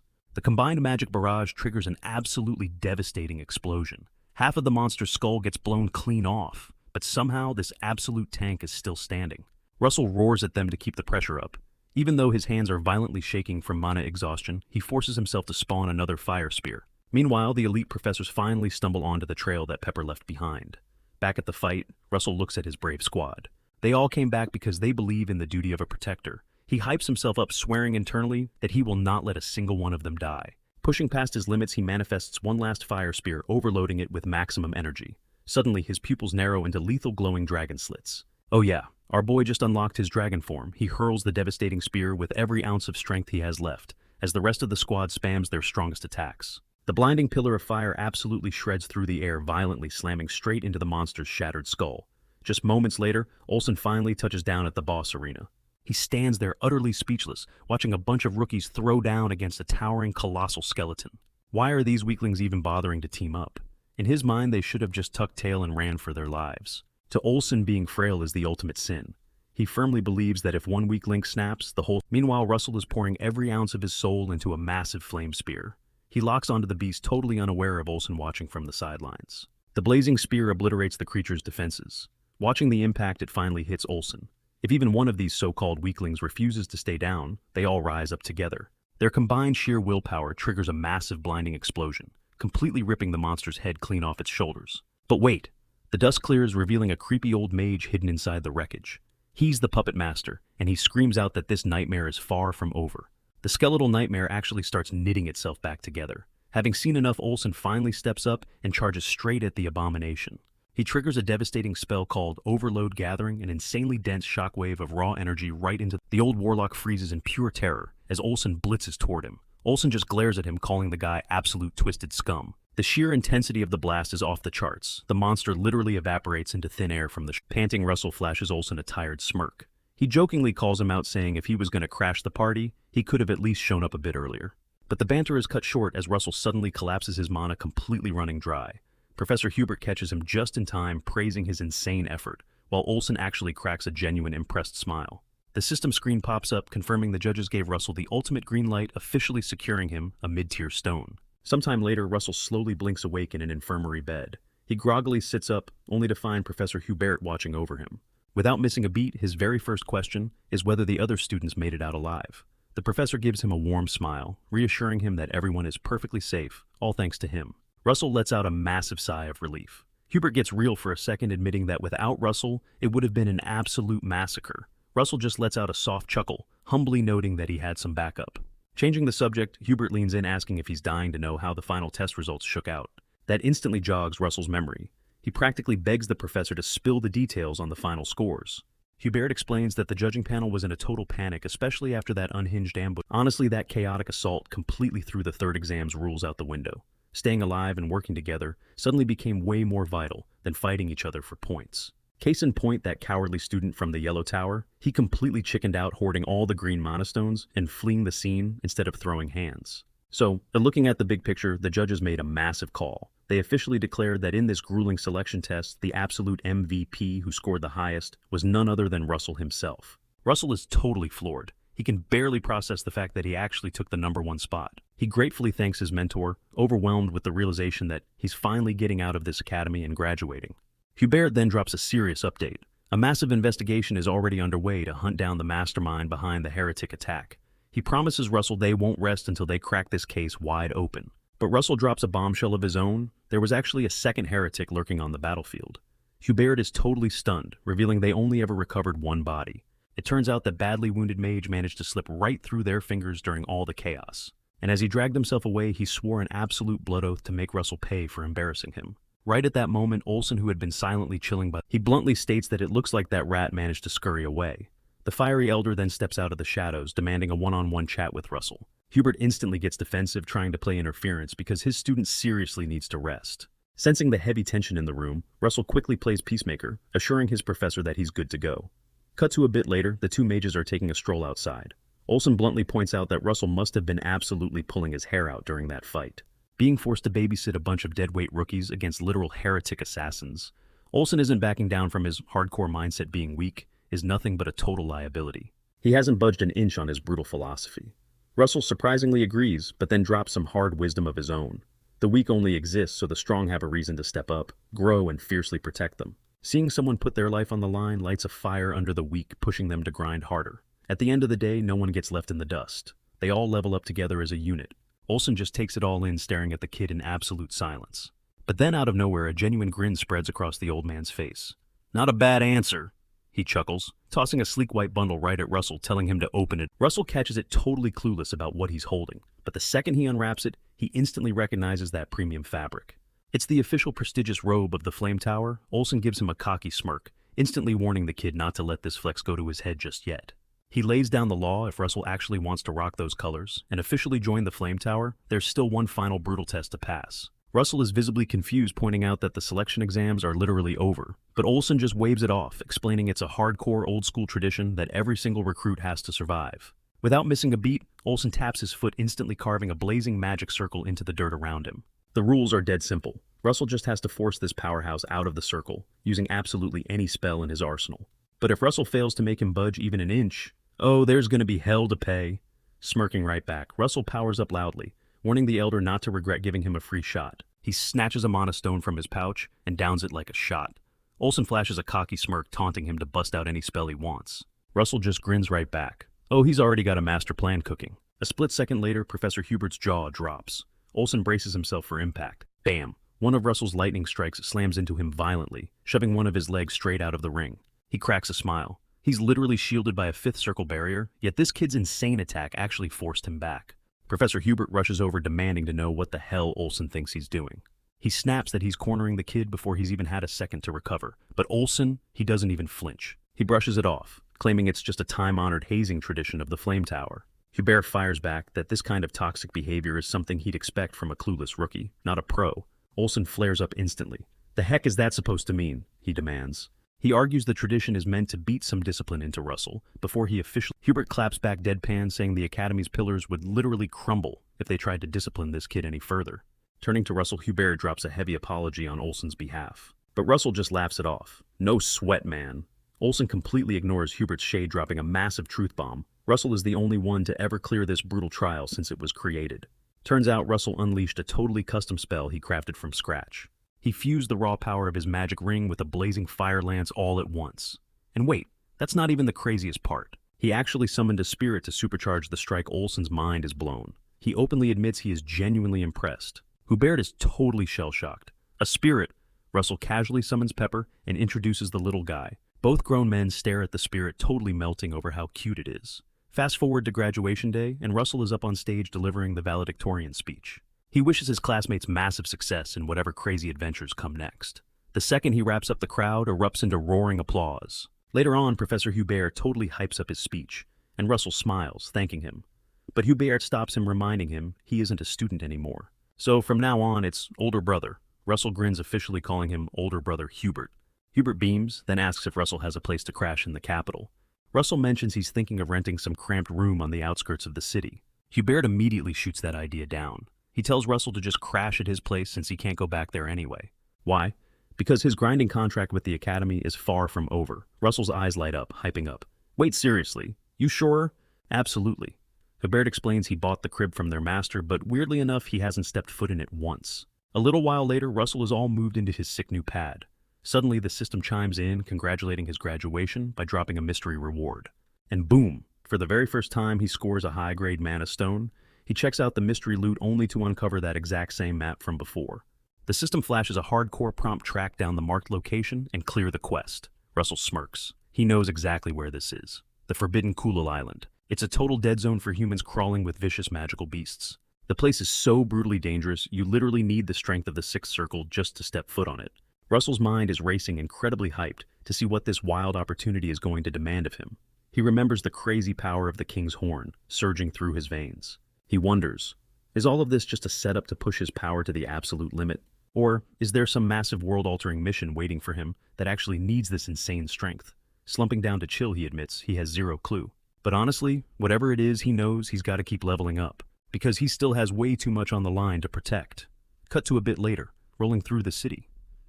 In a carriage, Olsen starts grilling Russell. He asks if it's the kid's first time hitting up the capital. Russell shakes his head. Nope, he's been here before. Then it clicks for Olsen, right? The kid belongs to the elite Raymond family. Makes total sense. Out of nowhere, the vibe shifts as Russell tells Olsen he's got a burning question. He asks about the shady mission assigned to Professor Huber, demanding to know if it's... Olsen just locks eyes with him, staying dead silent. Russell pushes harder, insisting that if there wasn't a connection, there's zero chance the professor would have made it back after they got ambushed. Olsen cracks a sly grin. Damn, this kid is sharp. He confirms the suspicion, dropping the truth. Hubert's top secret mission is to hunt down the heretic society. And honestly, he adds that calling those psychopaths a mere society doesn't even begin to cover their insane cult. Pumping with adrenaline, Russell steps up, begging to jump in on this mission. Olsen just freezes, completely thrown by the kid's guts. Are you for real right now? He asks. Locking eyes with the boy, Olsen instantly spots the dead serious fire in his gaze. Slowly, a smirk spreads across Olsen's face. He chuckles, telling the kid that real men are supposed to dream big. He swears he'll pitch Russell's name straight to the boss. Russell beams, thanking him. But Olsen drops a massive catch. He'll only make that happen if Russell manages to master a brand new spell before they even hit the capital. Russell just laughs, realizing the older guy is an absolute sucker for a good bet. Olsen leans in, introducing the spell as Overheat. Flashing a cocky grin, he straight up dubs this magic sudden death. Sparking up the energy, he breaks down how lethal this move actually is, where you basically crush all your mana into one ultra-dense pinpoint for a split second. He compares it to stretching your energy backward and letting it snap, exactly like a slingshot. Flashing a wicked grin, he challenges the kid to pull it off. Fast forward, they step out of their ride, ready to see if Russell actually has the juice to ignite Overheat. Russell takes a deep breath, funneling every drop of his raw power right into his palm. Without hesitating, he lets it rip straight at a massive boulder, as the heavy smoke clears out. A massive gaping crater is punched clean through the solid rock. Talk about a flawless execution. Olsen just beams, his mind absolutely blown that the kid just shattered every single one of his expectations. He is low-key stunned that Russell actually fused Overheat with his baseline fire magic. Honestly, he can't even remember ever seeing a prodigy this insane. But suddenly, Russell's hand starts shaking violently. Olsen steps in, warning him that Overheat demands brutal instant focus, and one slip-up could be fatal. He won't be able to just spam another attack right after using it. Russell nods in agreement, pointing out that pulling this move on a heavy-hitting opponent would be a massive gamble. Olsen just smirks. He tells the kid that's not always the reality, since the ultimate defense is just a devastatingly overpowered offense. Rolling into the glowing capital, Olsen brings up his earlier warning. You literally never know when a monster of a fighter is going to drop in. But he drops a major truth bomb, explaining that top-tier fighters constantly sleep on the underdogs. There's always that one split second where their guard totally drops. Meanwhile, a guy named Alan is casually helping an old dude hop down from a high ledge. Russell's eyes lock on to him, instantly recognizing the face. Olsen keeps preaching that in those exact life-or-death moments, your hidden trump card dictates who walks away alive. Fast forward, Russell meets up with Doraya. He gives her major props, thanking her for the insane advice that basically carried him to this elite spot. Flashing a warm smile, she congratulates him on officially making it into the Flame Tower. Then she drops some news, saying his timing perfectly lines up with a visit from Hemingway Melville, the heavyweight master of the Spear Tower. And he dragged along a prodigy mage from his turf. Going by the name Alan Page, Melville steps up loudly, wondering why on earth Doraya picked this exact specific day to set up a meeting. But now it totally clicks. She just wanted to brutally flex the genius disciple she's been secretly raising these past few years. Doraya straight up owns it. Brimming with pride, she brags that Russell is an absolute hero who wiped out a heretic at such a crazy young age. Russell locks his eyes back on Alan Page. A memory from his past life hits him hard, how Alan completely dominated, snatching the title of the youngest sixth circle mage in just a matter of years. He knows this guy is a total eccentric genius, the exact same legend who literally saved his life back then. Melville playfully roasts Doraya, telling her it totally makes sense to flex. But if they're looking at the raw stats objectively, Alan's skill level is just leagues above. Olsen just sighs, visibly exhausted by their endless petty bickering. Doraya claps back, asking Melville if he somehow forgot her new student is way younger. Melville brushes it off, saying he already knows. The two elders just keep throwing playful shade at each other, out of nowhere. Alan drops a hand heavily on Melville's shoulder. He casually mentions his master isn't normally this extra, but he instantly turns into a toddler the second he's around Daria. Melville absolutely loses it, barking at the kid and calling him a total brat for spitting out that kind of nonsense. But Alan just smirks, joking that the old man is probably just missing his glory days. He drops a quick reality check, reminding his master they still need to hit up the royal palace. Grumbling, Melville agrees. Alan steps right up to Russell, totally apologizing for his master acting so unhinged during their very first meetup. Russell just laughs it off as no big deal, but then he casually drops a bomb, admitting he's low-key bummed out because he really wanted to test his magic against him. Olsen is absolutely floored by the sheer disrespect.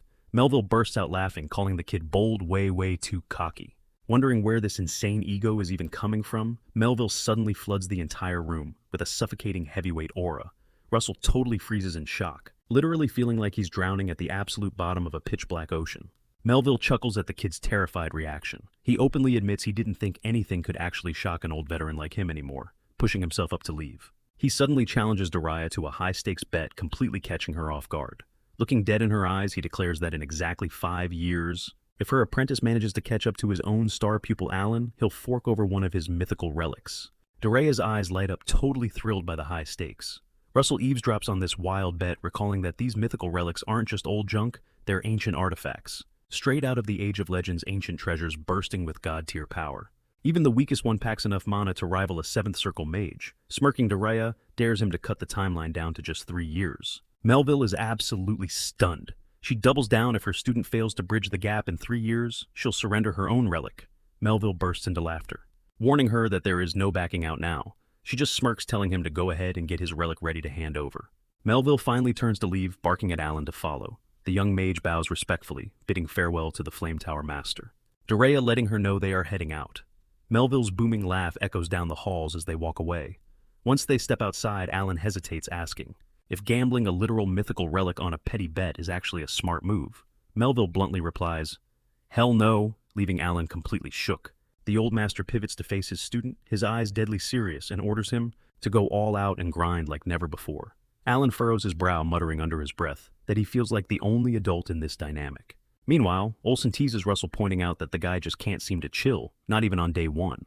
He casually asks if Alan is his buddy. Russell scrambles to apologize, internally panicking and wondering if he just messed up big time. Later on, Daria pulls Russell aside, mentioning that Olsen spilled the beans about him wanting to hunt down the heretic faction. Russell nods, confirming his resolve. Daria points out that his timing is insanely lucky. Their shadow network just dropped some fresh intel. They've tracked down the exact heretic scum who ambushed the academy. He was spotted lurking somewhere in Sudra, a so-called neutral city, trying to slip away solo. Russell's mind races. Sudra is notorious for being an absolute safe haven for criminals, which totally explains why the rat scampered off there. Daria explains that pinning this guy down should be a breeze for Russell, considering they have already thrown hands. The catch: the heretic is definitely packing heat and ready to strike back. She locks eyes with him, asking if he is still down to risk his neck. He catches her off guard, proudly declaring that he'll do whatever it takes to fulfill his duty as a guardian of the realm. Satisfied with his fire, Daria tells him to pack his bags. He ships out tomorrow morning. She promises to rig up a teleportation gate for him, reminding him to stock up on gear and supplies. Russell feels a massive wave of relief washing over him, realizing that he's officially taken the first step to rewrite fate and prevent Professor Hubert's tragic death. The very next morning, Russell hops into a carriage bound for Sudra. Inside, he's totally floored to find 2 top-tier potions stashed away, stuff he could never afford in his wildest dreams. He figures Daria must be low-key stressing over him, seeing as he's her rookie apprentice, despite greenlighting the whole deadly op. Mid-journey, a massive building catches his eye, and he decides to make a pit stop. It's the Louvre Museum, the exact spot where his crazy time-traveling saga kicked off. He sprints straight to the exhibit where he first laid eyes on the dragon heart. Staring at it, he reflects on the burning question he's had all along. Why did this insane miracle happen to him? His ultimate conclusion: it was destined to turn him into a powerhouse, so he could protect the innocent. Suddenly, a glowing holographic screen materializes right in his face, flashing a quest titled, "Acquire the Heart of the Dragon Race," featuring a totally mysterious reward. Right on cue, another pop-up chimes in. This one called Draconification, dangling the ability to tap into raw dragon energy on command. The prize 3 is intermediate stones. Russell quickly puts 2 and 2 together. Bagging the dragon heart means he has to pull off something incredibly massive, something worthy of a royal treasure. It's a near impossible grind, but not 0%.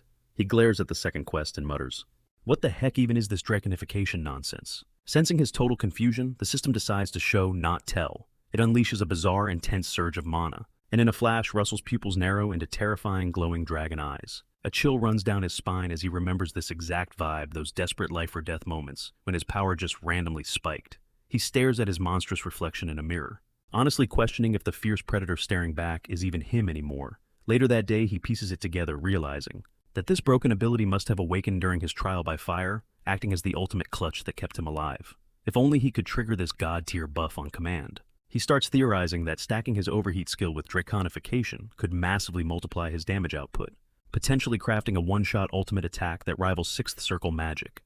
The glaring issue, he has zero clue how to actually trigger it. The skill only activates on its own, when he is literally staring death in the face. Pepper catches him venting about how this new Hitman mission is completely ruining his training schedule. The spirit figures out that unlocking draconification through basic boring practice is a lost cause anyway. Suddenly a light bulb goes off for Pepper, and she tries to drag Russell into a sparring session. Russell just keeps whining, complaining that no matter how hard he sweats or focuses, he just can't fake that desperate do-or-die adrenaline rush on demand.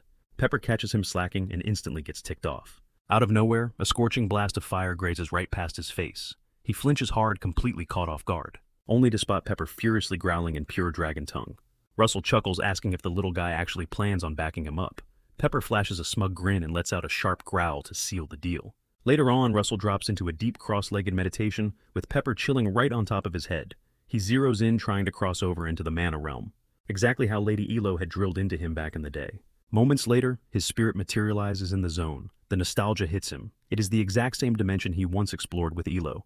Time moves completely differently here, compared to the real world, making it the ultimate hyperbolic time chamber for grinding his magic skills. The only catch, he is flying solo with zero sparring partners. But suddenly, a massive presence creeping up behind him makes his blood run cold. A colossal, awe-inspiring dragon manifests. It is straight up Pepper, in his true form. Russell's jaw practically hits the floor seeing this absolute beast. But Pepper just playfully nudges him. Russell gives him a quick shout-out for stepping up, but straight up admits he feels way too guilty throwing hands with his own buddy. Then he spots what Pepper actually brought to the table. A whole squad of spiritual beings dragged along just to act as punching bags. Russell busts out laughing, realizing he was stressing over absolutely nothing. One of the phantoms even rocks a humanoid shape. Flashing a cocky smirk, Russell cracks his knuckles, asking Pepper for one massive favor. Meanwhile, deep inside a shady tavern out in Sudra, a crew of spies drops intel to their boss. They leak that the heathens just ditched the city and ask if they should greenlight a pursuit. The head honcho barks out orders to gear up for a full-blown manhunt. He commands a guy named Jackson to ping Mr. Aya and warn him the board just flipped. Jackson locks in the command and reminds the whole squad to stay on their toes. But the boss just smirks, brushing off the tension. Word on the street is that a prodigy student, personally mentored by the legendary Jiraiya himself, is currently en route to back them up. He refuses to let some random hotshot swoop in and steal all his glory. A split second later, he signals his crew to roll out, and they vanish into the shadows to execute the hit. Cut to 3 days later, holed up in a grimy Sudra safe house, Jackson connects the dots. They desperately need that Flame Tower prodigy to arrive like yesterday. He channels a quick SOS through a crystal orb, reporting that the Flame Tower scouts have straight up vanished. Later that afternoon, the street rats catch wind of something totally bizarre. A scrawny-looking kid like Russell, just casually strolling through a deadly slum like Sudra. This entire city is a lawless neutral zone, basically a massive playground for outlaws dodging the authorities. Russell knows perfectly well that without the royal capital's teleport gate, he would still be trekking out in the wild. Even with the shortcut, the trip still drained a whole week. But thanks to his insane shadowboxing sessions back in the spirit realm, he feels like he just locked in months of hardcore leveling up.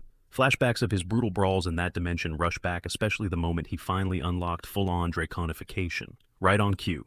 The system pops up confirming he successfully triggered the dragon's power on command, and that his badass dragon horns will manifest, scaling directly with his current level. The prompt also lays out the crazy buffs, while under draconification, his mastery over flame attributes is going to get a massive ungodly boost. But even with all that hype, the kid knows he is still dealing with some serious glitches. He shudders, remembering his clash against those nightmarish spirits in the Shadow Realm, and how his dragon mode tapped out after literally seconds, leaving him wide open for the beast to completely humble him. Flaw number 1. The ultimate form only lasts a pathetic 15 seconds. Flaw number 2, the recoil effect. It is basically a massive system overheat, turning him into an absolute sitting duck the second the timer runs out. While wandering the alleys, a massive wooden staff suddenly slams down, blocking his path. A sketchy thug cuts him off, mockingly asking if the little boy is lost. Flashing a greasy smirk, the thug offers to play tour guide for a fee, but Russell just gives him dead eyes. It is painfully obvious this clown is trying to mug him. Without even blinking, Russell yanks the staff right out of his grip and coldly fires back. What a crazy coincidence running into you here. The surrounding goons freeze up totally baffled. Cut to the aftermath after catching a brutal beatdown. The now heavily bruised thug happily escorts Russell straight to a joint called the Yellow Wyvern. Holding up their end of the bargain, the two battered muggers bow at a perfect 90-degree angle, nervously wishing him an excellent trip. Russell just chuckles in his head, thinking these absolute losers are nothing but cannon fodder, and shoos them away. The moment he pushes through the tavern doors, he spots Jackson playing the role of a bartender. Russell grabs a seat at the counter, and Jackson casually asks for his poison. Deadpan Russell orders a cocktail cut from Red Drake mixed with 12-year-old Briggs. Some random drunk nearby bursts into a coughing fit of laughter, calling Russell completely unhinged for ordering a drink that mixes pure hardcore spirits, pushing past 70% alcohol. Honestly, Russell knows one sip of that toxic sludge would instantly flatline him, but he is not thirsty. That insane drink order is the top secret password for the Flame Tower.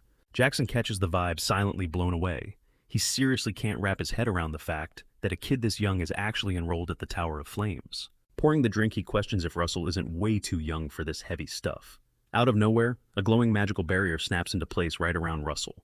Jackson hits him with the facts. It's a soundproofing hex to keep the eavesdroppers out. He finally drops his real name, spilling that he's a Red Tower mage dispatched on a Black Ops mission, playing the part of the Yellow Wyvern's manager to stay totally off the radar. Russell shoots back his own intro and pitches taking this conversation somewhere way more private. Stepping out into the open air, Russell immediately presses for intel on the recon squad, who vanished into thin air 3 days ago. Jackson nods, confirming the grim reality. According to the latest drop, the scouts were tracking straight toward the desert ruins, hunting down the exact same warlock who jumped Russell in the first place. Russell questions if they walk straight into an ambush, but Jackson shoots that down. Those guys are seasoned pros. They don't do sloppy work. When Russell asks for a map of the ruins, Jackson is visibly thrown off. Why would a kid need that? Straight up, Russell declares he's going in to pull off a rescue mission. Jackson immediately slams the brakes. Soloing that place? Absolute suicide. Those ruins sit right on the Empire's edge, a straight-up death zone. Russell can easily read the room. Jackson totally doubts his combat level, and the older mage strongly pushes for him to just sit tight and wait for backup. Boom! Russell flares up his mana aura, totally paralyzing the guy with sheer pressure. Jackson flashes back to the rumors. Supposedly this kid only hit the 4th circle recently, but the massive energy radiating off him hits way closer to absolute 5th-tier wizardry. The wildest part? He's handling that insane output like it's absolute child's play. Choking under the crushing weight of Russell's mana, Jackson coughs, quickly backpedaling and admitting he judged way too fast. He caves, handing over the route to the ruins. Russell flashes a smirk. A little flex goes a long way. Meanwhile, hidden somewhere deep in Sudra, the runaway warlock is delivering his status report. Straight to the top dogs of the heretic cult. He brags about leaving a perfect breadcrumb trail exactly as commanded. Shrouded in shadows, the two dark sorcerers hype him up for a flawless execution, practically drooling as they claim they can already smell the fresh blood of the investigators walking right into their trap. The next morning, Russell treks out into the unforgiving desert ruins, chugging from a water flask. He's totally kicking himself for ignoring the insane heat warning. Realizing he seriously should have leveled up his ice magic for this trip, he just dumps the rest of the water over his head. It is absolutely baking out here. Finally, a massive stone structure looms in the dead center of the wasteland, the absolute last known ping of the missing squad. Scanning the perimeter, he spots a crazy amount of entryways scattered all over the fortress. Russell does the math. If this was just a simple search and destroy bounty on the cultists, he'd just nuke the whole site and smoke them out. But since the recon team is likely chained up as hostages inside, going loud is a massive no-go. He's gonna have to breach this place up close and personal. Betting heavy on the fact that the front doors are rigged with death traps, he decides to flip the script and take an impossible angle, launching himself onto the roof. He crashes straight through the ceiling, casting a slick wind spell to cushion his drop like an absolute pro. Sticking the landing smoothly, he lets out a huge breath. 0 tripwires ready to blast him to pieces, peering through the gloom. His eyes lock onto this colossal ancient mural, showcasing a warrior throwing down side by side with a massive dragon. The dark-haired dude next to the beast radiates total gladiator energy. Scanning the edge of the artwork, Russell catches a glimpse of the enemy. But that chunk of the wall is completely clawed out. Right as he's analyzing it, a voice slices through the silence. Well, ain't this a massive surprise? He snaps around. It's the exact same creepy warlock from before. The guy lets out an ugly snicker, mocking the fact that some preppy academy kid is actually the one trying to hunt him down. And flanking him from every angle, a literal army of enemies locking down the room. The warlock flashes a wicked grin, hype that Russell was stupid enough to show up solo. Saves him a whole lot of tracking. The mob, a terrifying legion of reanimated undead grunts. Keeping his villain shtick going, the warlock promises to gift Russell a gruesome death as a thank you. Russell just chuckles, asking if the guy didn't run a little too far. For someone who talks such a big game, Triggered, the dark mage's eyes ignite with pure rage as he screams for Russell's head. The undead horde swarms forward. The warlock internally gloats. These aren't basic zombies. These are the rotted corpses of elite frontline soldiers, meaning their combat stats are insanely higher than any trash mobs Russell has faced before. He flashes an ice-cold smirk, fully convinced this ruined hall is about to become the kid's permanent grave. But Russell reacts in a split second, blasting a raging firewall completely around himself. The exact same move he used last time. The warlock is baffled, mocking him for spamming the identical spell. Russell just laughs it off, warning him that it's definitely not a repeat. This time it hits different. He gets a flashback, remembering that his epic dragon transformation wasn't the only broken skill he grinded during his brutal training arc over in the spirit realm. Channeling that hardcore grind, he starts expanding the blazing dome. Then he casually injects a vector formula straight into the magic circle to give it momentum, evolving it into a massive rolling tsunami of pure fire. The swarming army of undead is hopelessly boxed out, unable to push through the blistering heat. Boom! The inferno suddenly detonates with terrifying power, blasting violently outward and totally swallowing the undead freaks whole. The savage flames reduce every single one of them to absolute ash. Flames swallow the entire chamber. The mage just stands there absolutely paralyzed, watching a massive tidal wave of fire incinerate his entire army. It was never supposed to be a total wipeout like this. As the smoke clears, Russell steps right up to him. "I can see you hiding," he taunts. Pure panic grips the mage. That's impossible. He's wearing a high-tier invisibility cloak. How the hell did this kid pull off a mana detection spell? Right in the middle of an inferno. He curses under his breath. The realization hits him hard. He's completely screwed, and running isn't an option anymore. Russell lunges forward, a savage grin spreading across his face. "Way too late for that," he snaps. The blast that follows is absolutely deafening, blowing the entire ancient ruin to pieces. Miraculously, the guy survives, but he drops to his knees, hacking violently as dark blood spills past his lips. Is this really his absolute limit? Russell closes the gap, looking down at him. "Just surrender. Save us both the headache." I can't," the man gasps out. Russell raises an eyebrow. "What's that supposed to mean?" Dragging his battered body upward, the mage croaks out that he doesn't even own his own soul anymore. And worse, he traded his own flesh and blood for power. "I threw away literally everything I had," he screams in pure despair. Out of nowhere, two shadowy figures pop up on the crumbled walls, diving right through the ceiling, while Russell's guard is down. The woman Beth unleashes a vicious skill called Demonic Claw, while the guy whips out a dark spell known as Nightmare Tail. These are definitely the big bosses the broken mage was reporting to. Russell whips around just as the duo bombards his spot with lethal magic, burying the entire battleground under a massive cloud of dust and debris. As the haze finally clears, the psychotic girl sneers down at the bleeding mage. "Wow, looking great down there, buddy," she taunts mockingly. Her masked partner steps up, admitting that while this loser was only meant to be bait, it's honestly downright pathetic that some random kid beat him to a pulp. The girl chimes back in, dripping with sarcasm, telling him that the whole dying rat aesthetic really works for him. Barely conscious, the mage manages to choke out the truth. Russell is their primary target. He's the personal disciple of the Flame Tower Master. The cultists freeze. Hearing the name Duria makes their faces instantly contort into pure, unfiltered rage. Cut back to Russell, who completely tanked their ambush using a hardcore mana shield. He drops the barrier, his eyes cold. "Trash like you need to keep my master's name out of your filthy mouths." Ping, a glowing system screen suddenly flashes in his vision. New quest drop: capture at least one of these three cultist freaks alive, or slaughter them all. The cultists lock eyes with him, and the masked guy lets out a dark chuckle. "Shame," he grunts. "I really was hoping you'd just die fast." The crazy girl nods eagerly, cackling like an absolute maniac. She spits pure venom at Duria's legacy, hyping up that his golden boy is going to suffer before he drops. Beth boldly promises to rip him apart, turn his corpse into a sick meat puppet, and force it to dance right on the Flame Tower's front steps. Done playing around, the masked leader barks an order at the broken mage. "Xavier, lock down the exit right now." As he shouts, he unleashes his devastating Nightmare Tail, while Beth completely barricades the cavern using the skeletal remains of dead grunts. She revs up her demonic claw, a twisted smirk on her face. "Oh, things are about to get real ugly." Russell quickly sizes them up. These aren't your typical low-level mobs. Instead of cowering in the dark and throwing weak zombies at him, they're stepping up for a brutal melee fight. He realizes these cultists are playing in a totally different league compared to the cannon fodder he's wiped out so far. The psycho girl screams out, daring him to make the first move. "Well, are you coming, or are we going to have to rip you apart first?" Russell stays completely chill. "Just one quick question before we do this," he says casually. "What exactly did you freaks do to the Vanguard scouts that came here before me?" The masked guy narrows his eyes in genuine confusion. "What Vanguard?"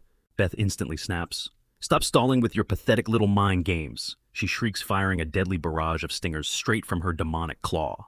The boss fight officially kicks off. Russell wildly sidesteps the attack, his mind racing. Why the hell are they totally clueless about the missing scouts? But before his boots even touch the ground, the masked leader cracks his shadowy nightmare whips. The dark tendrils lash out at god-tier speed. But Russell violently weaves through the strike zone. He tries to read their faces. Are they actually clueless or just god-awful actors? Whatever, he'll just beat the truth out of them himself. Beth growls like a feral animal as he keeps dodging her hits, screaming that he's a gutless coward. But then Russell completely drops his defensive stance. Playtime's over. He instantly summons his blazing inferno spear. With zero effort, he deflects her heavy demonic claw, leaving Xavier absolutely floored. The bleeding mage screams that it's the exact same legendary weapon that literally vaporized their giant skeleton boss earlier. Instead of backing down, Beth cackles like a maniac. Now we're talking. This is getting hype. She violently throws her arms up, manifesting two colossal shadowy hands fueled by her demon magic. Slamming them together to max out her damage output, she literally forges her own wicked demonic spear. A sick, twisted grin spreads across her face. Let's play a game, she laughs. Want to bet whose spear cuts deeper? Russell doesn't say a single word. He just locks eyes with her, his glare absolutely icy. As she launches forward, the masked guy yells at her to hold the line, but she totally ignores his warning. She dive-bombs straight at Russell, screaming that her partner is pathetic for being scared of a literal kid. Russell squares up as she lunges right at him. Their weapons violently clash, sparks flying as her demon claw spear completely shatters on impact. Beth's eyes go wide with pure unfiltered shock. She glances down, and her arm is literally gone. She screams at the top of her lungs, reality hitting her, that her limb just got sliced clean off. Out of nowhere, the masked guy cracks his whip and snaps Beth's head right off, leaving Russell totally frozen in disbelief. He mutters curses under his breath, spitting that it's her own fault for going rogue when he specifically told her not to. Turning his attention to Russell, he calls him out as the Flame Tower's disciple. He straight up admits they're on opposite sides, but gives props to Russell's insane skills. His eyes start glowing as he spins his whips into a deadly web around him, blasting out a heavy wave of mana. Russell just stares, totally confused, waiting to see what this guy is about to pull. The masked dude announces that the warm-up is over. He's about to rip him to shreds using everything. A massive tornado of whips erupts, forcing Russell to jump back just in time to dodge the lethal strikes. He taunts Russell, boasting that no matter how cracked he is, there's zero chance he can block attacks coming from every single angle. Suddenly, a massive inferno explodes right where Russell is standing. The man pauses, sensing something off. In the blink of an eye, Russell spawns right up in his face, rocking a totally arrogant smirk. The cultist's eyes practically pop out of his head. He just realized Russell literally teleported. Channeling every ounce of his power into one hand, Russell hits overheat mode. He blitzes forward at blinding speeds, fully utilizing his mage body. Bam! He buries a devastating punch straight into the guy's gut. The man chokes on his own breath, completely blindsided by the heavy hit. Xavier watches the whole thing go down, absolutely speechless. He stares at Russell towering over the downed cultist, totally mind-blown by what just happened. Realizing his teammate is actually dead, Xavier starts shaking with pure rage. They're losing again. He mutters that there's no way it ends this easily. He curses the masked guy's arrogance, dragging him for acting like the main character just a second ago. Right next to Beth's lifeless body, something glowing red catches his eye. An artifact. A dark idea clicks in his head. Meanwhile, the battered whip user is barely hanging on. He groans, begging Russell to quit playing games and just end his misery. But Russell coldly tells him to shut his mouth. Grabbing him by the scalp, Russell summons a blazing firebolt, demanding some real answers. He asks one more time, what exactly happened to the scout team? The guy spits blood at him and snaps. Why do you keep obsessing over them?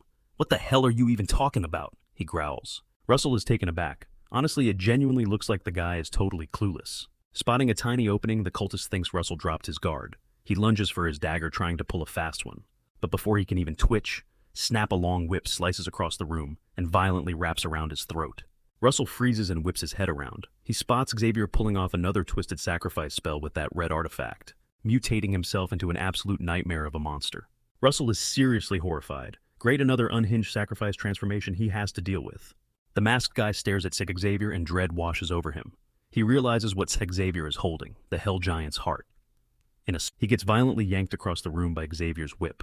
Xavier keeps chanting like a maniac, gambling his own life and sacrificing his allies to fuel this sick ritual.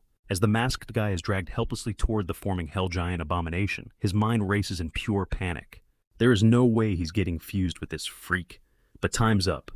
The whip reels him in, and his body gets brutally pierced, melting into the beast piece by bloody piece. Xavier calls out to the monstrous creation, commanding the abomination to descend. The sacrifice is complete. Suddenly, the colossal mass of shadows takes its true form. It morphs into the terrifying creature known as the Abomination. The sheer mana radiating off this thing is so suffocating. that Russell starts questioning what the hell is even happening. Ding, a system prompt pops up, letting him know the quest just got updated.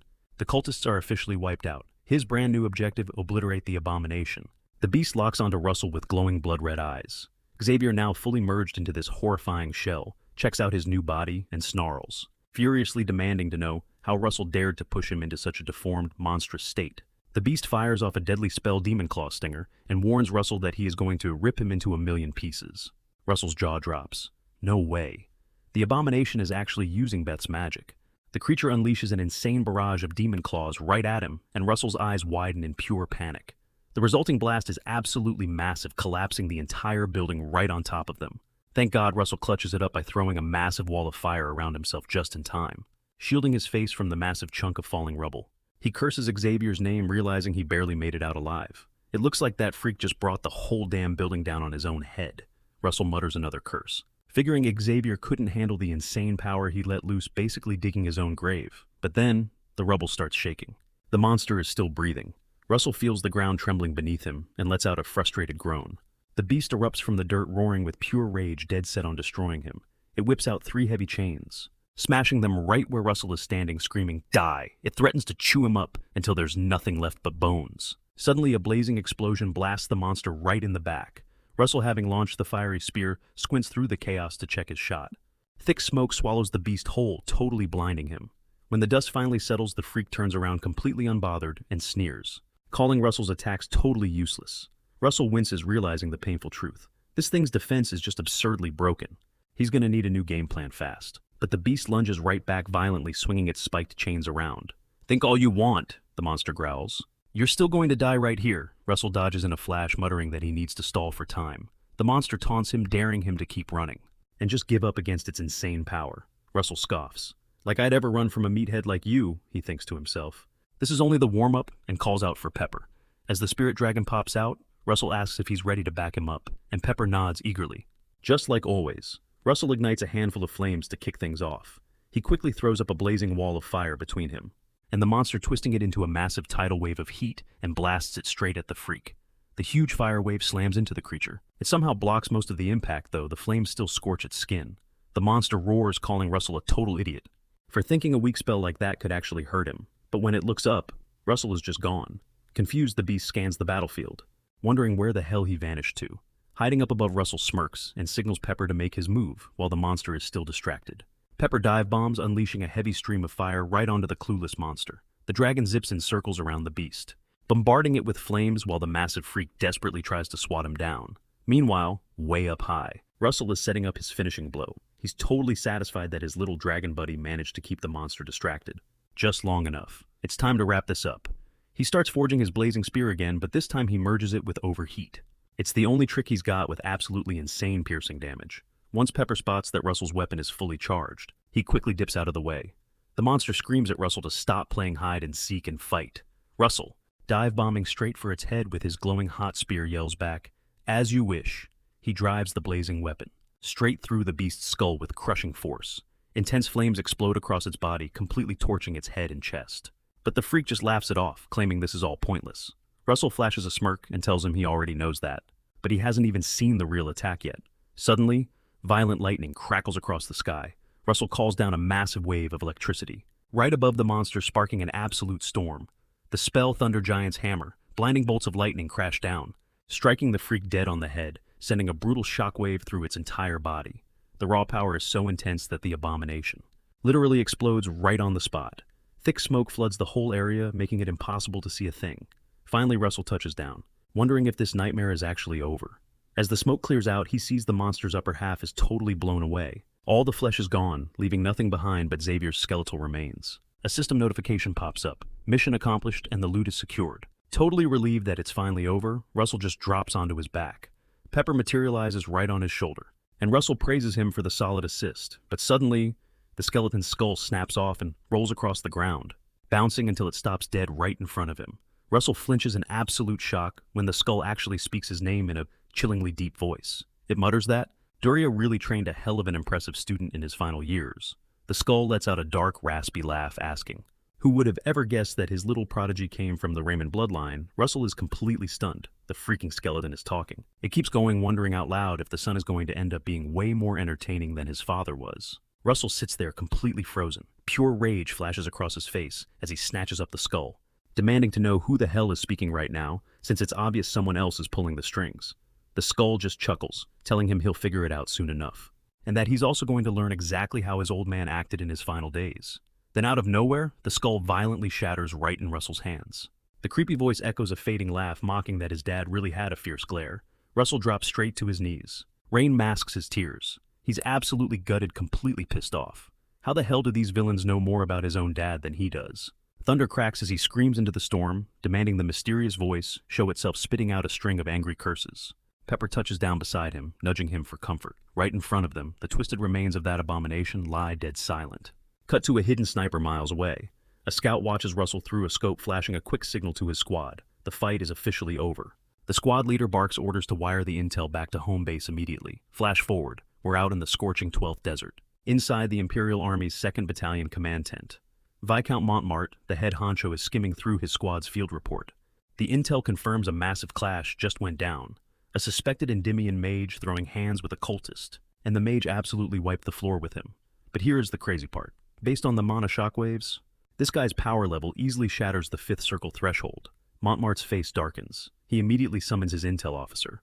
Montmart is fuming. He demands to know how a powerhouse mage waltzed right up to their borders, without triggering a single alarm. The intel guy starts sweating and stammers out an apology. He scrambles to explain that they had 0 radar pings about any top-tier mages leaving Endymion. Another officer chimes in. What if this guy is a total rookie? He mentions a wild rumor floating around. The Tower of Flame just recruited their youngest prodigy ever. The intel guy tries to brush it off. If the kid is just a fresh grad, there is 0 reason to panic. He's basically harmless, right? At least as long as he stays on his side of the fence. You absolute idiot, Montmart snaps. He points out that this so-called fresh grad is already blasting past the 5th circle. That makes the kid a walking nuke for Endymion's future lineup. The entire tent goes dead silent. The commander pinches the bridge of his nose with a heavy sigh. He mutters, "Damn it," admitting he really didn't need this massive headache today. But reality check. He has no other option. He finally breaks. They are going to have to unleash that psycho to clean up this mess. A mystery menace waiting in the wings. Meanwhile, back under the blistering desert sun, Russell is chilling on top of a massive sand dune. He takes a slow sip from his canteen, totally zoning out. His brain is on overdrive, looping the crazy events over and over. Did that cult freak actually murder his dad? He shakes his head. Snap out of it, he tells himself. Right now, the only mission that matters is finding those missing scouts. Plus, with shadows tracking his every move, one slip up could be fatal. Glancing sideways, he catches movement on the horizon. Outlines in the haze. He figures they've got to be Imperial scouts. Since no one's shooting yet, they're probably just playing Peeping Tom for now. But then, a totally out-of-place figure materializes on the sand. He squints against the glare. The creepy shadow starts giving off a faint, eerie glow. Russell goes full throttle, using his superhuman mage speed to close the gap instantly. But right as he's about to make contact, poof, the figure vanishes into thin air. Boom! A vicious slash rips across his cheek out of absolutely nowhere. He stumbles hard. Scrambling back to his feet, he panics. Was that just an illusion trap? A ping, a blue system screen pops up. Boss music activates. He just triggered an enemy way out of his current weight class. A brand new quest drops. Objective: escape this psycho's domain without taking another hit. The loot, 5 mid-grade mana stones. Russell is low-key terrified. He slowly looks up to face his attacker. It's a swordsman, and Russell's blood runs ice cold. He knows that face. Spondam. The guy flashes a wicked, dead-eyed grin. Oops, I was totally aiming to take your head clean off just now, he taunts. He chuckles, noting that the rumors about a monster mage breaking the 5th circle weren't just hype after all. Russell glares daggers at him. This guy is one of the Empire's most broken heavy hitters, a direct disciple of Ma Cry, the legendary swordmaster. Spandam's grin stretches into absolute insanity. Oh, slicing you to ribbons is going to be so much fun, Russell mutters under his breath. The only title fitting for this guy is Spandam the Bloodthirsty Psycho. The swordsman tilts his head, genuinely caught off guard. He's shocked the kid actually knows his name. He levels his blade right at Russell's chest. Well, that's a relief, he sneers. Russell is paralyzed, his face locked in a dead serious tense scowl. Spandam bursts out laughing. Since you know exactly who I am, digesting the absolute hell I'm about to put you through should be a piece of cake. Russell's trauma floods back. He knows exactly why they call him a psycho. Spandam's blade ignites with a sick purple aura, triggering a massive flashback. In his past life, just passing this guy on the road meant watching an entire mercenary crew get slaughtered in a pure bloody frenzy. Russell barely made it out alive that day, and that was only because Alan saved every single one of them would have been totally wiped off the map. Cue the flashback. Right as Spandam gears up to brutally execute Russell, Alan Page crashes the scene out of nowhere. Spandam doesn't even flinch. He just flashes that same unhinged smirk.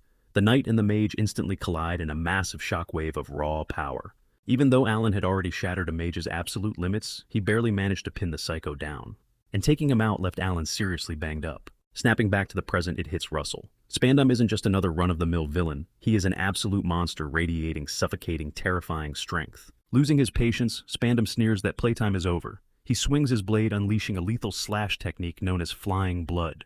Russell instantly throws up a heavy 5-stack magic barrier, but the crimson wave crashes down, ripping through every single layer like wet paper.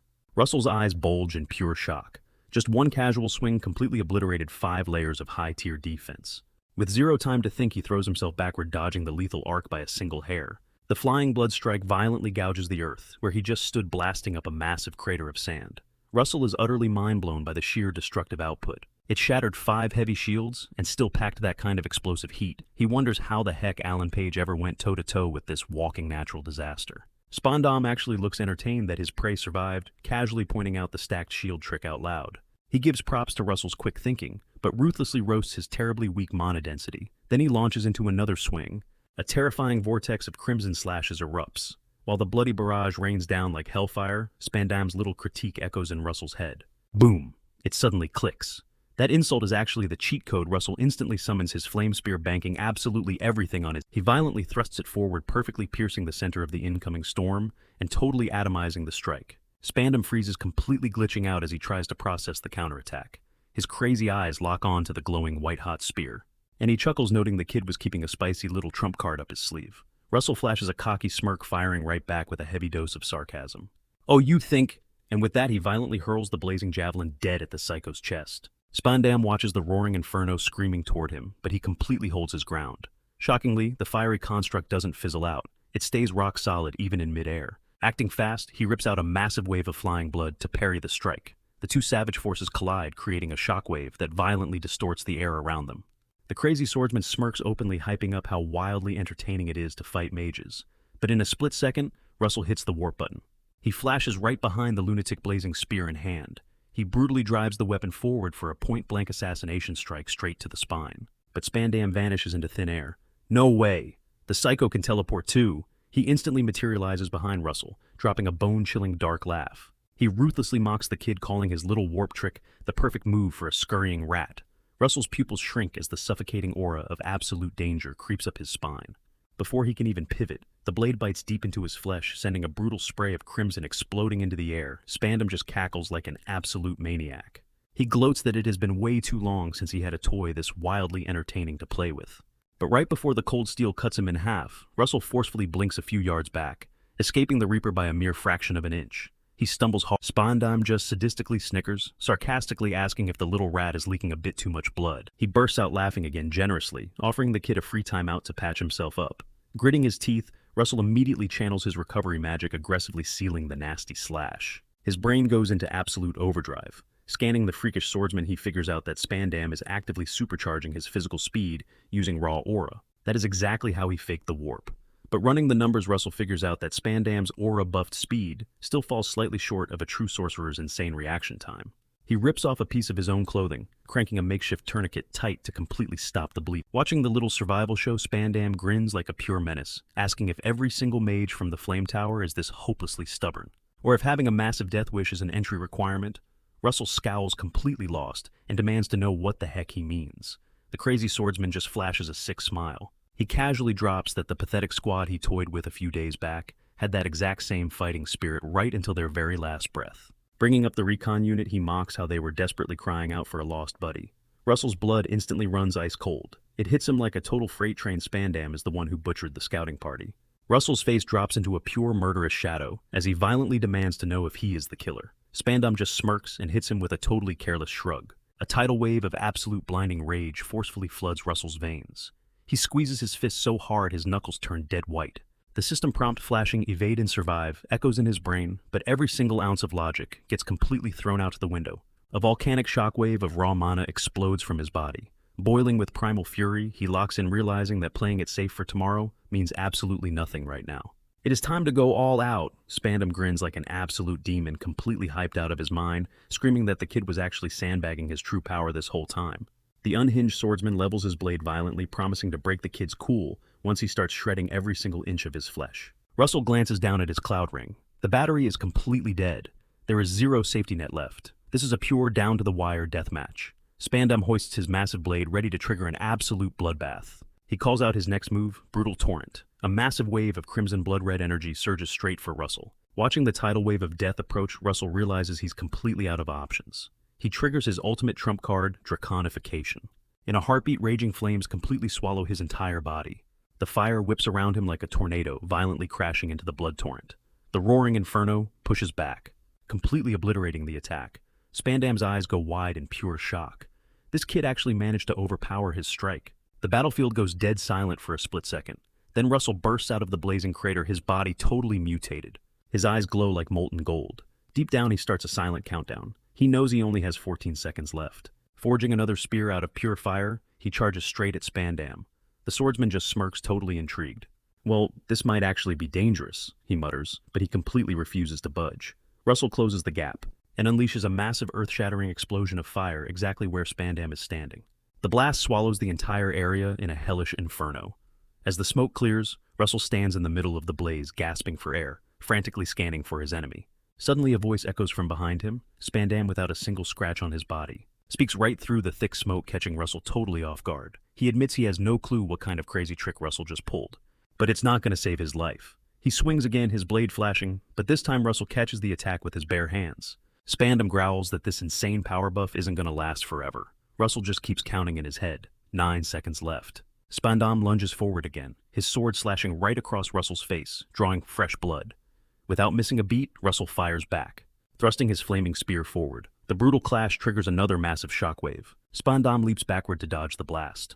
Russell glances down, only 6 seconds left on the clock. Spandam scoffs, mocking him that if this little power boost can't secure the kill, it's totally useless. Launching himself high into the sky, he screams, "Let's end this right now," and unleashes his ultimate move, Cyclonic Typhoon. A massive devastating storm of blood-red slashes begins swirling like a crimson hurricane. Russell glares, watching the chaotic vortex rip through the air. The swordsman dives straight down the middle, aiming to shred him into absolute pieces. Russell braces himself and meets the devastating strike head-on with his flaming spear.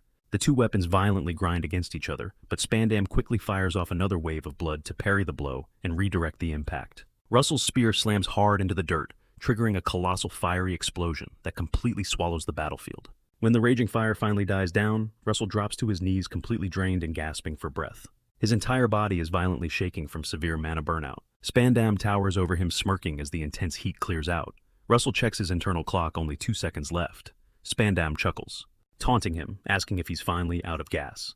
But Russell slowly looks up, his eyes burning with absolute resolve. He's got one last trick up his sleeve. He softly whispers, "I still have 1 second left." He violently slams both hands into the dirt. A massive shockwave of pure mana erupts all around him. The spell he's casting, it's straight out of the legendary Sixth Circle. A tier of magic so insanely high it shakes Spandam to his absolute core. The ground beneath their feet suddenly splinters apart, and raw fire blasts upward. The massive crack rips open, and Spandam finally looks genuinely terrified. The raging flames instantly melt into glowing molten magma, transforming the entire battlefield into the scorching heart of a live volcano. Russell literally turned the arena into a lava pit, using a broken Sixth Circle spell called Fusion. In a quick flashback, we see Russell back in his study days, grinding away in Professor Hubert's library.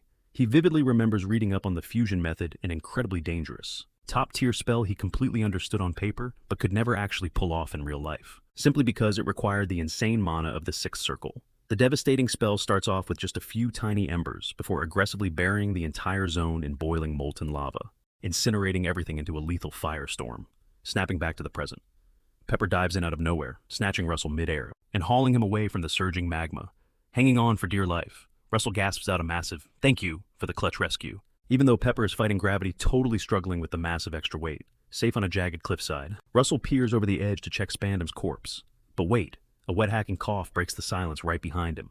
Russell whips around. Spandam is somehow still breathing, leaking blood everywhere with his entire arm hacked off. Russell marches right up to him, igniting a blazing fireball and pointing it dead at the guy's skull. He coldly demands any final words. The crippled swordsman shakes in pure silence, until a twisted smirk creeps across his face. He actually asks if Russell thinks this whole messed-up situation is funny. The guy starts ranting about the Guardians spitting out how the higher-ups toss them into the meat grinder under the fake banner of protection, but totally ghost them when it comes to a way out.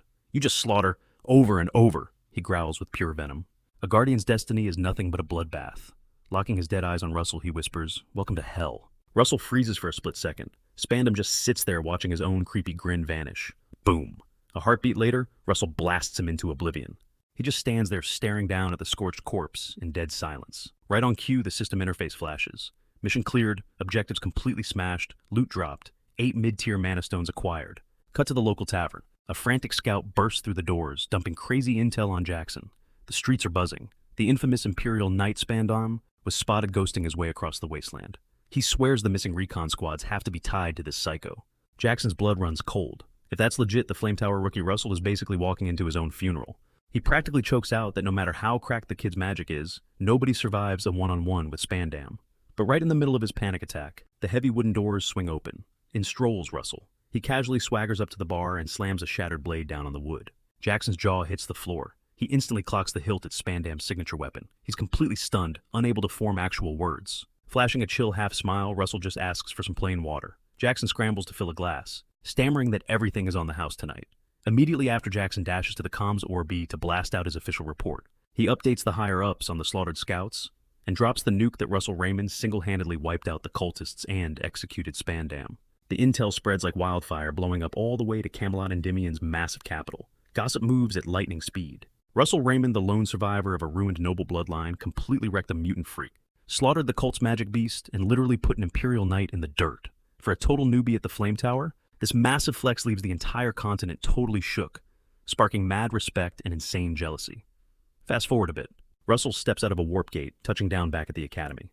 The second he drops in, his mentor Daria rushes over looking like she just dodged a heart attack. Olsen and Hubert are visibly shook, while the rest of the crowd is caught between hardcore fanboying and bitter jealousy. Daria gently ruffles his hair, whispering a huge thank God that he made it back in one piece. Meanwhile, Master Melville scans the damage report and starts chuckling, realizing their little bet just leveled up. Alan skims the data too, dropping a low whistle. He admits the kid is way more OP than anyone guessed. Across the board, people are losing their minds, half hyped, half completely triggered. But thousands of miles away, the grim news finally lands on the desk of McCrae Hughes, the absolute apex swordmaster of the Empire and Spandam's hardcore mentor. His star pupil is dead. McCrae casually buffs his razor-sharp blade and coldly demands if that's all the intel they managed to scrape up. The grunts are literally shaking in their boots, nodding yes. The boss's bloodlust is suffocating. He snarls a brutal promise. If his boy is dead, he's taking an eye for an eye, an apprentice for an apprentice. He plunges his greatsword straight into the bedrock. The raw, insane pressure erupts into a massive dark shockwave, violently ripping through the surrounding woods, vaporizing every single tree in its path. Anyone tuned into the gossip from Endymion to the Empire knows exactly what time it is. Russell Raymond just put a massive target on his own back. With McCrae's eyes glowing with pure unhinged murder, the warlord swears to drag the kid to hell, no matter the price. Fast forward. Russell links up with Master Daria for the official debrief. She looks him dead in the eye, asking if those cult freaks actually had a hand in his dad's murder. Russell just gives a cold, silent nod. Sighing heavily, Daria drops the hard truth. Way too much data got completely scrubbed during the Great War. The truth might be buried deep in the shadows, but it hasn't completely vanished. Gently wrapping her hands around his, she whispers that she's absolutely certain of one thing. If they keep hunting down those cultists, the answers will surface. She promises him that both she and the entire Flame Tower will always have his back. Russell gives her a look of profound gratitude. Moments later, the carriage rolls to a halt as the driver calls out their arrival. Daria turns to him saying she hopes he can push his doubts and trauma aside for the day and just soak in the sheer scale of knowledge waiting for him. Stepping out, they approach a massive, awe-inspiring structure. Inside, an epic assembly is in full swing. This is the Magic Tower Council, a heavy-hitting elite coalition that brings together over 20 absolute legends, the Tower Masters from all across Endymion. And today, every single one of them has shown up.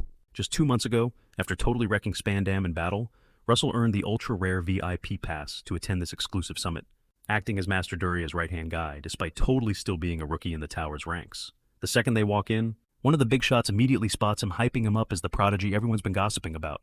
Another master chimes in, "Man, it is an absolute honor to finally cross paths with you." Russell flashes a humble smile, smoothly thanking them for the crazy high praise. But right in the middle of the hype, a new challenger approaches, throwing a warm grin at Master Duria and respectfully calling her his senior. Duria spins around, her eyes lighting up in recognition. It's the Yellow Tower Master in the flesh. She tosses back a friendly nod, admitting it's been way too long since they last caught up. The guy casually introduces himself as Niccolo Machiavelli, the mastermind running today's colossal summit. Doria quickly steps in to officially introduce him to her star pupil. Russell drops into a deep, respectful bow, but Niccolo just laughs it off, telling the kid to drop the stiff formalities. Flashing a wicked smirk, he casually drops that. Russell actually beat the absolute brakes off that irritating jerk student. Russell just blinks totally lost and wondering who the heck this guy is dissing. Leaning in, Doria drops the context he's talking about. Mikhail Hughes, the legendary unstoppable swordmaster of the Empire, who just happens to be the guy who trained Spandom, the dude Russell destroyed. Tapping the gnarly scar carved across his eye, Niccolo admits hearing that news was pure unfiltered satisfaction. Russell's eyes lock onto the massive scar, instantly putting two and two together. Mikhail definitely gave him that. Before things get too heavy, Doria cuts in, telling Niccolo to stop obsessing over ancient grudges and start focusing on getting his presentation ready, reminding the guy that he literally bragged about having a massive game-changing agenda today. Just a few beats later, Master Melville and Alan Page from the Spear Tower stroll onto the scene. Melville throws out a super cheerful greeting to both Doria and Niccolo, but Russell immediately spots the vibe shift as Doria and Melville lock eyes, trading dangerously sharp, totally fake smiles. Doria totally calls him out, smirking that Melville must be dying of jealousy over all the hype her student is pulling. Melville just bursts into laughter, firing right back, asking if she honestly thinks he's salty enough to care about something like that. Feeling the competitive aura spiking, Niccolo decides to dip out fast, making a swift exit to prep for the main event. He's been around long enough to know their so-called friendly banter turns into a literal war zone in seconds. As Niccolo fades into the background, Melville leans in, throwing an old high-stakes bet about a mythical relic right in Doria's face. Doria flashes a deadly smirk, letting him know she absolutely hasn't forgotten. Melville instantly puffs out his chest, bragging, "My dear boy." Alan has already pulled off something totally insane, but before he can even drop the flex, Alan physically grabs his master by the shoulders, hissing that they seriously need to grab their seats before the thing starts. Melville curses him out, yelling that he wasn't done showing off, as his utterly exhausted student forcefully drags him away. Watching the complete chaotic mess of a master-student dynamic, Russell actually bursts out laughing. Pretty soon the lights dim and the main event kicks off. Niccolo steps up to the podium, slamming the gavel down to officially launch the Magic Tower Council. He projects his voice, dropping the bombshell that today's entire agenda revolves around the mysterious massive ruins currently being dug up at Mount Calvin. Digging into the reports, he reveals these ruins trace all the way back to the end of the mythical era, and wildly enough, grave robbers haven't touched a single stone. Which means, he says, a greedy grin spreading across his face, we are looking at extremely high odds of snagging a perfectly intact relic. Just hearing the words mythic relic makes Russell's jaw practically hit the floor. Beside him, Doria mutters that unearthing something like that could literally rewrite the history books. Pacing the stage, Niccolo stresses that a prize this huge is exactly why all the towers need to squat up and lock the excavation site down. Right then, he formally calls on the heavy hitters Sir Alan Page, representing the Spear Tower, and the boy, Wonder Russell Raymond from the Flame Tower. He locks eyes with them, asking them to handle this insane high-stakes mission. A wave of approving whispers sweeps through the council, with everyone agreeing it's a brilliant move, especially considering Russell has already proven he's got absolute top-tier combat skill. Doria leans back, a super proud smirk playing on her lips as she thinks, duh, obviously they're going to pick my kid. I mean, whose disciple do they think he is? But out of nowhere, a sharp, aggressive voice completely shatters the vibe, yelling out an objection. Doria's smirk instantly dies as she snaps her head around. Pushing his chair back is none other than Blaine Trilogy, the notorious Red Tower Master, with some stuck-up young mage named Jaren shadowing him. Blaine struts right into the center of the room, totally throwing Niccolo off guard. Trying to keep the peace, Niccolo politely asks if Blaine cares to actually explain why he's crashing the party. But Blaine just narrows his cold eyes, dropping a single name that sends absolute shockwaves through the entire room. Alex Raymond, Russell's dad. The young spellcaster freezes up, totally blindsided. Blaine steps up and flat-out vetoes Russell's spot on the team, blaming it all on his father's catastrophic failure. Instantly whispered, one guy mutters, asking why the kid is paying for his old man's mistakes. Another chimes in, pointing out that the Imperial War ended ages ago. But Blaine isn't backing down, arguing that, while that might be true, Alex's screw-up got a ton of loyal troops killed. He went completely AWOL, ditching the front lines without a word. The whole room goes dead quiet. Doria snaps back, immediately calling it baseless gossip, since all the historical records from back then were wiped out. But Blaine just shakes his head with a cold smirk. He tells her she's dead wrong, because he was literally right there. That bombshell stops both Doria and Russell in their tracks. Blaine doubles down, swearing he watched Alex Raymond run away from the bloodbath with his very own eyes. Russell is absolutely sick to his stomach, barely able to process the bomb that just dropped. His dad, a traitor. No way that's impossible. The official story was always that he died a hero in combat. Why the hell is this guy dragging his family's name through the mud? Blaine's booming voice bounces off the walls, officially declaring that the Raymond bloodline owes a massive debt to the crown. A debt they desperately need to pay in full. He presses on, claiming that the next generation of Endymion would be totally outraged if a high-stakes mission was handed over, To a bloodline dragging around that kind of toxic baggage. Bringing it all home, he drops his ultimatum. The Red Tower is pulling all funding for the expedition. If Russell gets a spot on the security detail, the council basically explodes in distressed whispering. Sure, half the room knows Russell is an absolute prodigy, but absolutely nobody wants the smoke of crossing the Red Tower. Niccolo just sits back and watches, realizing Blaine just masterfully manipulated the whole crowd, using nothing but a few perfectly calculated sentences. Honestly, it's exactly the kind of shady move he saw coming. The Red Tower's grip on the city is insanely tight, and Blaine is milking it for all it's worth. Master Niccolo's mind instantly goes to the ultimate VIP in their society, Archduke Bismarck. He knows full well that Blaine is basically besties with the king's uncle, making the Archduke the most overpowered player in the entire kingdom. Niccolo puts the pieces together. Picking a fight with Blaine is basically declaring war on the Archduke's entire squad. The only ones crazy enough to actually stand their ground against him are Master Melville and Master Doria. Over on the sidelines, Master Melville catches Blaine's toxic rant and just mutters, "This is complete garbage." Meanwhile, Doria spots the absolute fury building up, all over Russell's face. She instantly whispers for him to stand down and let her handle the mess. But Russell totally ignores her, stepping right up to the front, completely blowing off her orders. He locks eyes directly with the Red Tower Master, telling him they need to have a little chat. Blaine slowly pivots to face the kid. Without missing a beat, Russell asks if he's ready to back up the massive claims he just threw around. "Back it up," Blaine echoes, completely amused. Russell doesn't flinch, demanding to know if this guy is actually prepared to pay the price for dragging the Raymond family name through the dirt. Doria jumps in immediately, practically begging Russell to drop it before things get ugly. But Blaine just gives this nasty, arrogant smirk. He shoots back that the so-called honor of some washed-up nobody family means absolutely zero to him. He straight up tells the kid he better count his lucky stars that Doria is his mentor, because if she wasn't, he would have literally ripped his tongue out and hung him out to dry as a brutal warning to every cocky spellcaster in the building. But before anyone can even react to that threat, a super chill yet completely dominating voice echoes through the massive hall. The voice casually notes that the Red Tower Master is strutting around like he owns the throne these days. The mysterious newcomer drips with sarcasm, adding, "Honestly, someone might actually mistake you for His Majesty himself." The entire room violently snaps their heads toward the doorway, completely shell-shocked. Standing right there in the flesh is Princess Hecate Rathmos, the literal royal heir of the realm. Instantly, every single master drops into a deep, panicked bow. Blaine scrambles to bow too, but you can see the sheer panic and confusion flashing in his eyes. What on earth is the princess doing crashing this meeting? Princess Hecate casually mentions she's been eavesdropping out in the hallway. She shrugs, admitting the Red Tower Master actually makes a valid point. If you owe a debt, you gotta pay up. Doria immediately steps up to argue, but the princess just holds up a hand and keeps going. However, she announces smoothly, for anyone to actually clear their tab, they gotta be handed the opportunity to do it first. And then she drops the hammer. She lays down the law, officially ordering the Spear Tower and the Flame Tower to instantly join the Red Tower as frontline security for the whole expedition. Blaine's eyes practically bulge out of his head, totally blindsided by the royal decree.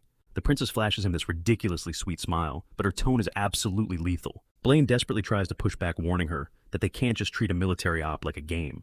But the princess just pivots straight to Niccolo, asking him point blank exactly who the biggest financial backer for this dig actually is.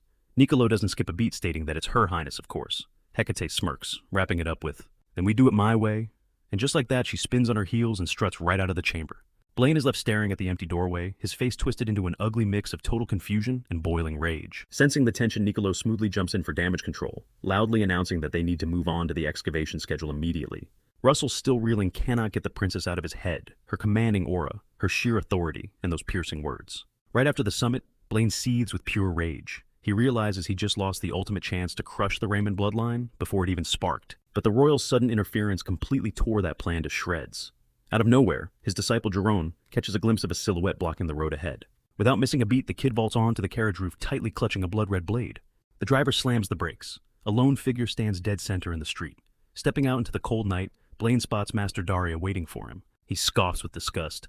"I see you still have zero sense of etiquette." Daria just flashes a calm, knowing smile. "Look who is talking," she fires back. In a flash, Jerome thrusts his sword right at Daria's throat. She does not even flinch, only smirks and asks, "You honestly think a little toy like that can scratch me?" Jerome freezes, completely baffled by her absolute confidence. Pushing past him, Blaine steps up, barking at his student to stand down and drop the weapon. The young wizard flinches at his master's harsh tone, but immediately complies, giving a quick bow before backing off. Blaine locks eyes with Daria again. "You definitely did not track me down to say sorry. So spit it out!" "What do you want?" Daria's playful smirk vanishes into a dead, serious glare. She demands answers about Alex Raymond. Blaine's eyes widen in sheer shock. She presses him, asking if he actually watched Alex die. Blaine confesses he was not there when the fatal blow hit. Daria lets out a heavy sigh. What a shame. She was actually hoping he could help piece together the mystery of his final moments. Blaine just chuckles bitterly, shaking his head at the fact that she would drag herself out here for a ghost. Were you and the late Raymond secretly tight? Daria's voice drops, dripping with pure venom. This is about my youngest student, she snaps. When my kid hurts, I hurt. She makes it crystal clear that she's paving the way for her prodigy to get some brutal payback, and she vows to hunt down the exact person who put Alex in his grave. With that final threat, she slams her staff hard into the dirt, teleporting away in a flash and leaving the duo completely stunned. Blaine barks at his driver to spin the ride around and floor it straight to the Archduke's mansion. He mutters that there is something he desperately needs to check with his own two eyes. Deep inside the Archduke's palace, down in a pitch-black vault, a creepy skull rests on a stone pillar, the word heretic carved violently into its bone. Out of nowhere, the dead bones start twitching, and a blinding eerie glow erupts from its empty eye sockets. Fast forward a bit, and Daria is checking if Russell is still packing up for tomorrow. She openly doubts if he can even handle the pressure out there, when his head is clearly somewhere else during practice. Are you letting that geezer's trash talk get under your skin? Russell, currently dodging hits from magical monsters, swears he is completely fine. Daria just gives him a long, silent stare. She knows the brutal irony. Just last week, everyone hyped him up as a genius wizard, and now they're dragging his dead dad's name through the mud. How could any kid not snap under that kind of whiplash? She walks right up to him, softening her tone. The real story will come out eventually. Just lock in and carve your own lane for now. Russell mutters the phrase to himself. My own lane. Taking a deep breath, he turns back to her, begging for one more lesson. Daria chuckles, absolutely loving his fierce fire. Russell knows this grind is going to be brutal, but he has zero choice. Sooner or later, every kid has to crawl out from under their parents' massive shadow, he promises himself. Cut to Princess Hecate slipping out of the grand palace completely undercover. She gazes back at the massive fortress, realizing just how heavy her family's legacy truly feels. Pivoting around, she disappears into the bustling streets, hyped to finally experience the real world totally solo. Jump to 3 days later up on Mount Calvin. A fiery gateway tears open the sky, and Russell struts right out onto the rocky slopes. He takes in the insane jagged cliffs he had only ever read about, instantly catching chills from the freezing mountain winds. With a quick snap of his fingers, he sparks up a tiny flare of magic, turning up the heat like a walking radiator. The nearby diggers pause, totally shocked by the sudden wave of warmth. Right in the crowd, one face stops him dead in his tracks, a girl who was a spitting image of the royal princess. Before he can react, the guy walks up asking if he is the infamous Russell Raymond, repping the flame tower. Russell gives a solid nod to confirm. The guy grins, saying they have been eagerly waiting for his arrival, and waves him to follow. Trailing behind Russell, spots giant banners whipping in the wind, one rocking the emblem of the royal path. Yellow faction, another for Everroll's elite, and a third for the Chaos crew. It clicks in his head right then, every single heavy-hitting Earth, Magic Pro, and the entire kingdom has pulled up for this massive dig. The guy chuckles, asking if the sheer size of the setup is blowing his mind. He then drops a crazy fact, pointing out that the whole colossal base is literally built from pure magic crystals. Russell takes in the hyper-reflective surroundings, muttering that the whole place feels like a twisted house of mirrors.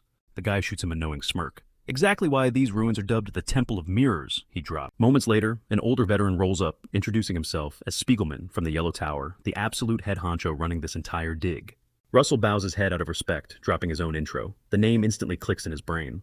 Spiegelman isn't just anybody. He's a legendary scholar and thrill seeker, who ground his way up from absolutely nothing to secure a top-tier elder spot inside the Royal Path Yellow Tower. The dude is basically the kingdom's ultimate GOAT of ruin diving. Russell's brain buzzes, hoping he gets a shot to pick the guy's brain about the million questions keeping him up at night.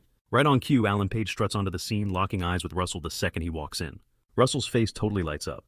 He playfully roasts Alan for showing up ridiculously early. They clasp hands and Russell cracks up, calling him a try-hard genius and whining that his raw talent is totally unfair. Alan just chuckles, brushing off the hype, claiming he's strictly on bodyguard duty for whatever mythic loot is down here. He mentions they're stuck waiting on the Red Tower's heavy hitter, before they can actually hash out a solid game plan and split up the guard shifts. Spiegelman flashes a warm grin, admitting it's a massive flex having the kingdom's heaviest magic users holding the line. But then he starts wondering out loud, what kind of insane nightmare is actually lurking in these ruins to justify sending such absolute beasts to defend it? The dark thought gnaws at the back of his mind. This whole setup screams overkill, but before he can spiral any deeper, an ear-splitting boom violently rocks the entire excavation site. The trio instantly whips their heads toward the blast zone. Across the dirt pit, the digging crew is absolutely scrambling, screaming for their lives. Russell sprints straight into the chaos, yelling to see what hit them. Exploding out of the wreckage, a massive frost golem rips into view, shrieking at the terrified workers. Spiegelman's jaw practically drops. "It's a crystal golem," he gasps. Alan instantly barks at the civilians to fall back and find hard cover. The furious monster unloads a deadly hailstorm of jagged crystal daggers. Spiegelman frantically casts glowing barriers to shield the fleeing crew, but the glowing spikes shred right through the magic, brutally skewering several of the men. Spiegelman chokes on a gasp, his defense completely crumbled. Running on pure adrenaline, he smashes both hands into the dirt, ripping a massive chunk of solid earth upward to block the beast's relentless crossfire. "Throw up the earth walls," he screams at the nearby mages. Meanwhile, Princess Hecate, perfectly camouflaged among the grunt workers, grabs a bleeding miner and frantically hoists him up, begging him to stay awake. Out of literally nowhere, a massive shadow drops over them. The golem is right there. Its colossal rocky arm cranks back, unleashing a point-blank shotgun blast of glowing ammo. Hecate whips around at the absolute last second, screaming out, desperately trying to spark her mana for a shield. But before she can even blink, Russell flashes into view, violently slashing his blazing fire lance across the strike zone, totally vaporizing the deadly shards into fine dust with one flawless sweep. The princess locks up, completely shook by his clutch save. Russell checks over his shoulder, asking if she took a hit. But then something makes him double take. A strand of vivid purple hair flashes under the chaotic lighting. That super specific shade, his brain connects the dots. The puzzle pieces instantly snap together. It's the freaking princess. He accidentally stammers her royal title out loud. Hecate physically cringes, visibly annoyed that her stealth mission is totally busted. But a deafening, monstrous roar shatters the awkward silence, snapping Russell's focus aggressively back to the kill zone. Off to the side, Alan Page flexes his signature spell at the glacier bow. He snipes a freezing high-speed arrow straight into the monster's spine, but the massive beast barely even stumbles. The brutal sneak attack just pisses it off even more. Alan grinds his teeth, realizing a dead center shot to its core didn't even scratch the paint. Out of absolutely nowhere, a god-tier shockwave of pure energy slams into the golem, instantly blowing it into a million pieces. The explosive backlash forces Russell and Alan to cross their arms for cover. As the thick smoke drips away, a lone silhouette is just chilling in the crater. It's Jaren from the Red Tower. He slowly drops his blazing weapon, his custom-built magical gear, the menacing bloody flame sword. The supposed boss monster is literally just gravel at his boots. "Guess I made it on time." Jaren deadpans, casually scanning the wreckage. Russell stays totally silent, just burning holes into the guy with his eyes. Jaren catches the intense glare and scowls. Oh, super weirded out by the hostile vibe the kid is throwing. Flashback to exactly 3 days ago.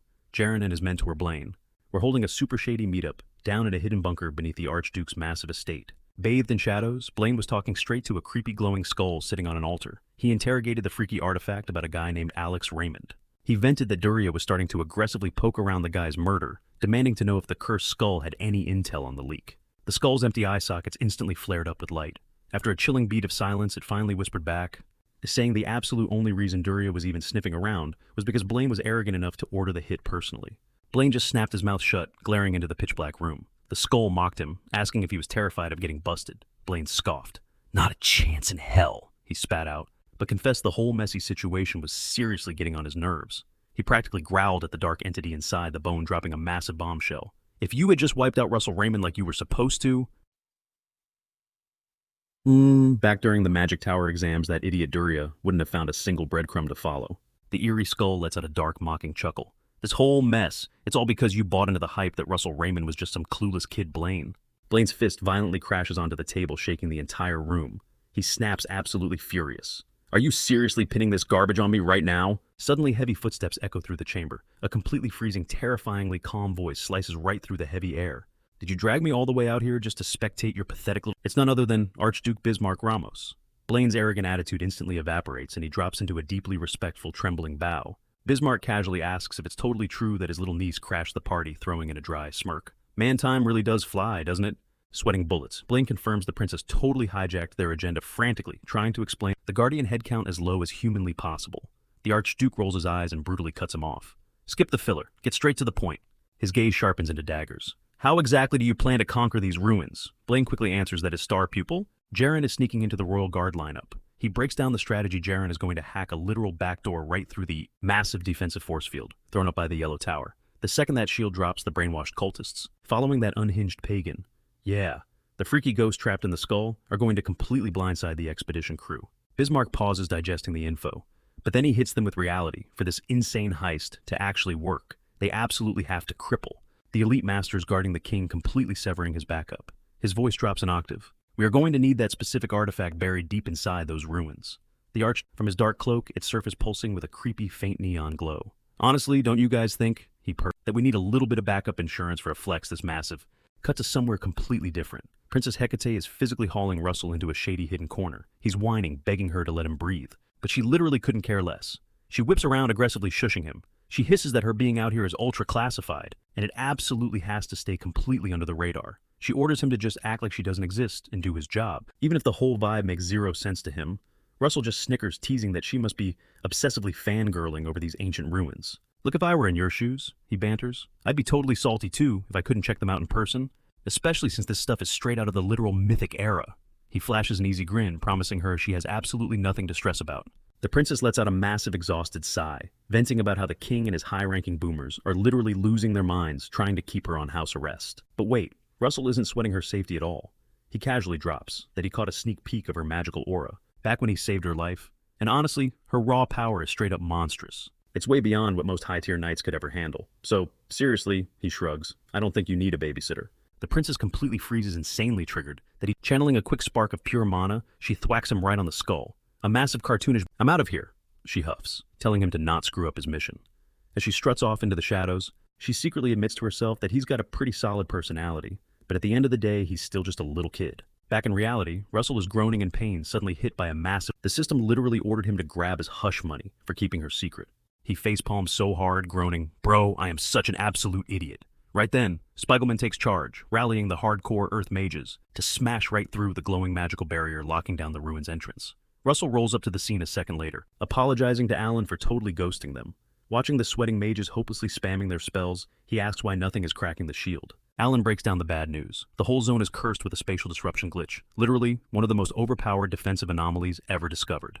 No matter how much raw magic they nuke it with, the field just tanks the hits. The mages grown completely burn out as their ultimates do 0 damage. Spiegelman mutters a venomous curse, totally losing it over why this insane glitch would spawn right when they finally track down the main gate. Lurking at the very back of the squad, Jaren keeps his mouth completely shut. Internally, he's already drafting a sneaky status report to send his boss the Archduke. Out of nowhere, Spiegelman's eyes blow up like saucers. Alan casually drops a bombshell. There is exactly one crazy loophole to shatter this force field. If they use a legendary ancient relic currently hoarded by the infamous Spear Tower, they could rip a hole straight through it. Spiegelman grimaces extremely skeptical that the stingy tower would ever cough up such a god-tier item, without a massive fight. But Alan steps up, declaring he's going to personally flex his influence and demand it. Spiegelman aggressively shakes his hand, looking like he could cry. "Man, if you can actually pull this off," he swears, voice shaking.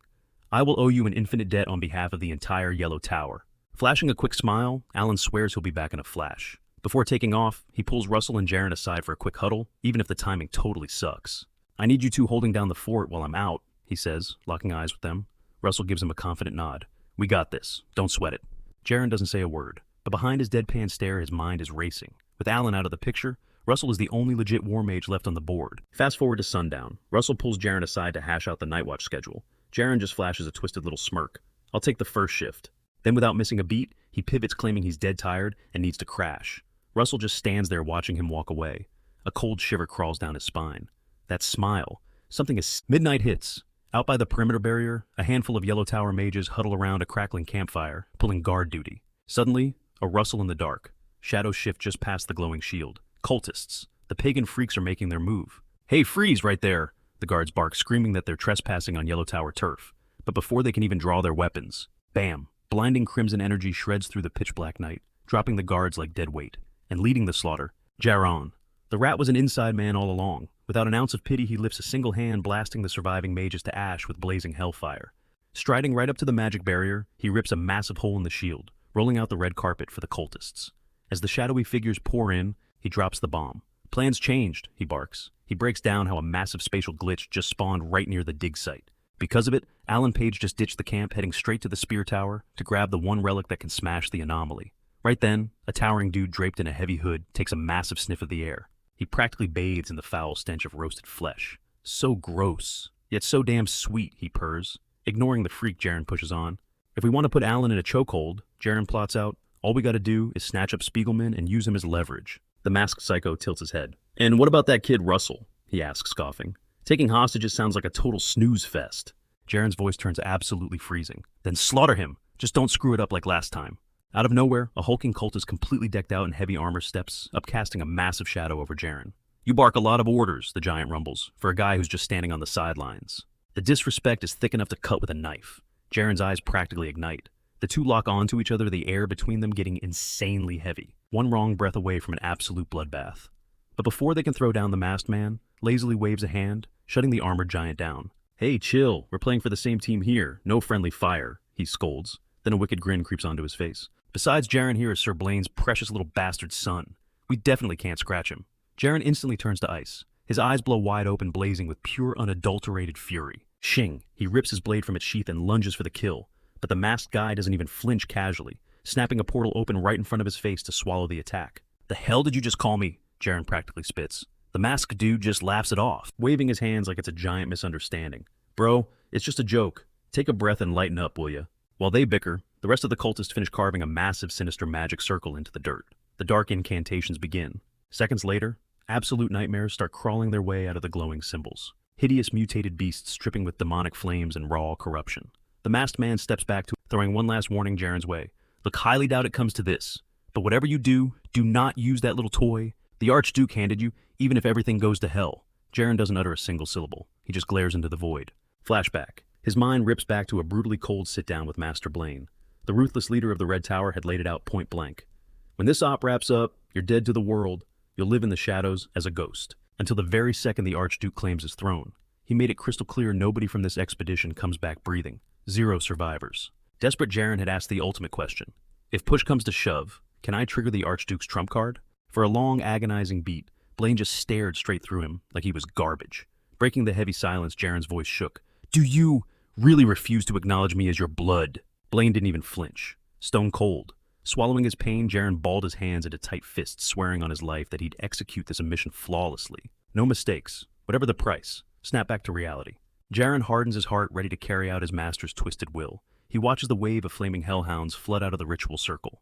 "Oh, I'll be a ghost, all right," he mutters to himself, a sick smirk creeping back up his face. "But I won't just fade away. I'm going to be the nightmare that drowns them in pure, absolute despair," he whispers. His eyes are practically glowing with utter insanity. Cut to the other side of camp. Russell is hanging out in Spiegelman's tent, finally bringing up something that's been eating at him all day. "You're talking about a dragon rocking multiple horns, right?" Spiegelman guesses. Russell gives a sharp nod, totally caught off guard. "Yeah. Wait, how did you know?" Russell breaks it down, explaining how he came face to face with this insane beast during his latest run. It totally freaked him out, because it defied literally everything he knew about monsters. Spiegelman sighs, admitting that even he doesn't have the full intel on it. Russell instantly slumps, totally bummed out. "Seriously? Even you don't know?" he groans. But Spiegelman holds up a finger. "Hold on.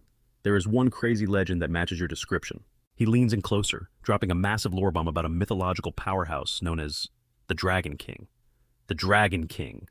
Russell breathes out, absolutely mind-blown. "Wait, the Dragon King is a mythic beast, like that actually real?" Spiegelman shakes his head, explaining that since historical records from the Age of Myths are practically non-existent, nobody really knows what the creature actually accomplished. But rumor has it the Dragon King trained chosen champions to push back a world-ending threat. Russell instantly flashes back to an ancient mural he spotted a dark-haired swordsman throwing down alongside a massive dragon. Out of nowhere, Pepper materializes right over his head, making him jump. Spiegelman catches sight of the spirit, totally blown away that Russell can actually summon familiars, too. But Pepper brushes both of them off, creeping toward the tent entrance. The little spirit lets out a deep guttural growl at something lurking outside, something completely hidden in the shadows. Suddenly the canvas violently bulges inward as a colossal mass shoves against it.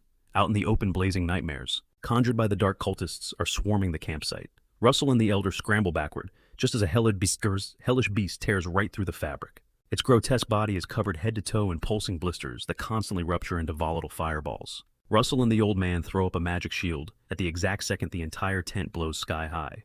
Outside, blood-curdling screams rip through the excavation zone. The Yellow Tower sorcerers scream their heads off, yelling that they are being ambushed. Amidst the bloodbath, a colossal armored knight stalks forward, his heavy plates radiating pitch-black energy. The frantic mages link up, unleashing a perfectly synced tsunami of earth magic to lock him down, but the juggernaut does not even flinch. As the dust settles, the villain chuckles, mocking their desperate attacks as totally pathetic. The magic users just stare, jaws dropped. There is not a single scratch on him. Unleashing a deafening battle cry, the hulking titan drives his massive warhammer straight into the dirt. Violent purple lightning explodes outward in jagged waves, literally ripping the earth apart. The lethal shockwave tears right beneath their boots, wiping the screaming sorcerers off the map in a blinding flash of destructive energy. Meanwhile, the masked freak crosses paths with 2 more surviving Earthcasters from the Yellow Tower. Keeping his hands casually tucked behind his back, he just watches as they blast a relentless barrage of rock missiles straight at his face. He lets out an annoyed sigh, muttering, "What an absolute nuisance." With a lazy flick of his wrist, he pops open a cluster of glowing rifts that instantly vacuum up every single projectile. A split second later, a fresh portal tears open right behind the unsuspecting mages, spitting the exact same rock spikes directly into their spines. The victims shriek in pure agony before dropping dead into the dirt. The masked killer simply steps right over their corpses, whispering, "Now where's that old fool Spiegelman hiding?" Cutting back to the vaporized tent, Russell is still shielding himself and the Elder from the smoking crater. The old guy spits a curse, totally losing it. Who are these lunatics actually crazy enough to raid an Endymion dig site Russell drops the energy wall instantly, identifying the horrific creatures. They are undead, he states with a deadly serious tone. And anyone weaponizing corpses like this can only be one thing. Spiegelman's eyes go wide with terror. The dark cultists, he stammers. Russell gives a sharp nod and apologizes. My bad, old man, but there is someone highly crucial I have got to keep alive right now. Before the senior mage can even process that, Russell sprints off, yelling at him to regroup at the entrance to the ancient ruins. Spiegelman is left staring at the dust trail, absolutely dumbfounded. Wait, someone more important than me, he mumbles in disbelief. Across the battlefield, Princess Hecate is throwing down with another nightmare beast. Cleaving her enchanted battle axe through the air, she mercilessly slices the monster clean in two. Where the heck are these freaks crawling out from? All of a sudden, she shouts as the severed halves hit the floor. Whipping around to her royal guards, she commands, Is everyone still breathing? Stick right behind me? But as the squad huddles up, they freeze dead in their tracks. A massive shadow blocks their escape route, the colossal armored juggernaut. The royal badass glares daggers at him, white-knuckling her weapon. I am ending this freak in a single hit, she roars. She launches herself into the sky, pumping a massive surge of pure mana straight into her heavy blade, and brings the blazing axe crashing down directly onto the skull of the giant. The brutal strike lands dead center in an explosive flash, and she touches down right behind him, fully expecting his lifeless body to hit the dirt. Instead, the behemoth slowly turns to glare at her without a single dent on his armor. Hecate gasps, utterly shook. That ultimate attack should have been a guaranteed one-shot kill. The hulking titan just looks down at her, growling, Who the hell are you? She stays dead silent. In her head, she is kicking herself. If only she had brought her main sword, this boss fight would be a total cakewalk. But she knows she absolutely cannot afford to choke right now, not when her entire squad's survival is hanging by a thread. Standing tall, she hypes herself up. I am Hecate, the royal princess of Endymion. I am not letting my people die today. A blinding aura of mana erupts from her core as she violently dashes back into the fray. The giant psychopath flashes a twisted grin. Looks like this is going to be one hell of an entertaining brawl. Out of nowhere, Russell bursts through a literal wall of fire. Then let us crank up the heat. He aggressively hurls his blazing fire lance dead into the center of the knight's chest armor. The explosive kinetic force sends the giant villain flying backward into the dirt.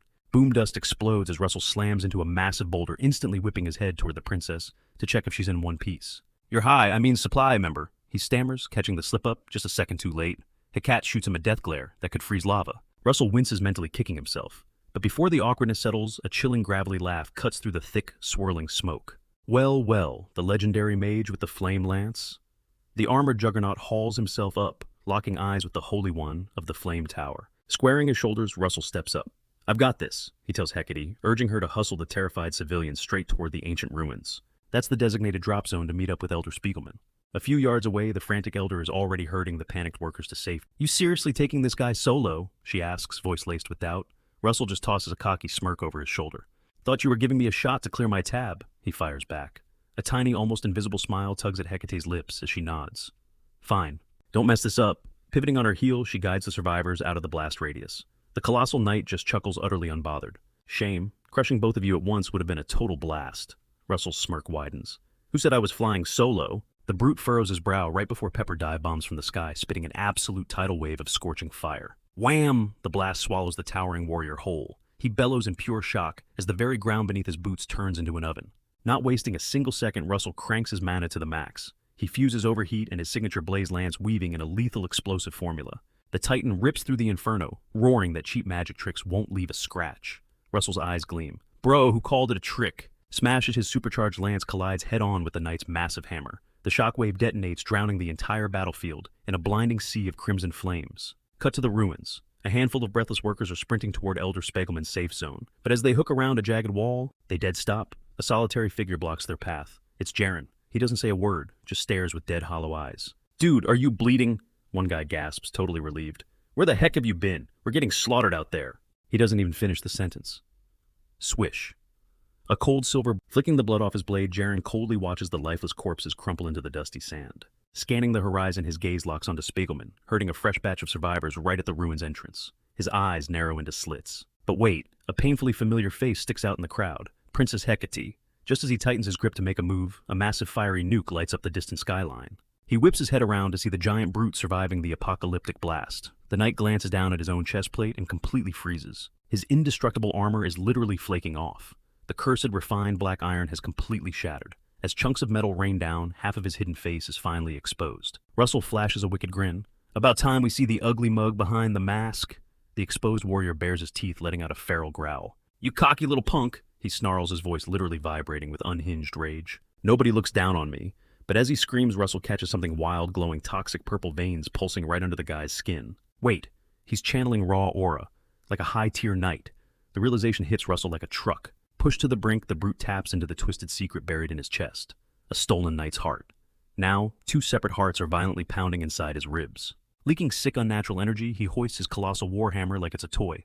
I'm gonna dice you into fish food. He blasts forward. For a guy built like a tank, he moves like an absolute demon, swinging the massive hammer with the terrifying speed of a lightning bolt. Whoosh! Russell barely sidesteps, death sweating at the sheer agility of this giant. Fueled by pure rage, the brute instantly pivots, hunting him down. But Russell just smirks. Fast, sure. But Spandam was way faster, he thinks. Hitting the gas, he rushes straight into the danger zone, manifesting a brand new Blaze Lance form. It's a deadly variation called the Cutter. Slipping past the Goliath in a fiery blur, he drags the scorching blade right across his opponent's ribs. Slash. The behemoth stumbles his brain, glitching out for a split second before the searing pain actually registers. Standing right behind him, Russell winds up the finisher. Game over! He launches forward, but out of nowhere, reality rips open, spitting out a massive dimensional portal right in his path. Boom! A brutal high-pressure geyser of deep-sea water violently blasts out, hitting Russell like a freight train. He goes flying, completely drenched, but manages an acrobatic backflip to stick the landing. What the hell? He gasps, shaking the freezing water off his ruined robes. And suddenly stepping out from the mist stands the terrifying, enigmatic, masked man. Russell's eyes go ice cold. So, this creep was pulling the strings all along. Tipping his head, the masked psycho speaks in a chillingly calm voice. Deep sea pressure. Quite the handy tool, isn't it? Wouldn't you agree? Ignoring the banter, the heavily bleeding knight growls like a rabid dog. Shut your mouth and let me kill him. But Russell isn't playing games anymore. His face drops into absolute zero. I'm not missing twice. Flooding his core with volatile mana, he conjures the ultimate Blaze Lance mutation, the Cyclonic. A literal tornado of fire spirals around his body as he bursts forward, twirling the blistering spear like a raging hurricane. Try dodging this, you freaks. A wicked smirk curls beneath the masked stranger's hood. Fascinating, he whispers. With a casual flick of his wrist, he rips open a fresh dimensional rift. The exit gateway hovers directly above Elder Spiegelman's camp, right in front of the ancient ruins. Mid-dash, Russell spots the swirling vortex, but his momentum locks him in. He cannot hit the brakes. His blazing tornado strike blasts through the rift, instantly teleporting to the campsite. Confused workers and guards stare at the blinding flash overhead. Standing in the crowd, Princess Hecate shields her eyes from the glare. What on earth? She mutters. Instantly, a tidal wave of scorching fire erupts from the sky, plummeting straight for Elder Spiegelman and the crew. Pure panic washes over the group as the inferno crashes down.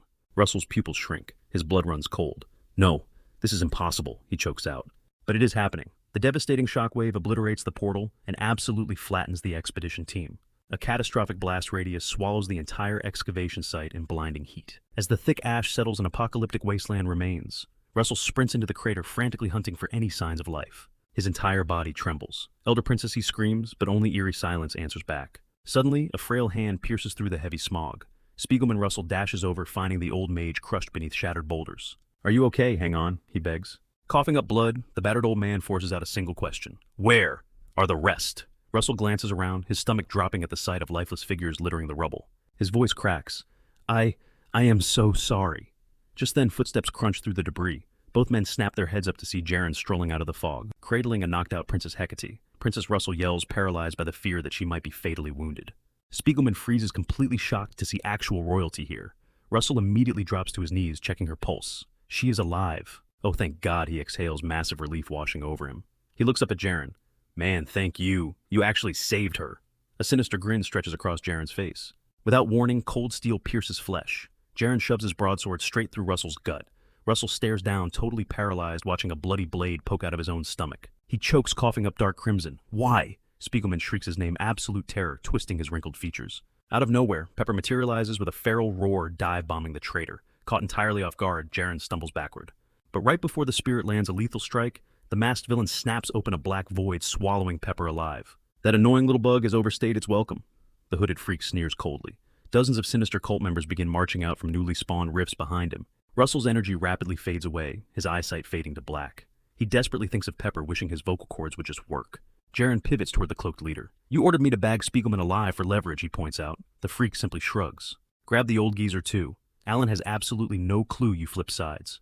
We will blindside him completely. Spiegelman snaps. He lets out a furious roar, launching a savage boulder blast right at Jaren. You filthy traitor! A massive armored knight standing nearby groans, irritated by the shouting. Shut up! He ruthlessly slams his giant warhammer into the dirt. The impact shatters the earth, mercilessly crushing the fragile elder. Spiegelman instantly blacks out. The cloaked villain eyes the unconscious girl dangling in Jaren's grip. Who's the chick? Jaren replies with zero emotion. Princess Hecate. Holding her hostage means we literally own the Endymion kingdom. He shoots his boss a deadly glare. Your stupid little fireworks display almost nuked our entire master plan. The masked creep just smirks. Relax, as long as she has a pulse, we are good. Suddenly a raspy, blood-choked voice echoes from behind. I will never let you leave. They spin around. Against all odds, Russell is standing. He wobbles violently, clutching his shredded abdomen. You are not walking away from this, he snarls through gritted teeth. The colossal knight steps up casually, hoisting his massive weapon. Back off, this punk is mine. I owe him some serious payback. The brute stomps toward Russell, hammer raised high. In response, Russell triggers his mystic ring, spewing a dense, blinding fog across the ruins. This is payback for embarrassing me earlier, the giant roars. He brutally swings his weapon down. The unnatural fog rapidly expands, plunging the entire zone into a thick, silvery blindness. The hooded leader narrows his eyes, highly suspicious. Deep inside the mist, Russell's voice drops to a chilling, dead calm whisper. You talk way too much. Blistering flames detonate around his body as he ignites his dragonification. An apocalyptic wave of hellfire floods the zone, blinding the cultists. The armored giant barely gasps for air before getting completely swallowed by the roaring inferno. Once the scorching ash clears, the colossal brute is just gone, vaporized into pure nothingness. The masked villain frowns, staring at the fiery glow bleeding through the vapor. Wait, wasn't this smoke supposed to blind us? He mutters.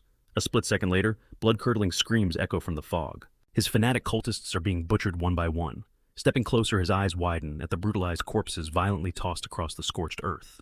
In a flash, he rips open dozens of portals all around him. Freaking terrifying power, he mutters. No wonder the guys before us got completely wiped. Suddenly, the air gets ridiculously heavy. A monstrous wave of mana spikes up way beyond human limits. It completely shatters logic. Through the thick fog, two glowing demonic eyes lock dead onto him. What the actual hell? He whispers, shivering. Out of nowhere, Russell materializes right under him. Shh! He shoves his glowing blaze lance straight through the dude's chest. The guy chokes, hot blood bubbling up his throat. Locking onto Russell's terrifying reptilian pupils, he hacks out, You're a literal monster. Russell doesn't even blink. He violently yanks the spear back out. The lifeless body slumps into the dirt like a rag doll. Russell completely ignores it, pivoting his cold gaze to his next target. Jaren dumps the knocked-out princess onto the gravel and steps up. Can't have any loose ends walking away from this, he spits, his voice pure ice. Twin broadswords dripping with crimson fire suddenly spawn in his grips. Double casting his bloody flame blades, he points the deadly tips right at Russell. Come get some, Jaren roars. Russell anchors his stance, but his gut drops. The clock on his dragon mode is ticking dangerously close to zero. Fighting through the brutal exhaustion, he levels his fiery spear one last time. Jaren completely rushes him, dual blades leaving trails of fire. Russell grits his teeth super hard. This is it. One final hit. He bets every last drop of his energy on a single thrust, erupting in an absolutely massive supernova of fire. The savage blast devours them both. As the thick smoke finally clears, Jaren abruptly crashes down to his knees. Russell hacks up dark blood, his insides practically shredded. Jaren slowly looks down, only to find a massive hollow cavern right where his heart should be pumping. He hits the dirt completely lifeless.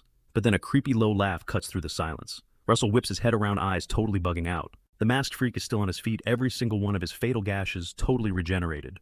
Oh, what's the matter? He taunts. You didn't honestly believe I was the only freak around here with a backup heart, did you? A sick, twisted grin stretches under his mask. Aiming a finger right at Jaren's dead body, he whispers, He's exactly like me. Russell watches in pure terror as a blinding shockwave of toxic green energy explodes straight out of Jaren's corpse. The masked creep's voice booms over the absolute chaos. Jaren is literally packing dragon-level power.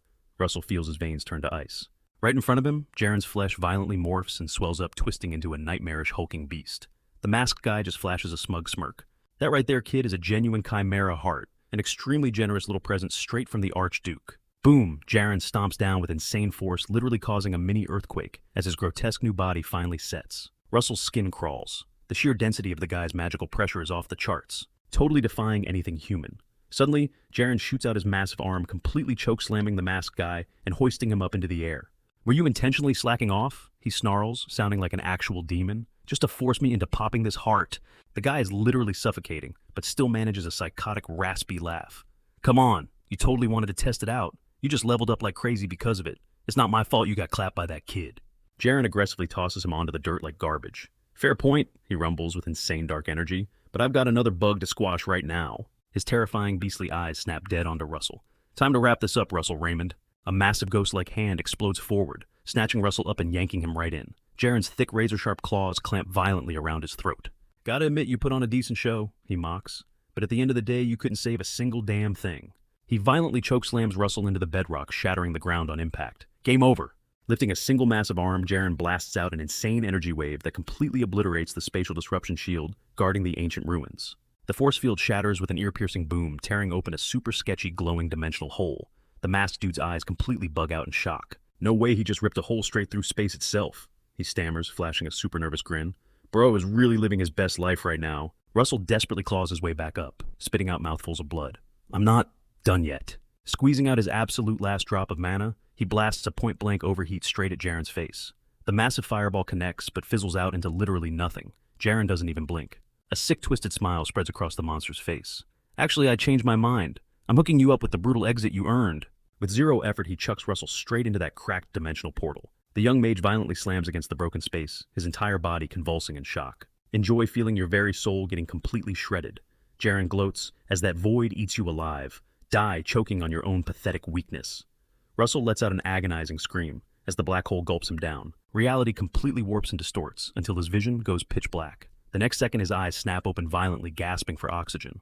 Hey, can you hear my voice? A woman asks softly. Blinding white lights zap his eyes. He instantly shoots up completely dripping, in a cold sweat darting his head around in absolute panic. The woman, clearly a nurse, jumps back in shock. Hey, you're totally safe now, she says in a super soothing tone. You're at Camelot Hospital. Russell goes ice cold. A hospital. He yanks the nurse's sleeve. The smoldering ruins the bloodbath. Where did it all go? She flinches back, terrified. I have no idea what you're talking about. A second nurse sprints in, scrambling to pin him to the bed. You were convulsing on the floor, the guy blurts out. At the Louvre Museum, Russell just zones out. A museum? What the hell are you talking about? His brain goes into overdrive. Pepper, he roars out of nowhere. Where's Pepper? The staff trade panicked glances before pushing him back down onto the mattress. Sir, please. You gotta chill out. One of them whispers that he's completely lost his marbles. Russell starts hyperventilating. Did I glitch back to the timeline before my regression? Flashbacks hit him hard, plummeting into that dimensional rift, that bone-crushing gravity. It was way too real. That wasn't just some twisted nightmare, he chokes out. A sharp voice slices through the chaos. Knock it off! The head doctor marches in lab coat, snapping behind her, with a casual flick of her wrist. Glowing magical chains wrap around Russell, locking him down tight. Take a breath, she orders. We will hash this out in private once you are stable. Cut to her office. She leans across her desk, locking eyes with him. You flatlined in the middle of the exhibit, she drops the bomb. You were caught in a massive hallucinatory trip. I was not tripping, Russell snaps back. The doc just gives him that patronizing nod. Sure you weren't? She leans in closer. Ever heard of the Dreamint? Russell blinks hard. The what now? She lays it out. It is this cursed demonic tree. It traps victims in their absolute sweetest fantasies, leaving them to starve at its roots, while it slowly feasts on their rotting bodies. Russell scowls. Okay, and what does that have to do with my life, the pollen from that exact tree? She continues, was on display at the gallery today. Looks like the containment seal broke. You aren't the only poor soul who went on an insane mental acid trip. His jaw practically hits the floor. She does not miss a beat. Silver lining, though, the museum is footing your entire medical bill, plus dropping a massive settlement check. Russell's hands start shaking uncontrollably. Are you seriously telling me my entire past life was just some fake illusion? She slides a clinical diagnosis paper across the desk. Hand this over to the corporate reps to cash out. Then her lips curl into this super creepy knowing smirk. Time to wake up and smell the coffee, kid. Russell stumbles out of the clinic in a total haze, her words bouncing around his skull like a cursed echo. A hallucination, no freaking way. That universe. Duria. Pepper the blazing flame tower. There is zero chance that was all in my head. Fast forwards. He drags himself right to the gates of Miss Doria's massive estate. His chest is pounding like a drum. The bouncers block his path. I need to see Miss Doria, he demands, standing his ground. She absolutely knows who I am. The security goons trade confused stares. Who the heck are you? One grunts. I am Russell Raymond. His voice cracks completely, her top disciple. The guards look at him like he belongs in a psych ward. One scrunches his face. Literally never heard that name. The other scoffs. You're completely delusional, buddy. Take a hike. Wait, please. Russell pleads. Just give me 5 seconds with her. He tries to barrel past the gate, but a guard brutally shoves his chest. He hits the concrete hard, tearing up his palms. Right on cue, a luxury carriage rolls up. A painfully familiar voice rings out. What is all this racket? Miss Doria steps out of the ride. The guards instantly bow at a perfect 90 degrees. My lady one stammers, this psycho keeps swearing he is your personal student. Doria locks eyes with Russell. The silence is deafening. Her face is an absolute stone wall. Not a single word drops from her lips. Zero spark of recognition in her eyes. The tension is thick enough to cut with a knife, until Doria finally breaks the quiet. Have we met? She asks, totally deadpan. Russell turns to stone. His mouth hangs open, but his vocal cords just give up. He just stares up at her, absolutely gutted, soaking wet, in the freezing rain, brain refusing to process the rejection. Doria holds his gaze for one more second. Her eyes are ice cold and leagues away. Not a shred of empathy. Then she casually turns her back and orders her driver to roll out. The wheels spin in the mud, leaving Russell stranded in the brutal storm. Cut to pitch black. Russell goes full rogue and breaches the Louvre. He sprints down the dead silent corridors, sneakers squeaking against the marble, making a beeline straight for the exhibit, where the legendary dragon heart was kept. He glares at that glowing crimson rock, pulsing weakly behind the bulletproof glass. Was my entire life just a bad trip, he chokes out? The reality check stabs him right in the gut. Blinded by absolute rage, he throws a haymaker at the glass, roaring. That is total garbage. The glass spiderwebs. His knuckles bust wide open. Wake me up right now if this is a dream, because I refuse to accept this garbage reality. Red sirens start screaming instantly. A squad of rent-a-cops swarms in, body slamming him onto the tiles. Who the hell are you? One barks. The captain yells, toss this punk on the curb. But Russell thrashes like a wild animal, screaming his lungs out. This is a mistake. This cannot be real. Looking back, that memory leaves an incredibly bitter taste in his mouth. He literally threw everything at the wall, desperate to prove his alternate life was not just a fantasy, but every single attempt crashed and burned. Flash forward a few years. The daily grind slowly drains the soul right out of him. That blazing obsession that used to fuel his every move gets completely smothered under the crushing weight of an utterly life hits you fast. One minute he's rotting in some grimy pub surrounded by loudmouth mercs, the next somebody slides a damp newspaper across the bar. The front page screams the brutal truth. Alan Page, the youngest absolute unit to conquer the Spear Tower. Russell glares at Alan's smug, picture-perfect grin. A hollow, bitter chuckle escapes his lips. Guys like me, he thinks, were never wired to hit the jackpot. Especially not a handout from the Dragon King. Flash forward to the freezing dead of winter, and our guy is literally scrubbing toilets at Walker Hill Academy. Pushing a broom through the halls, the sheer irony hits him. He never pictured this rock-bottom era, so he numbed his brain, torched his massive dreams, and straight up gave up on his own existence. Hey, surviving like a ghost isn't the worst, he mutters, watching the pale sunlight filter through grimy, unwashed windows. Honestly, it's probably the exact trash-tier destiny a loser like me earned. Mid-mopping, a nasty commotion breaks his trance. He peeks around the corner, spotting a pack of elite snobs ganging up on a scrawny kid. You seriously think you're main character material? The ringleader spits out. Check your privilege trash. You're not even breathing the same air as us. A lackey shoves the boy hard. Russell exhales a heavy breath. Not my circus, not my monkeys, he grumbles, turning back to his bucket. But the kid, shaking like a leaf, yet staring pure fire, snaps back. Say whatever you want. I am becoming a mage. The squad bursts into mocking laughter. Bro, are you delusional with your choked up mana veins? Give me a total break. Hearing that, Russell goes completely rigid. Choked up mana veins. Those exact words strike his core like a physical blow. The head bully flashes a twisted smirk. You'd think your family's massive treason would teach you how to grovel. Time for a permanent reality check. He winds up a brutal punch. Bam! A deafening thud shakes the corridor. The entire gang of bullies drops like flies, knocked completely out cold. The bruised kid blinks, totally stunned. Over in the corner, Russell is just casually dunking his mop. Man, this floor is stubborn as hell. He groans, playing dumb. But the kid instantly knows who saved him. Fast forward to lunch, Russell is chilling on a frosty bench eating a sad sandwich. The boy Spiegel awkwardly shuffles over and claims the opposite edge. Russell rubs his temples. Dude, why are you stalking my shadow? Spiegel offers a shy, nervous smile. The vibes here are just good for studying, but Russell's sharp eyes catch a shadow shifting those same wrecked bullies stalking them from an alleyway. Time to put on a little show, so tell me, he casually tosses the question at Spiegel. What's the deal with your broken mana veins? The kid flinches, caught off guard. Russell lowers his voice, dropping the bomb. I used to know a guy exactly like you, right here on this campus. And where is he now? Spiegel whispers. Russell's gaze turns dead and empty, kicked to the curb.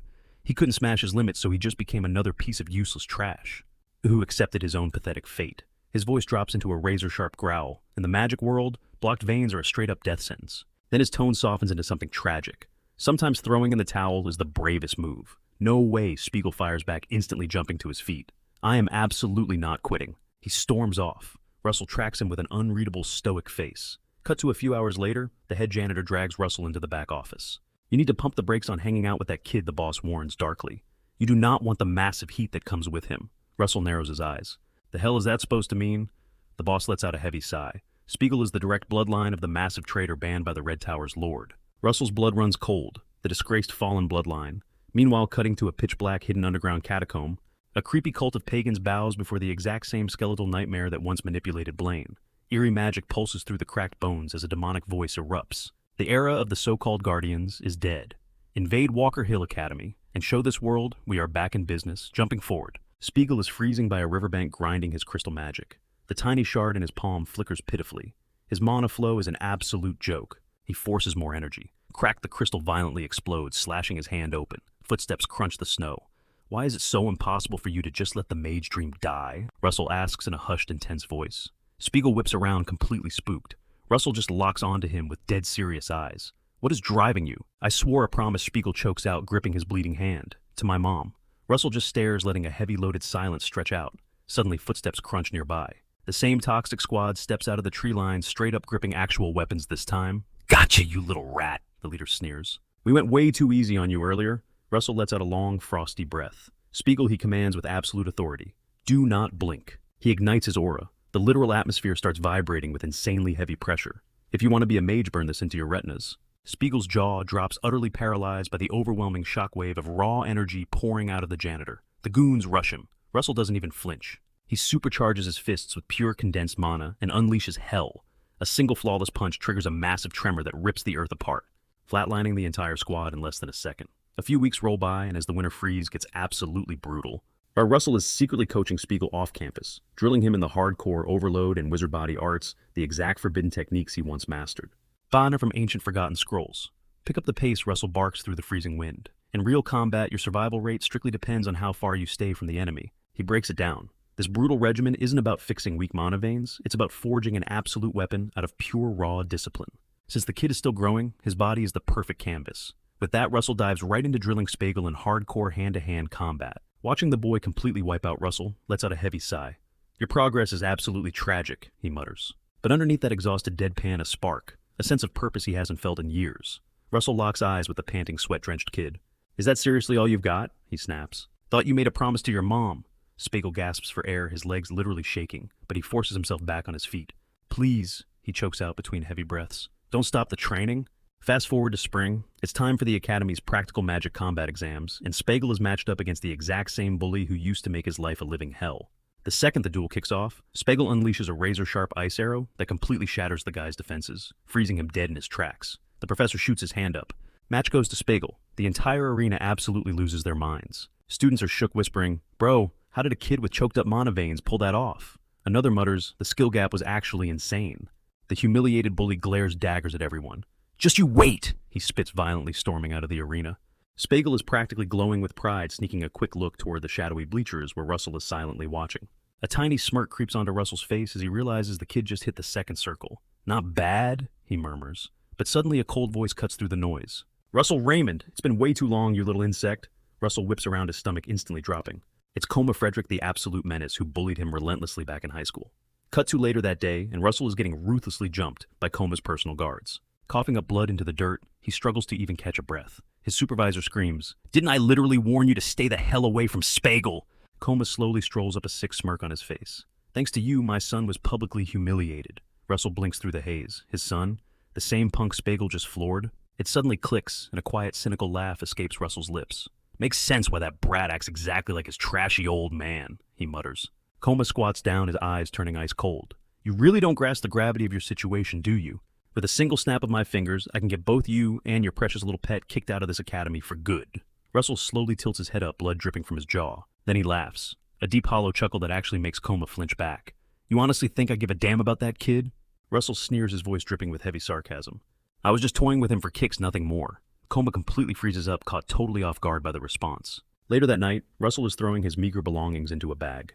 Coma's threat keeps ringing in his skull. Scram before you ruin everything. Trudging toward the main gates, his mind keeps drifting back to Spiegel. Pitch blackness settles over the campus as he approaches the exit. Suddenly, Spiegel steps out from behind a massive stone pillar, dead stopping him. Where do you think you're going? The boy demands. Russell lets out an exhausted sigh. I'm bouncing, done with this place. But why? Spiegel yells. Russell just tightens his grip on his duffel and tries to push past him. Spiegel aggressively cuts him off again, throwing his arms wide. Don't take another step. Russell's severely battered face remains half swallowed by the dark. The kid totally freezes the second he catches a glimpse of the damage. Who did this to you? Russell forces a bitter, hollow laugh. What did you expect from a total loser like me? Did you seriously think I was actually your master? Russell asks, his voice slightly cracking before he aggressively shoves past him. Wake up from your little fantasy. He stalks off into the night, refusing to look back. Spiegel just stands there, shaking, tears spilling over his cheeks. Teacher, he whispers into the void. Watching from a luxurious carriage parked in the distance, Coma flashes a wicked, satisfied grin. This, he murmurs to himself, is exactly why I live for money and power. I can literally make anyone vanish. But just as he's about to order his driver to push forward, the carriage violently jerks to a halt. A terrifying mob of cultists is entirely blocking the road. Coma snarls out of the window. Are you out of your minds? You dare block the path of House Frederick? the pagan's only response triggering a gargantuan neon green explosion that absolutely swallows the entire street. Miles down the road, Russell catches the blinding flash out of the corner of his eye. He whips around in pure shock. The sky above the academy is violently radiating a sickly green. Then it bleeds into crimson red. What the hell is going on? By the time he desperately sprints back, Walker Hill Academy is a literal war zone engulfed in roaring flames. Standing amidst the inferno, a deranged cult leader throws his arms up screaming, "Let this app unleash pure despair, paint this entire academy in their blood." His psychotic followers scatter like roaches, ruthlessly butchering any student or teacher caught in their path. Over in the courtyard, another fanatic wielding an insane demonic claw is slicing through rookie mages like absolute butter. Out of nowhere, Spiegel snipes one of the attackers with a brutal ice arrow, violently pinning the guy to a brick wall. Hearing the crunch, the demonic claw mage slowly turns around, laughing like a total maniac. Still buzzing around like a pesky gnat, the dark mage lunges. Spiegel braces for impact, but gets absolutely flattened into the dirt. The dark caster chuckles, sparking up another blazing demonic claw. "You're a fun little toy," he smirks, but playtime is officially over. Hiding behind some rubble, Russell watches the absolute nightmare unfold, the slaughter, the blazing inferno, the pure hopelessness. He spots Spiegel on his knees, battered, exhausted, and leaking blood. "Bro, why won't he just run?" Russell mutters under his breath. The cult freak glares down at Spiegel with pure disgust. "Terrified to meet your maker, you pathetic worm?" Spiegel barely manages a weak headshake. "I bought the others enough time to dip. Honestly, that's a win in my book." Russell completely freezes. That exact mindset, a guardian's ultimate duty is to shield the weak. It's the exact same speech Russell used to preach back in the day. The dark mage bursts out laughing. "Your cringeworthy ideals are going to get you slaughtered." He winds up his blazing claw for the kill shot, but right before it connects, a cold steel blade violently erupts through his ribcage. The mage slowly looks down. Russell is standing right behind him, burying his sword to the hilt. "You piece of trash!" The crazed cultist snarls wildly, swinging his demonic claw and slicing a deep gash right across Russell's chest. "How dare you touch me, you filthy insect!" Spiegel doesn't waste a second. He channels his remaining mana and blasts a third circle ice bolt. The massive shard of freezing energy violently crashes into the mage's chest, literally pinning him against the brick wall. Russell snatches a discarded spear off the ground and ruthlessly shoves it straight through the cultist's throat. The freak crumbles to the ground, choking on his own blood. Instantly, both heroes collapse to their knees, totally drained. A massive crimson stain rapidly spreads across Russell's shredded shirt. Spiegel scrambles over to him, frantically pressing both hands against the gruesome gash. "It's pouring out! I can't stop the bleeding!" he screams in a complete panic. Russell just manages a weak, peaceful smile. "You gotta get out of here, kid. Backup is gonna swarm this place any second." "No way I am not leaving you behind," Spiegel desperately pleads. Russell weakly grabs the kid's shoulder. "Please, don't make me go down as a failure of a mentor who couldn't even save one single student." His voice trembles violently. "Just go." Hot tears pour down Spiegel's dirty cheeks as Russell's bloody hand slowly slips off his shoulder. Behind them, the raging inferno consuming Walker Hill blazes even hotter, painting the pitch-black sky a terrifying shade of blood red. Spiegel completely freezes his eyes wide with shock the second Russell actually calls him his student. Fighting through the agonizing pain, Russell forces a warm smile and whispers, "Run! Survive this! Become the ultimate guardian!" Then he adds super softly, "Making just one last promise won't kill you." Spiegel is absolutely sobbing now, aggressively nodding his head. "I swear to you, I'll become a true guardian master." As the young mage finally turns and sprints away into the suffocating smoke and flames, Russell slumps heavily against the cold ground, watching the kid's silhouette fade out. "He is exactly like the wild dream I let slip away," Russell thinks to himself. "He's the raw courage I gave up on. And honestly, that is exactly why I resented the kid."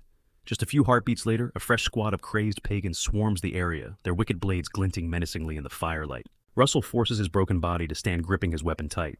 "But it's also why I cared about him," he realizes. One of the freaky cultists smirks in disgust. "Garbage like you ain't even worth wasting a second circle spell on." Russell just gives a faint, almost arrogant smile. "Because of Spiegel, I actually got to live a real life," he reminds himself. Then he explodes into motion. Russell triggers his blink spell, teleporting in an instant to materialize right in the faces of the two enemies. Spear fully drawn, he catches the first pagan completely off guard. The guy shrieks in pure panic as Russell violently thrusts the jagged weapon right at him. But the second cultist has god-tier reflexes, instantly firing off a blinding blast of dark energy. A massive deafening explosion swallows all three of them whole. As the blinding white light slowly fades out, Russell's fading voice echoes eerily through the thick black smoke. "Spiegel, you gotta make it out alive." But then, his eyes snap violently open. Russell suddenly finds himself floating in this bizarre anti-gravity void. A super chill disembodied voice echoes out. "Your time is up." Completely disoriented, Russell checks his own glowing hands. "Wait, where the hell am I?" A massive shadowy dude in a dark cloak steps out of the ether. "Ah, you're finally awake." His tone sounds genuinely intrigued. "So, tell me, how did you like that little world you were just visiting?" Russell murmurs, totally drained. "I lost track of the dream I chased for years. But in the end, I found it again, and I actually protected it.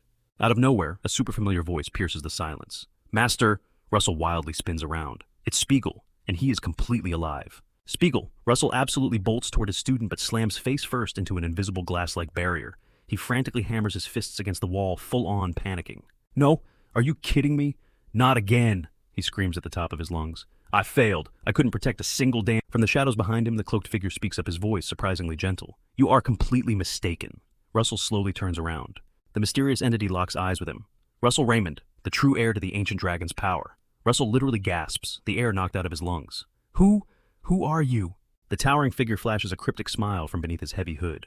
I am the absolute ruler of this twisted realm, though out there people refer to me as the Temple of Mirrors. The Temple of Mirrors, Russell stammers out his brain, totally short-circuiting. The shadowy boss gives a slow nod. This dimension is a pure reflection. It manifests the darkest, most crippling fears hidden deep inside your soul. He casually waves his hand, and the very air around them ripples and cracks like shattered glass. And for you, that ultimate fear is imposter syndrome. You've spent your whole life terrified, wondering if you are actually worthy of the insane magic you wield. You constantly roasted yourself, claiming you were just some trash-tire third circle mage. You constantly questioned why the universe blessed you with such god-tier strength. The entity continues, his booming voice vibrating through the endless void. You also let Blaine get inside your head when he claimed he watched your own father cowered out and ditch a battle. That made you doubt your very existence. Your bloodline and your fundamental right to play the hero.